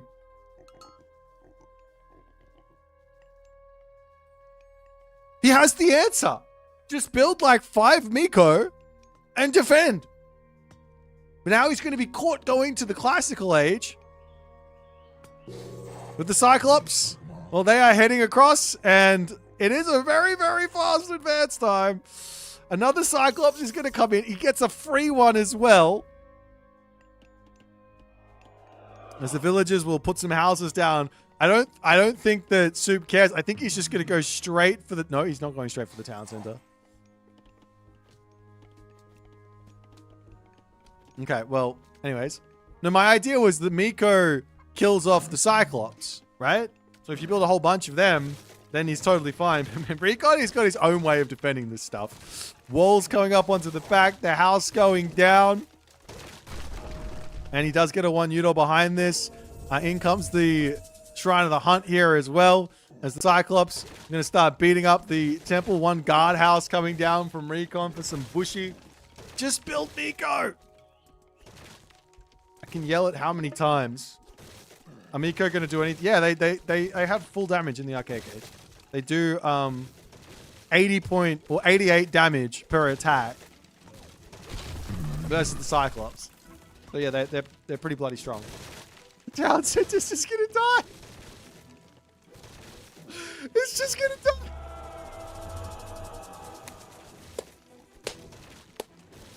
Villager's gonna come over and try and repair. There's another Cyclops in queue.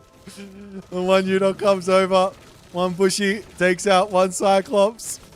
There's no food in the bag for Recon. I don't think he cares. He's just like, I gotta survive this. And then go from there. A couple more Bushy coming in. The Pestilence getting dropped onto the guardhouse. 4-minute and 50-second Townsend to death. Oh.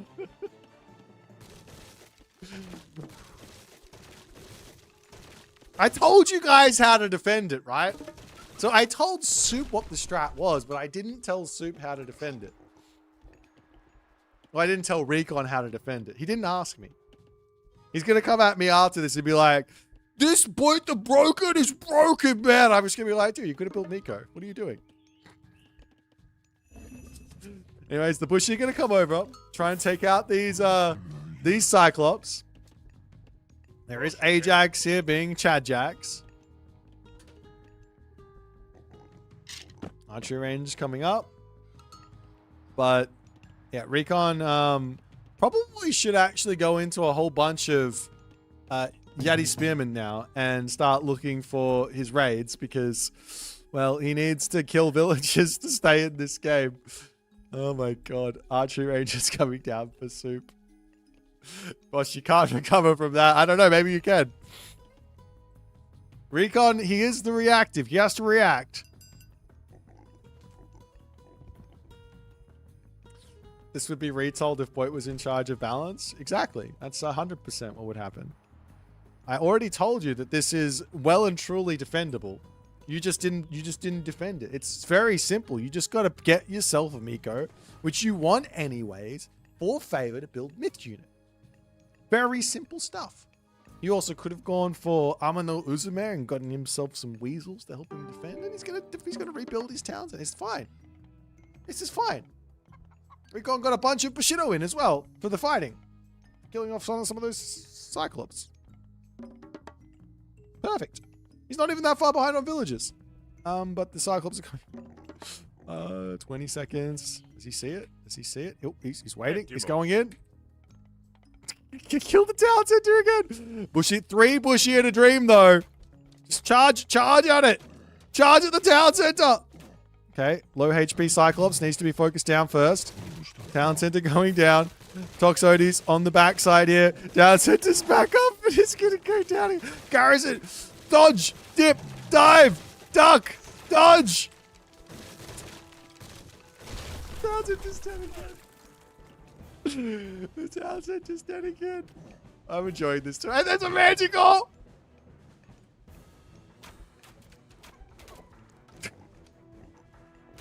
And they walk away. Just killed the town center and he walks away. It's 26 villages to 14 now. I'm happy because I got to see my strat work. All right, 1-1. If you guys don't enjoy cheese and you don't enjoying this game, then I'm sorry, this is not for you. Soup is here to be as obnoxious as he possibly can. I do stand by the fact that Recon could have defended this. He could have. He spotted it. He saw the forward temple. He saw that myth units were going to come for him, and he just had to think, how do I kill off myth units? Miko. Like I said, build 5 Miko, and then go from there. He would have won the game. Or at least he would have been in a really good spot. Anyways, back to the draft for game number 2. I mean 3. Game number 3.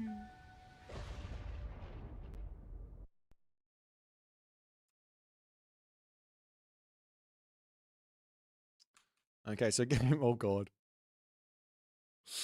I don't think we're finished with the cheesing here. I don't think we're finished with the cheesing just yet. We've got Soup versus the Rapple on Giza. We've got a Norse mirror. That's exciting. I think this might be the first mirror we've seen. Or like Pantheon mirror we've seen. Do I have the code? Yes, I do. I haven't started just yet. Okay.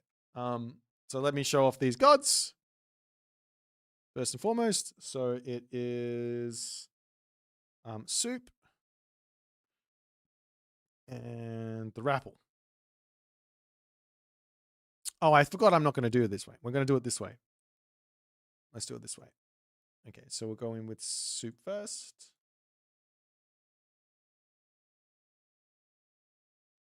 So Soup has got Blood Pact in this one because he's going to be playing up against the Rapple, which is exciting. There is obviously the Kvoth Chieftain, who's also very, very strong. Age up is 33% faster. Greatest Auspice allows for the villagers to be very cheap. Buildings construct 12.5% faster. Buildings on favored land research 200% faster. So there's a lot of fun and shenanigans here for Soup the Hardy. Now, on the other side of things here, for Rapple the Ruinous, he's got access to Blood Pact. And he is all about giants, as well as coaching. Don't forget that. His focus is on giants and coaching. Anyways, he's got the Way of the Storm, which starts with 15 favor. Unit abilities recharge 34% faster. Every 2 lost trainable myth units can create an obsidian shard. Myth units gain plus 4% bonus hit points by age. Lovely. So, why was I getting a little bit excited about the cheese? Well, I don't know if Soup is going to go for this because it's a little bit risky versus the Norse because they can have Hersa out to defend. But there's a really, really fast advance available for Norse. And a fast advance with an extra Einherry with Blood Pact on it early on, that's going to be damage done onto a town center.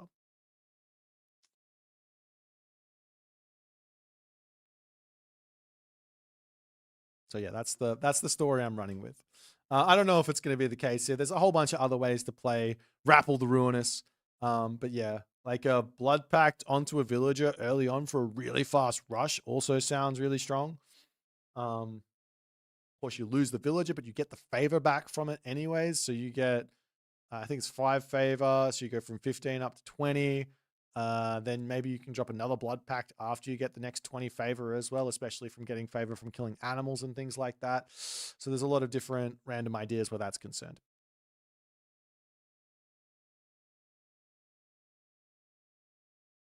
Who's my favorite god in this mod?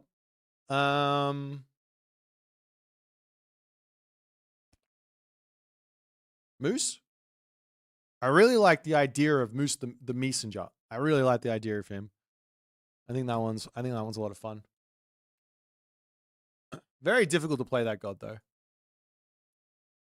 All right, let's jump into game number 3. Check it out.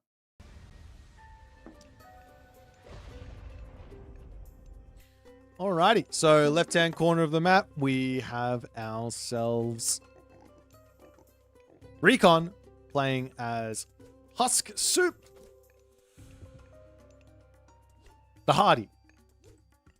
As I am searching for my Soup thing. There you go. So Soup does get that focus on economy and surprise and all the other fun stuff where that's concerned. And on the right side, we have Soup playing as the Rapple, or Rapple the Ruinous, as he gets Way of the Storm, which is kind of a big deal. So you can get to heavy in the Classical Age, champion in the Classical Age if he fights enough. As these herdables are getting brought in. It looks like there's a similar sort of situation happening for Recon, which means he didn't get the memo on Soup the Hardy, unfortunately.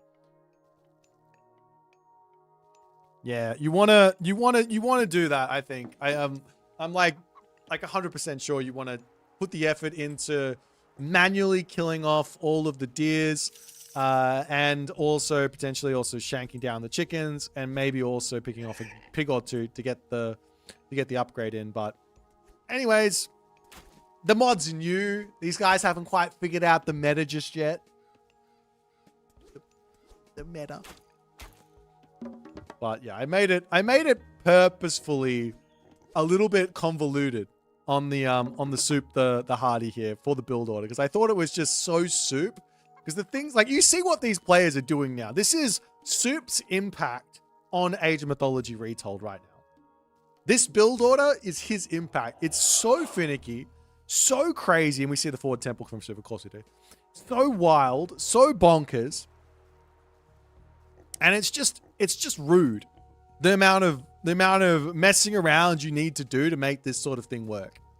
And of course, he is going for a very fast advance through Heimdall. He is rushing hard here as the Hearser are coming through, which does mean we've got Jonas Jonassen as well as Ironhide here as well, by the way. But this does mean that Recon's going pretty late to the second age, which does mean that this advance time from Suppe, which is a little bit slower, mind you, it's not quite as fast as what Recon get. Recon's going full green here. He's going for the Kvoth Chieftain. Now the Kvoth Chieftain will be an assistance here, and you can actually drop Blood Pact down onto this bad boy to help defend.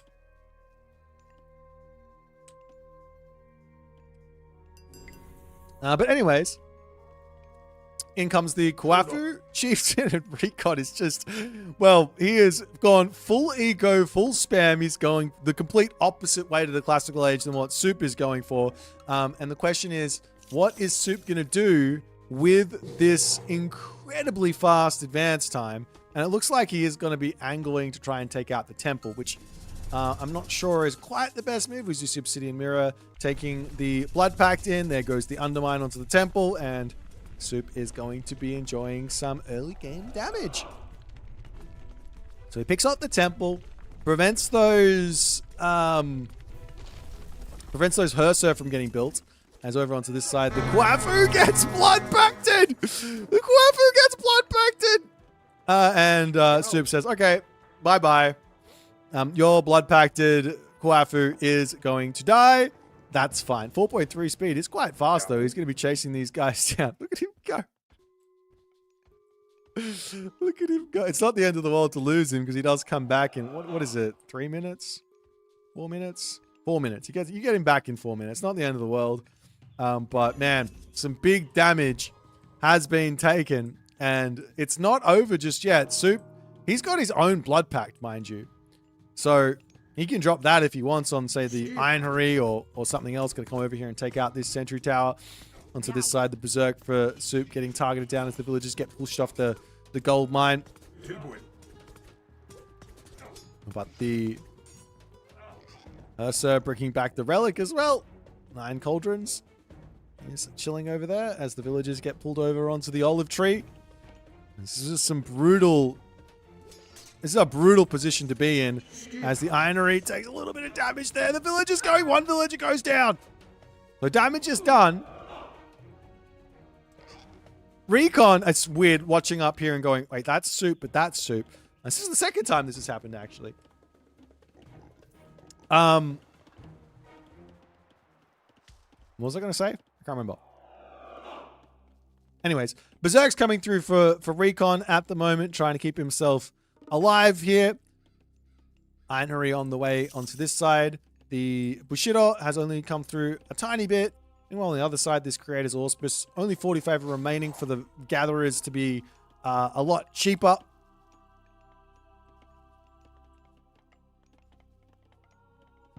And the Longhouse to come down. But it's just the one villager lead here for Suppe after all is said and done, which will get counteracted when the Kvoth hero is back in. So I don't actually think that Suppe has found himself a lead in this game. The military differential is basically equal. Resources in the bank maybe equal-ish. So yeah, there's not really a tangible advantage here for Suppe after all of this, apart from the fact that he does have Bushido, which is very, very, very, very good. Meanwhile, over onto this side, Recon is going, all right, I know Suppe. If I know Suppe, and I think I know Suppe, he's probably going to be outside of his base, and he's probably going to be on this hunt somewhere, right? In fact, as this is happening, Suppe is literally walking to the forward hunt as Recon comes into this and goes, hang on, wait, Suppe isn't here. Why isn't he here? Oh, never mind, he is here. As the villagers will pull back into the sentry tower. Good reaction there from Suppe. He can come eat some pigs. It's not the end of the day, end of the world to be on pigs at this point. As the Hearser will have to get brought back.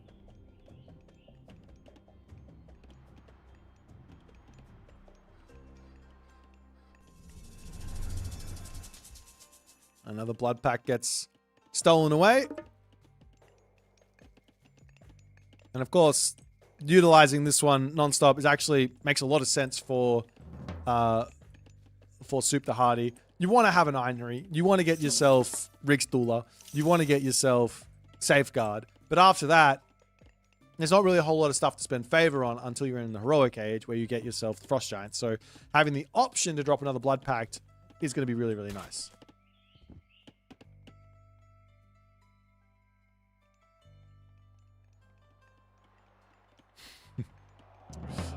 Yeah, we've got the barrack. Oh, the longhouses are up. Throwing Axemen are getting spammed out here as the Hearser are in to defend. But these Berserks actually win this fight.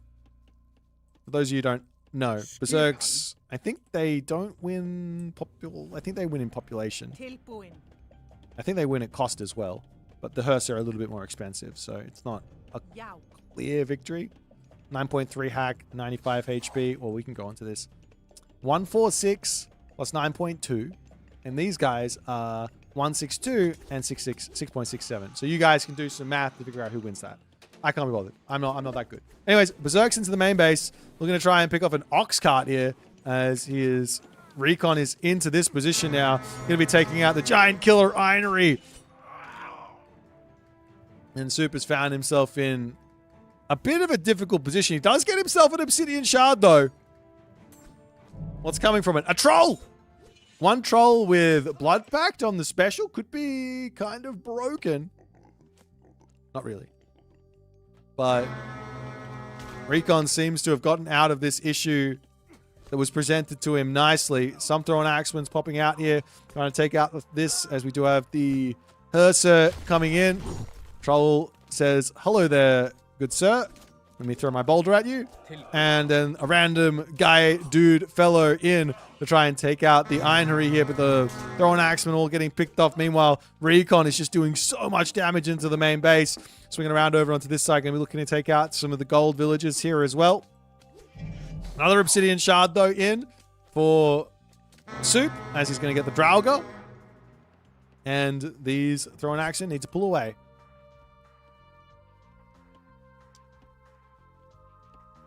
Dwarves back over onto the gold mine. Lots of units into this main position, though, as Suppe is having some difficulties here now. Meanwhile, look at this. These villagers... Oh, are they not? Yeah, they should be cheaper now. But the villagers are now cheaper. 37 food per gatherer. You don't get cheaper dwarves, just gatherers.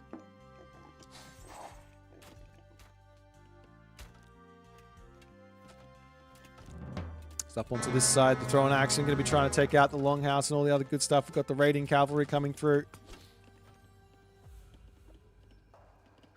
Over here, the villagers for Suppe pull back. I'm going to jump onto the Gazelle for the time being.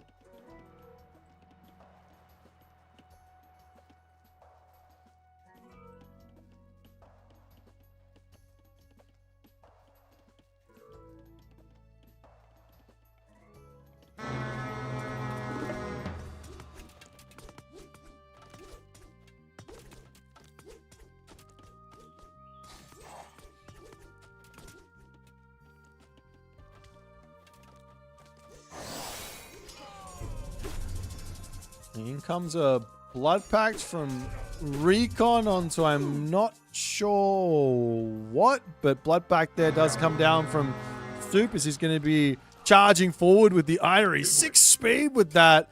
He is pretty brutal. And Recon says, I don't want anything to do with that Einary. Let me get away from that bad boy. Look at this guy go.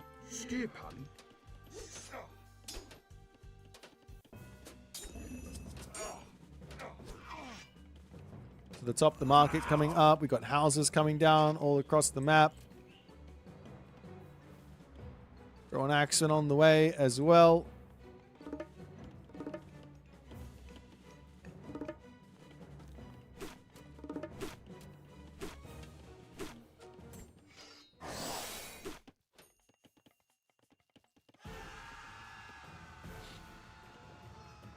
Great hauls up for Recon. Recon just stuck in his main base, though. He does have the gold over here. This is being spotted now, and the army for Recon is going to have to take a bit of a fight here. I think he's got the military. He's definitely got the military advantage, but it's never simple as the Draugr gets off one cheeky little shot before Soup tries to get out of here. One Einery going to be boosting up the Recon army a little bit as the villagers get brought forward. I think he's going for a bit of a berserk rock. No, he's not. He's just coming into Shank. We do have one Obsidian Shard getting dropped there, which will be an Einery if it can get popped out. But the throw and axemen for Recon are looking just that little bit too powerful. There's a lot of favor in the bank, however, for Soup right now after hitting tier 2 of Bushido. But he's so far behind on military that I don't know if it's going to matter for him. Some cheeky Undermine taking out some houses here. Not going to be all that. Gets the shake, but that's not going to be all too helpful. And Soup there. A nice try with the cheesy maneuvers, but not quite cheesy enough. I got to say at this point now, there's not going to be another Rappel the Ruinous. I want to give away one idea that was sent to me. And I told the guy that it's part of the tournament. If someone figures it out and uses it, it's really good. And of course, there's defenses for it as well that I think are very easy and valid. But there is a very fast advance that Rappel the Ruinous can do by getting out a very early second Einery and just charging at the town center. You can actually take the town center down very quickly with 2 Eineries, a Blood Pact, and an Undermine. So that's not an option anymore because the gods are done. But I felt like I should throw it out there as just you could have thought of this, but they didn't. So Soup Soup doesn't get the win. Recon gets the win with Soup, and that is game 3 in the books. So we'll jump back to the draft and see what they're going to pick for game number 4.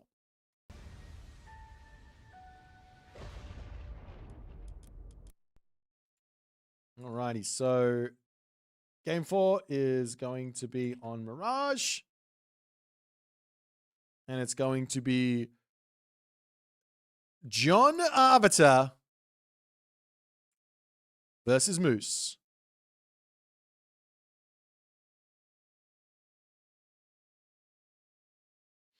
Alrighty, let's have a quick look at this. John Arbiter versus Moose on... What was it? On Mirage.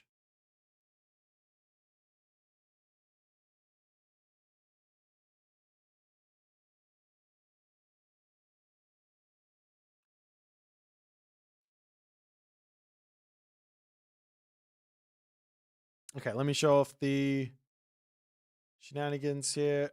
As you can see, what these players are going to be dealing with. So, John Arbiter right now, he's focuses on 1 unit only gameplay with the fortress type buildings getting boosted, fortress type buildings getting boosted, and cavalry getting boosted, as well as Jaguar Riders being available in the heroic age. He gets Ghoul and Bursty because why not, as well as Tepiot's Reach,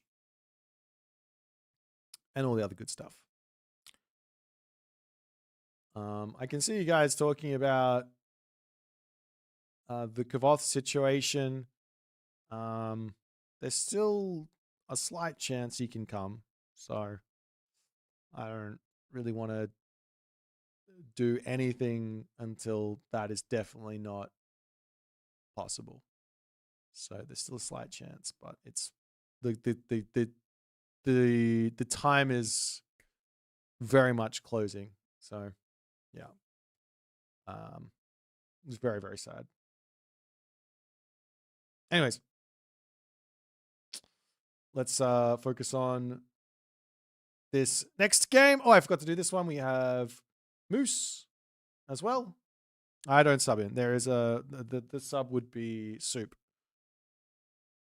But yes, we can talk about that another day. All right, Moose the Messenger as the other god here. Just a little bit of a tech tree show because the game has started. Let's jump into it and check it out.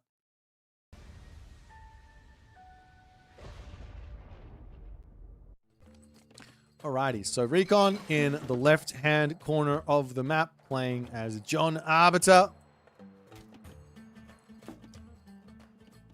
And Soup in the right-hand corner of the map, playing as Moose.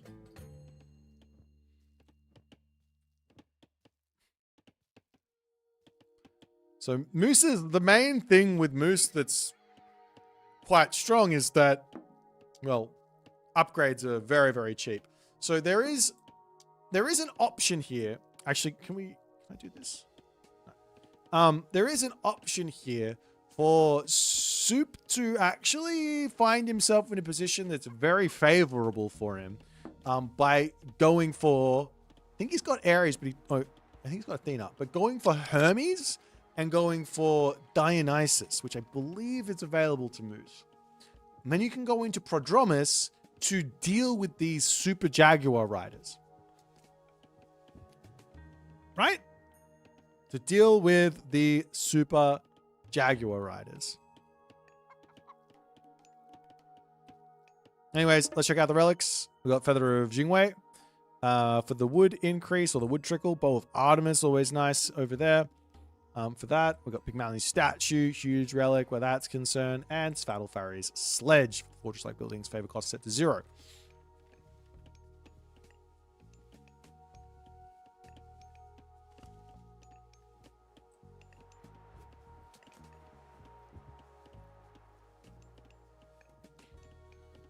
Alrighty, so we'll see what the game plan is here for Soup. I mean, the game plan from Recon is going to be pretty simple. And there's some gods here where it's like very, very obvious what is the best thing to do. And there are other things which are very, very not obvious or the right thing to do. Like, for example, you know that you're probably going to be going for Jaguar Riders at some point with John Arbiter. But with Recon, sorry, not with Recon, with Moose the Messenger, things like, well, what unit comp do you go for? There's no bonuses here for the god for a specific unit. So you got the complete wide range to pick whatever you want. From, you go Hermes, you get stronger Cav. You go Ares, you get stronger infantry, counter Cav, archers. You go Dionysus for stronger Cav as well. Or I believe it is Hestia for stronger archers. So you have all of the opportunities to get yourself the stronger units, but it's inside of the minor gods. Oh no. Wait. He didn't screw it up? Okay. I thought for a second there Soup overbuilt fishing ships by a lot, but he's got 9 in, and he has grabbed himself hand axe. Pickaxe is going to be coming through shortly, I imagine, as well. It's very, very cheap. On the other side, we're seeing Huekwe Koyotl coming through for Recon, as he's also going to be getting the Galpuli in and all the other good stuff where that's concerned. So we've also got the incredibly cheap Purse Sane here for 68 wood, 68 gold. Still not getting himself pickaxe. Maybe he just forgot or thought he'd already picked it up. I don't know. But anyways, that's the main idea here. So there's also the idea of going for the corner creation dock attack here. Potentially also a sky passage getting dropped down. And then a sky passage in your main base as well, obviously, for movement into this position. But there goes the creation. Here comes the dock, and Soup is going to be looking for a little bit of early game pressure in onto this position here. As in comes the Purse Sane and Military Academy. Archery range coming down. Still no pickaxe from Soup, which is going to hurt him. The other thing you can grab, no, you can't. There's no, you have to get to the class, the heroic age. I said this when I saw, who did this? I think Kvoth went for this against Soup. I said, I think it's a good idea, but I think you should just do it in the heroic age so that you can get all the extra upgrades in, and that can be really, really strong. As in comes the Recon, Shinekwe, going to be hitting this gold mine immediately. Ialau's on the way now for Soup as well to try and deal with this. It takes a while to actually take out that Shinekwe, as the Minotaur as well going to be coming in. Shinekwe gets uprooted and retreats back. As the Trireme going to be getting just a little bit of damage done over onto this side. Both players going to be hitting each other's economy.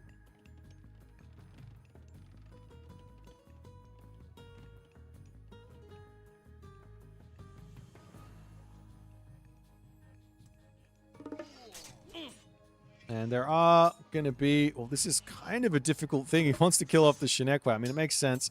He's very, very weak when he's not in turret form to heroes. So taking that down is going to feel good. But now the Ialau's is going to be falling here, as you do see a Adel siege canoe in.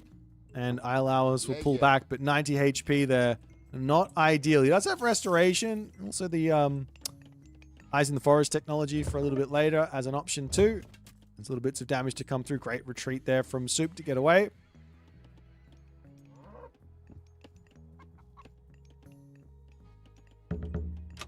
Still no pickaxe. I mean, you very rarely take a look at it until you're ready to go for the next upgrades, right? Like if you thought you already grabbed your archaic upgrades, you're not going to click on the storehouse again. It's normally what happens. And players forget about these things all the time. I remember when I was learning Age of Mythology, I often just forgot my armory upgrades. I'd play an entire game and I get to the Mythic Age at the very end of the game and just be like, oh crap, I didn't get armory upgrades. I have nothing. I got 0 armory upgrades. Because, well, I was bad back then. Still bad now, but that's different type of bad. Good bad. Bad. Anyways, still more harassment onto this water over here, and we will be seeing the medium infantry coming in, medium range soldiers coming in, looking for the pressure onto this forward gold mine here as well. I would love to see that Eyes in the Forest tech to come through so he can like position a Katoskopos here, potentially get a Pegasus set up over here, and he can just see all of the map and get himself in a situation where he might be able to deny a little bit of something in the heroic age for some value where that's concerned. As the hoplites charging in onto this side, restoration is going to be available here as we are going to be seeing the Gullenbursty getting dropped down, and Suppe is out of here. He will be completely fine to just run. Gives a little bit of reprieve over onto this position, as of course Recon doesn't really want to defend himself. He just wants to get to the heroic age. But after the Gullenbursty is dead, then Suppe will be back for more. What's the time here? It's 2:38 a.m. This is my standard. We're up all the time at this point.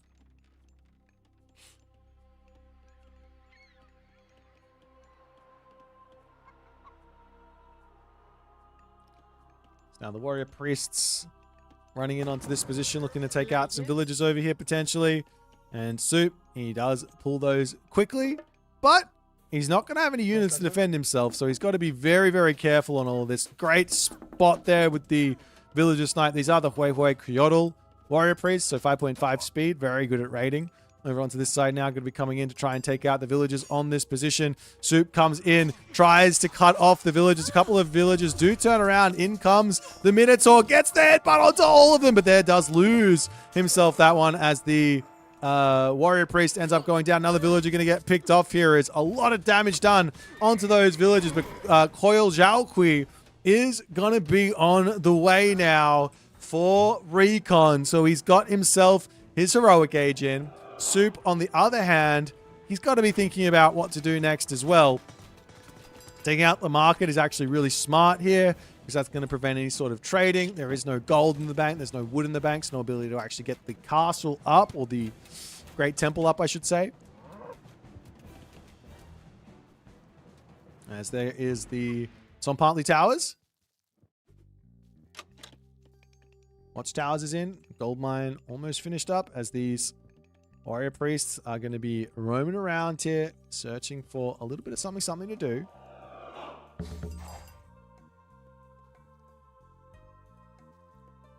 Move on to this side, checking the gold mines.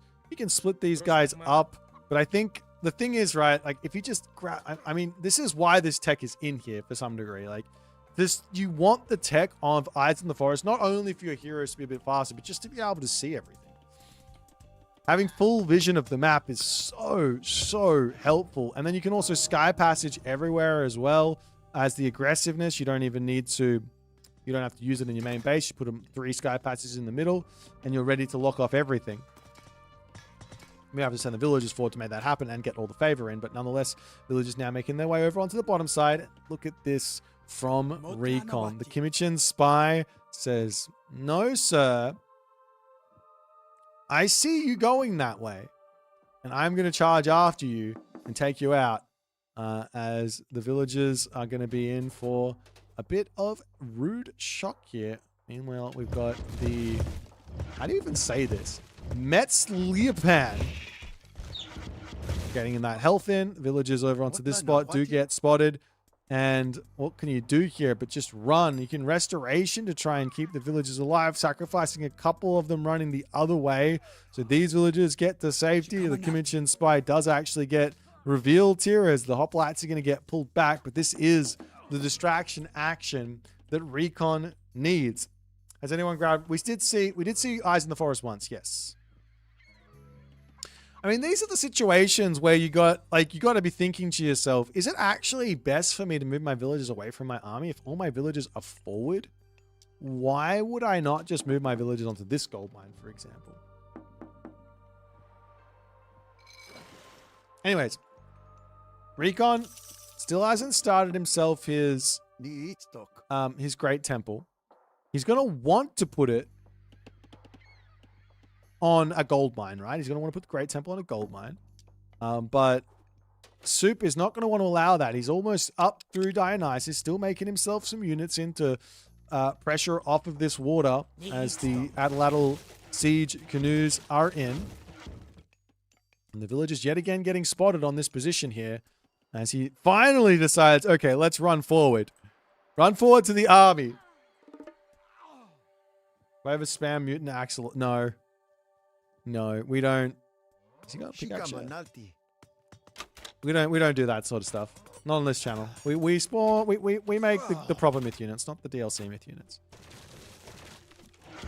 I don't like the idea of making water. I see the Great Temple coming up. I don't like the idea of making water myth units for land. That's my own personal. I just try not to do it, because they belong on water. I'll build them for water, but it's my own, like, weird thing. Didn't particularly like those changes with the amphibious stuff. All the DLCs have got an amphibious water myth unit, and all of the vanilla civs don't. Who's thrown tomatoes? It's just a weird decision. Anyways. Well, not all of them. Actually, China didn't. It just started with Japan, right? Anyways, up onto this side. Hoplites coming through. Great Temple is in, and still not a single... Well, one medium Jaguar Rider is in. Bronze is available here, plus restoration as well.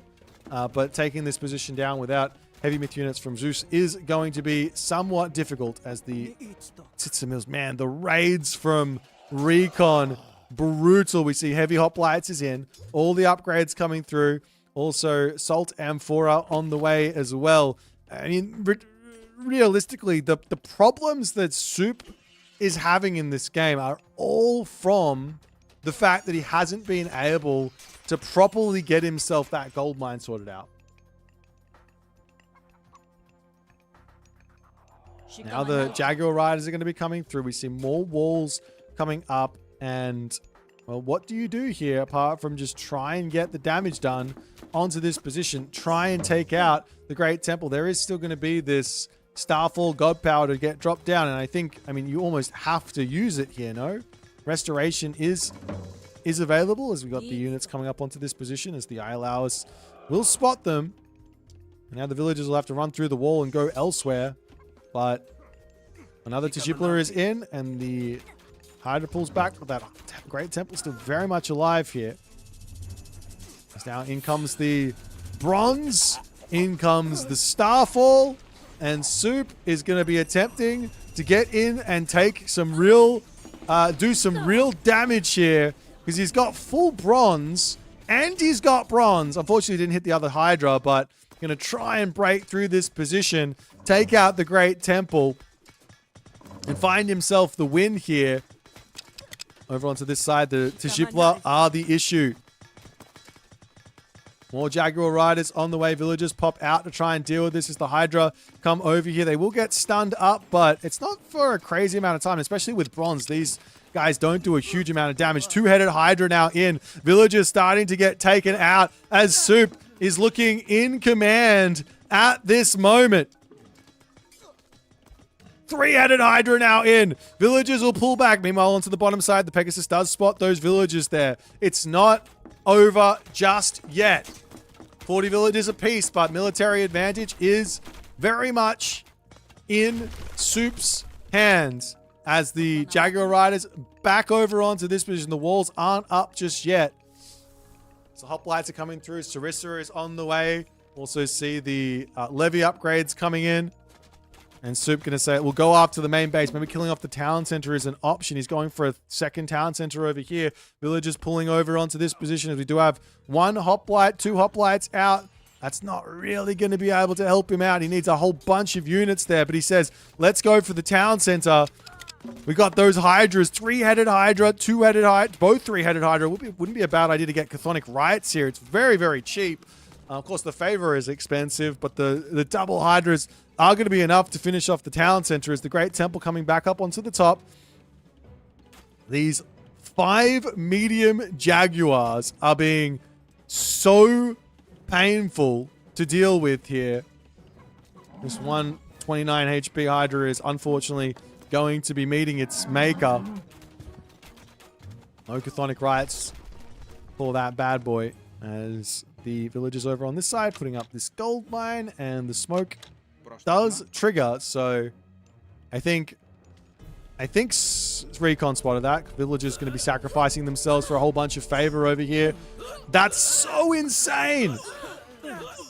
It's such a big sacrifice. He's got 200 favor. He might want to go for another Starfall, but I don't think that's really going to do a whole lot. In fact, I think that Soup could probably go up for another restoration at this point if he wants to. Over onto this side, villagers get pushed off of this gold mine. You could try and sneak this gold again, but there is the smoke trap up. As the hoplites will come over, finishing off these Jaguar Riders. Back onto his gold mine. Still only on pickaxe. I'm not sure what happened there for Soup, but he's just kind of forgotten. He has just kind of forgotten.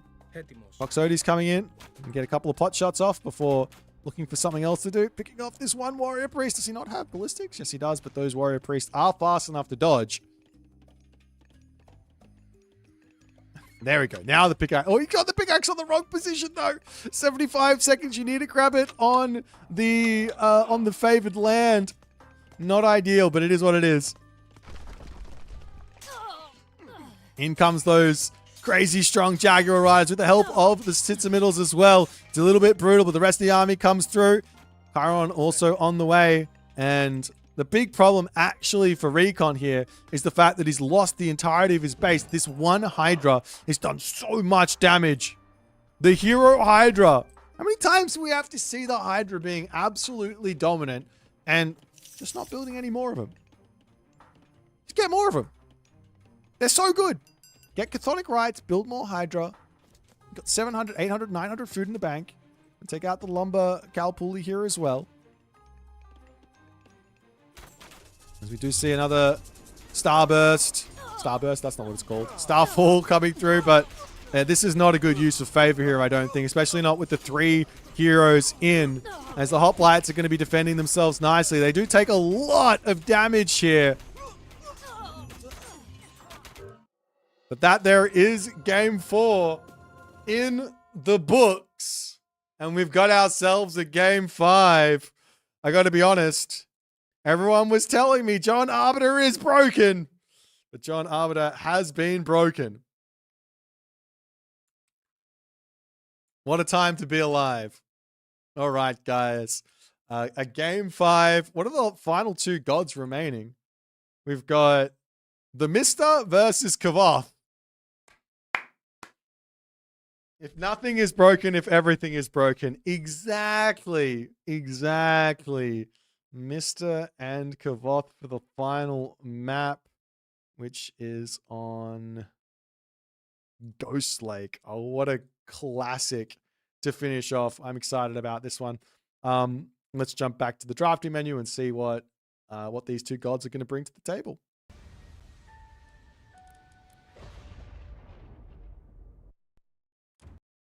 Alrighty, so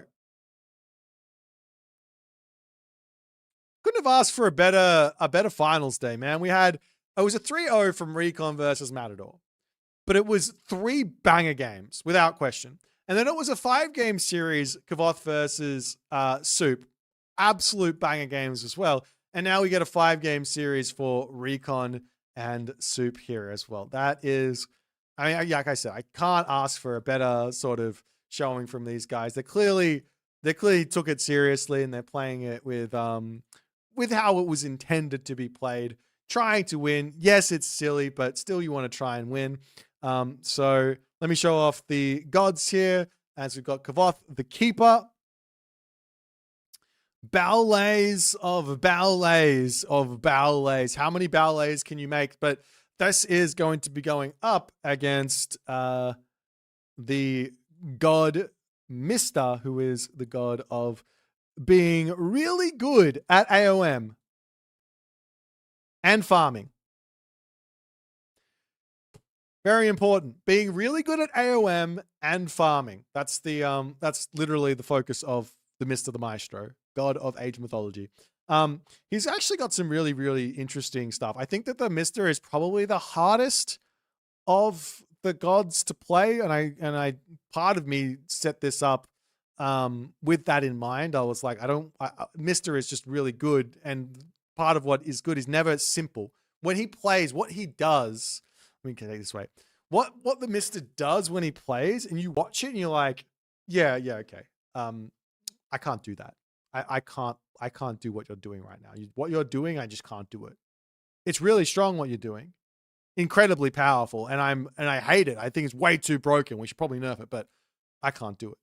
That's what makes Mister so good, and that's what I tried to design the Mister for in this. And I don't know if I succeeded or not, but I do think that the god is difficult to play. But yeah. You've never seen Mister play, as I'm new to A1 competitive, but everyone is talking about him as if he is Thanos with all the Infinity Stones. Yes, he has all the Infinity Stones. He is that good. He really is. I don't know how else to put it. He's the GOAT of AOM. So the question is whether or not he's going to get beaten at Athens, considering how far everyone's come, what level everyone's got to. But yeah, this is our final game for the Broken Gods tournament.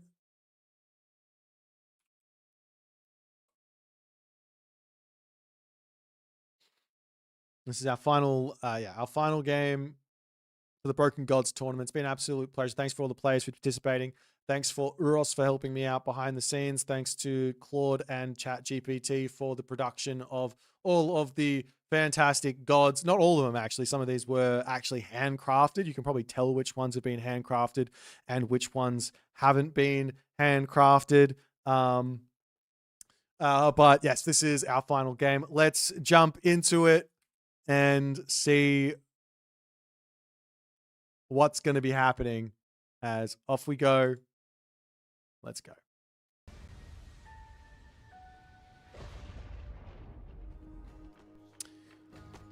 In the left-hand corner of the map, playing as Kvoth the Keeper, it is Recon.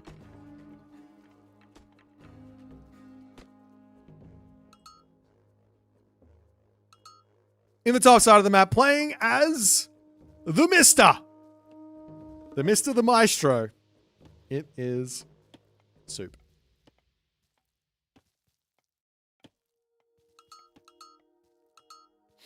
Alrighty. So, oops, I forgot to swap these guys around. That's better. All right, so game number 5. It is 2 games, 2. I see Arfen in the chat. He said, I used to watch your streams back in COVID days. Thank you for coming and saying that. I appreciate you. Does Matrius still play? Yes, Matrius is still playing. He participated in the Athens LAN qualifiers. He got to a finals, but unfortunately was beaten, I believe, in 5 games in that final. So he won't be participating in the Athens LAN. He might come, actually. I haven't heard if he's going to be there or not, but he's close by, so he might fly over and spectate or whatever. But yeah. Anyways, let's take a look at the relics and try and enjoy our final game here. Head of Orpheus, line of sight +8. Over on this side, there is the Sharon's Obol. Over onto this side, there is also the Gambantine's Odin's Wand, Gambantine. And there's one more relic here, the Anvil for Feistus. We've got the temple coming up for the Mister. And a bunch of houses. So for the Mister, for Soup, and a bunch of houses going to be coming up around over onto this side. So you do have the Prosperous Seeds farms. You do have the bonus of having Divine Labor from Demeter, right? So that's bonus farm gather rate. And then also either going Shadoof for the cheaper farms or going Bast for the more efficient farms as the idea. As Recon, I'm not surprised about this. He's going to be going through HAL 2.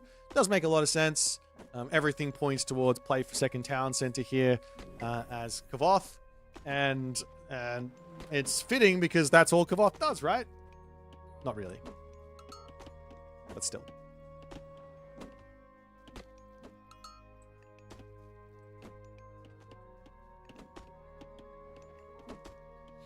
Alright, so in comes Dart for Soup, and HAL 2 obviously on the way as well. Oh, never mind, he's actually changing and he says Bast. One of the cool bonuses actually for the Mister is that he's got that Poseidon bonus of bonus speed on his cavalry, on his caravans, and on his myth units. And that's obviously going to apply to the Sphinx. So a 5.5 speed Sphinx is very, very, very nice. However, in onto this position, the Pioneer is going to be looking for a little bit of a fight here. As I should probably do this. And you can see that the Bushido will be able to come through, though Soup just says, lol, I will get myself my priests. I will heal my priests. And we are going to be good to go.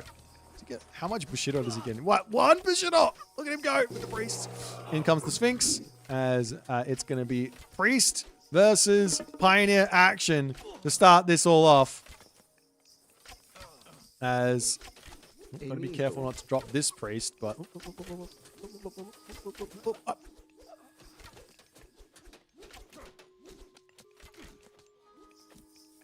well, jeez, that's a lot of Pioneers in. Is Soup going to do anything about this? No, he is literally just building priests and trying to hold on. He does have a gold mine over here that he can move to, but the early game pressure from Recon is obviously very powerful here. Recon doesn't have any healing available to himself, and I think a barracks is well and truly called for. So the priest will pull back, and he can sit on sort of auto heal and try and just heal up the villagers. But now, where's the Sphinx go? Sphinx over here chasing around the Cheongchi. Going to look to maybe go into the main base of Recon. Recon behind this puts his pressure on. Going to look for his town center. This is one of the stock standard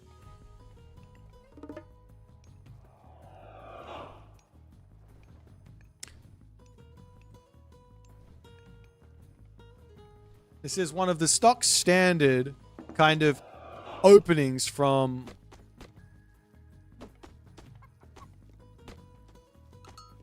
basically from the Mister School of Age of Mythology. Probably actually goes back to even Magyar to some degree, where it was basically just pressure build into town center. Oop.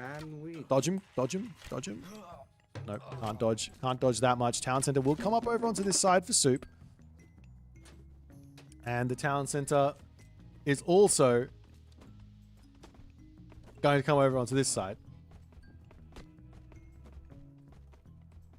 So much has changed. Yeah, the game is very, very different right now than it was in COVID times. COVID times were fun. Don't get me wrong. I enjoyed COVID times. We had a lot of great games and a lot of great times playing this game and streaming this game. But, man, we have come a very long way since then. The Sphinx for Soup going to be roaming in onto this position, trying to find himself some damage. We also got the Sacred Cats coming in for Soup as another monument will get dropped down. He does try to catch out the Kwafu. The thing is, you don't really want to go for the Kwafu with the Sphinx because it's very tough to kill it. Almost getting the peasant there down to 5 HP. We'll pull back for the time being. Villagers happily getting themselves some food over here. I sort of brought this idea up with what Mister is as a god, and I feel like it makes some sense to me at the very least. And I think that you have to play some sort of a classical fight. You have to play some sort of a classical fight. 2 towns in a classical fight, fine. 1 town in a classical fight, also fine.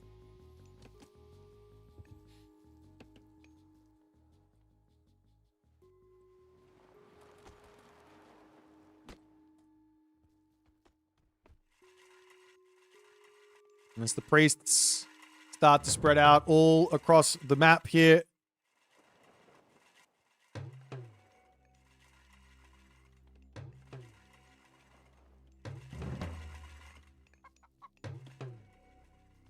And look at the vision from both players. These sky lanterns just going all over the place, just trying to see what's actually happening. Of course, we're going to be seeing some heroic ages coming through for Recon, and heroic ages in for Suppe as well.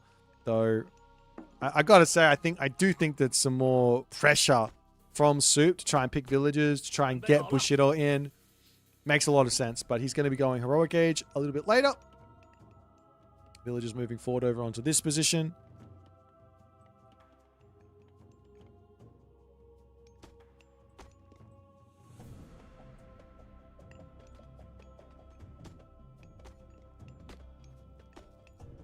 And in comes Gulmang for Recon.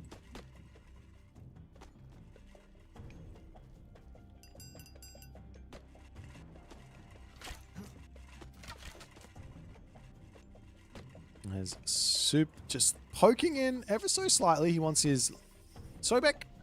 Makes some sense, especially when you're going up against the Kvoth cavalry. Sobek to help.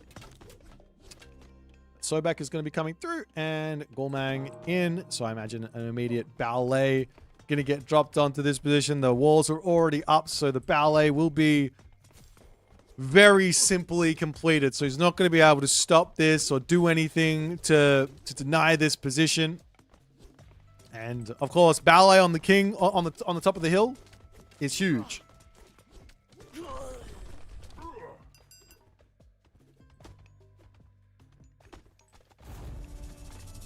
As in comes there we go.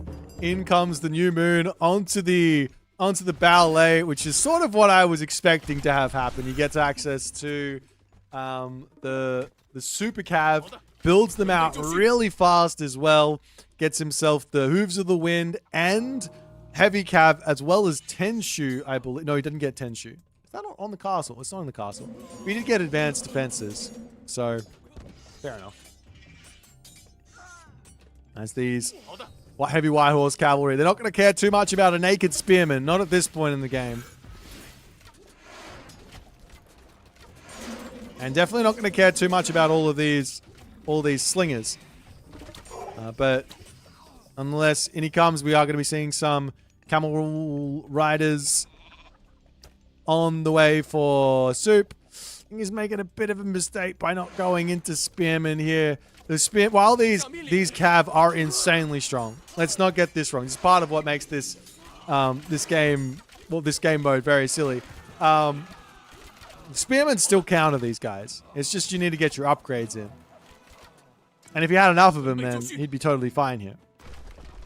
But Recon is all over Suppe at the moment. It's now the camel riders slowly coming in. Camel rider here. They do have a little bit of a bonus versus all these guys, as there goes the Locust. So the Migdol Stronghold is going to be finishing up. And Recon is just full sending on this position, but not going to be working out for him. He's got to pull back for the time being. Suppe almost up to Bushido tier 2, which doesn't really help out his camel riders a big amount. It's only 4% extra damage. But once he gets to tier 3, it's going to be heavy in, or he's going to start being able to work to getting just a cheaper camel rider in. There's the Prosperous Seeds farms continuing to come down. How many does he have? He's got 4 only. Mark it up onto this backside. Ballet's coming over onto the left as Recon is slowly taking more and more of the map. Siege works coming down for Suppe here.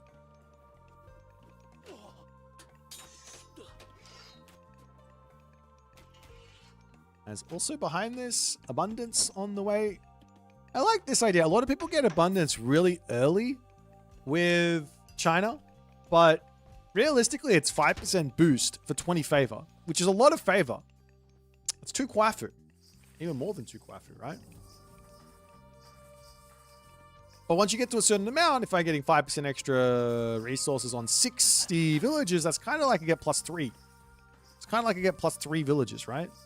So that's kind of nice. So it makes sense to get it at this point.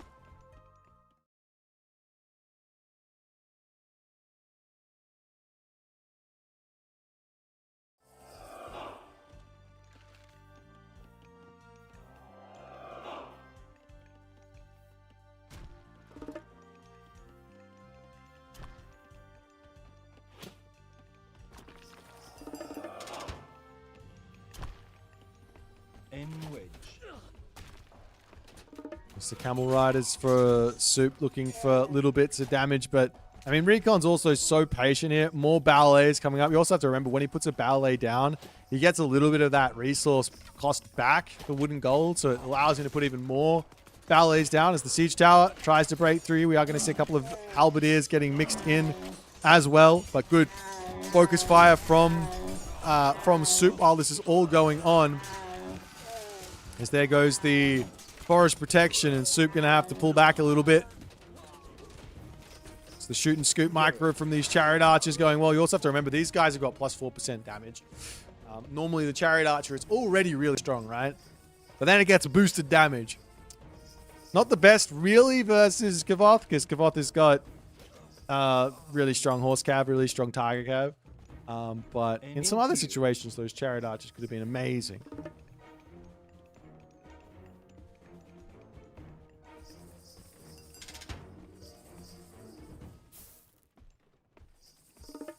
Recon's town center, 13 seconds from completion. Walls coming down onto this side as well, as Recon is still very active on the map, trying to prevent Soup from making anything happen here, or allowing Soup to make anything happen.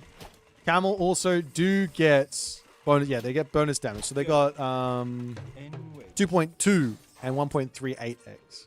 They are doing some decent damage. The bonus damage from the cavalry, Way of the Moon. Bonus damage from having the Loki upgrade. So plus 10% on the counter. And then, of course, the extra food to help out. As well as the ability to advance to the next age much more quickly. So getting to the Mythic Age is nice and simple as well.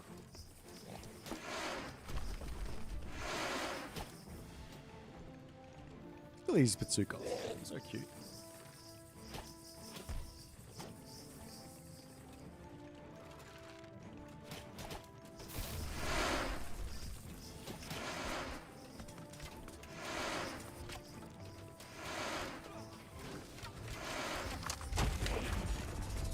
In comes that earth wall. Pretty brutal. Now he's kind of like, Soup is now kind of stuck in here. He's getting close to having this Bushido. We are going to be seeing the Terracotta Riders coming in as well, as the Camel Riders are doing a great job of actually taking these fights. He's actually winning the fight at the moment, though. There's still a huge amount of military advantage for Recon. Soup can retreat out through the Migdol stronghold if he needs to, so killing off the earth wall isn't that important.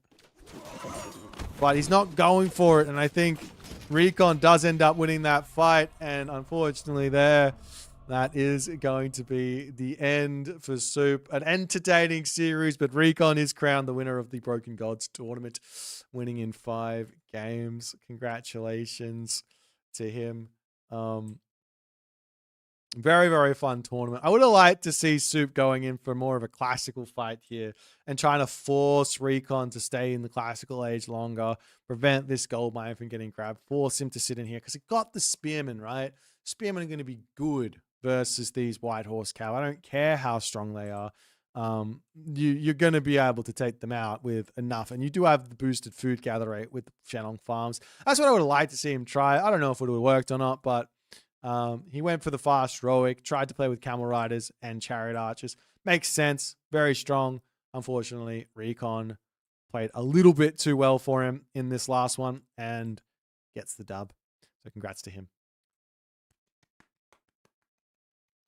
Yeah, Recon finally beat Mister. Finally. All right, guys. I'm going to jump over to this thing and say my goodbyes. All right, guys, thanks so much for watching. I really appreciate it. I know these sort of tournaments are strange. I don't do them. This is the first one I think I've done free-for-all tournaments, which have been fun, right? But this is my first sort of modded tournament I think I've ever hosted. Hope you guys enjoyed it. If you did enjoy it, make sure you're leaving the follows and the subscribes on YouTube and things like that. That means a lot. Leaving thumbs up on those Twitch live streams also helps promote them to the YouTube audience who don't watch the live stream. So if you guys want to do that, I appreciate that as well. But for now, that is going to be the end of the stream for today. Very much do appreciate everyone checking out all the stuff. We do have Einhajib covering the Athenian League, so it looks like it's a semi-final. So I'm going to send you guys over to Einhajib to watch that. Looks like it's a game 5, so pretty exciting stuff. That's no thanks for the subscription as well. But I'm going to be heading off for tonight, and I will see you guys maybe tomorrow, if not tomorrow on Tuesday. I'm not sure. I haven't decided which day I'm going to take off this week, but I'll see you guys later. Bye for now. Bye-bye.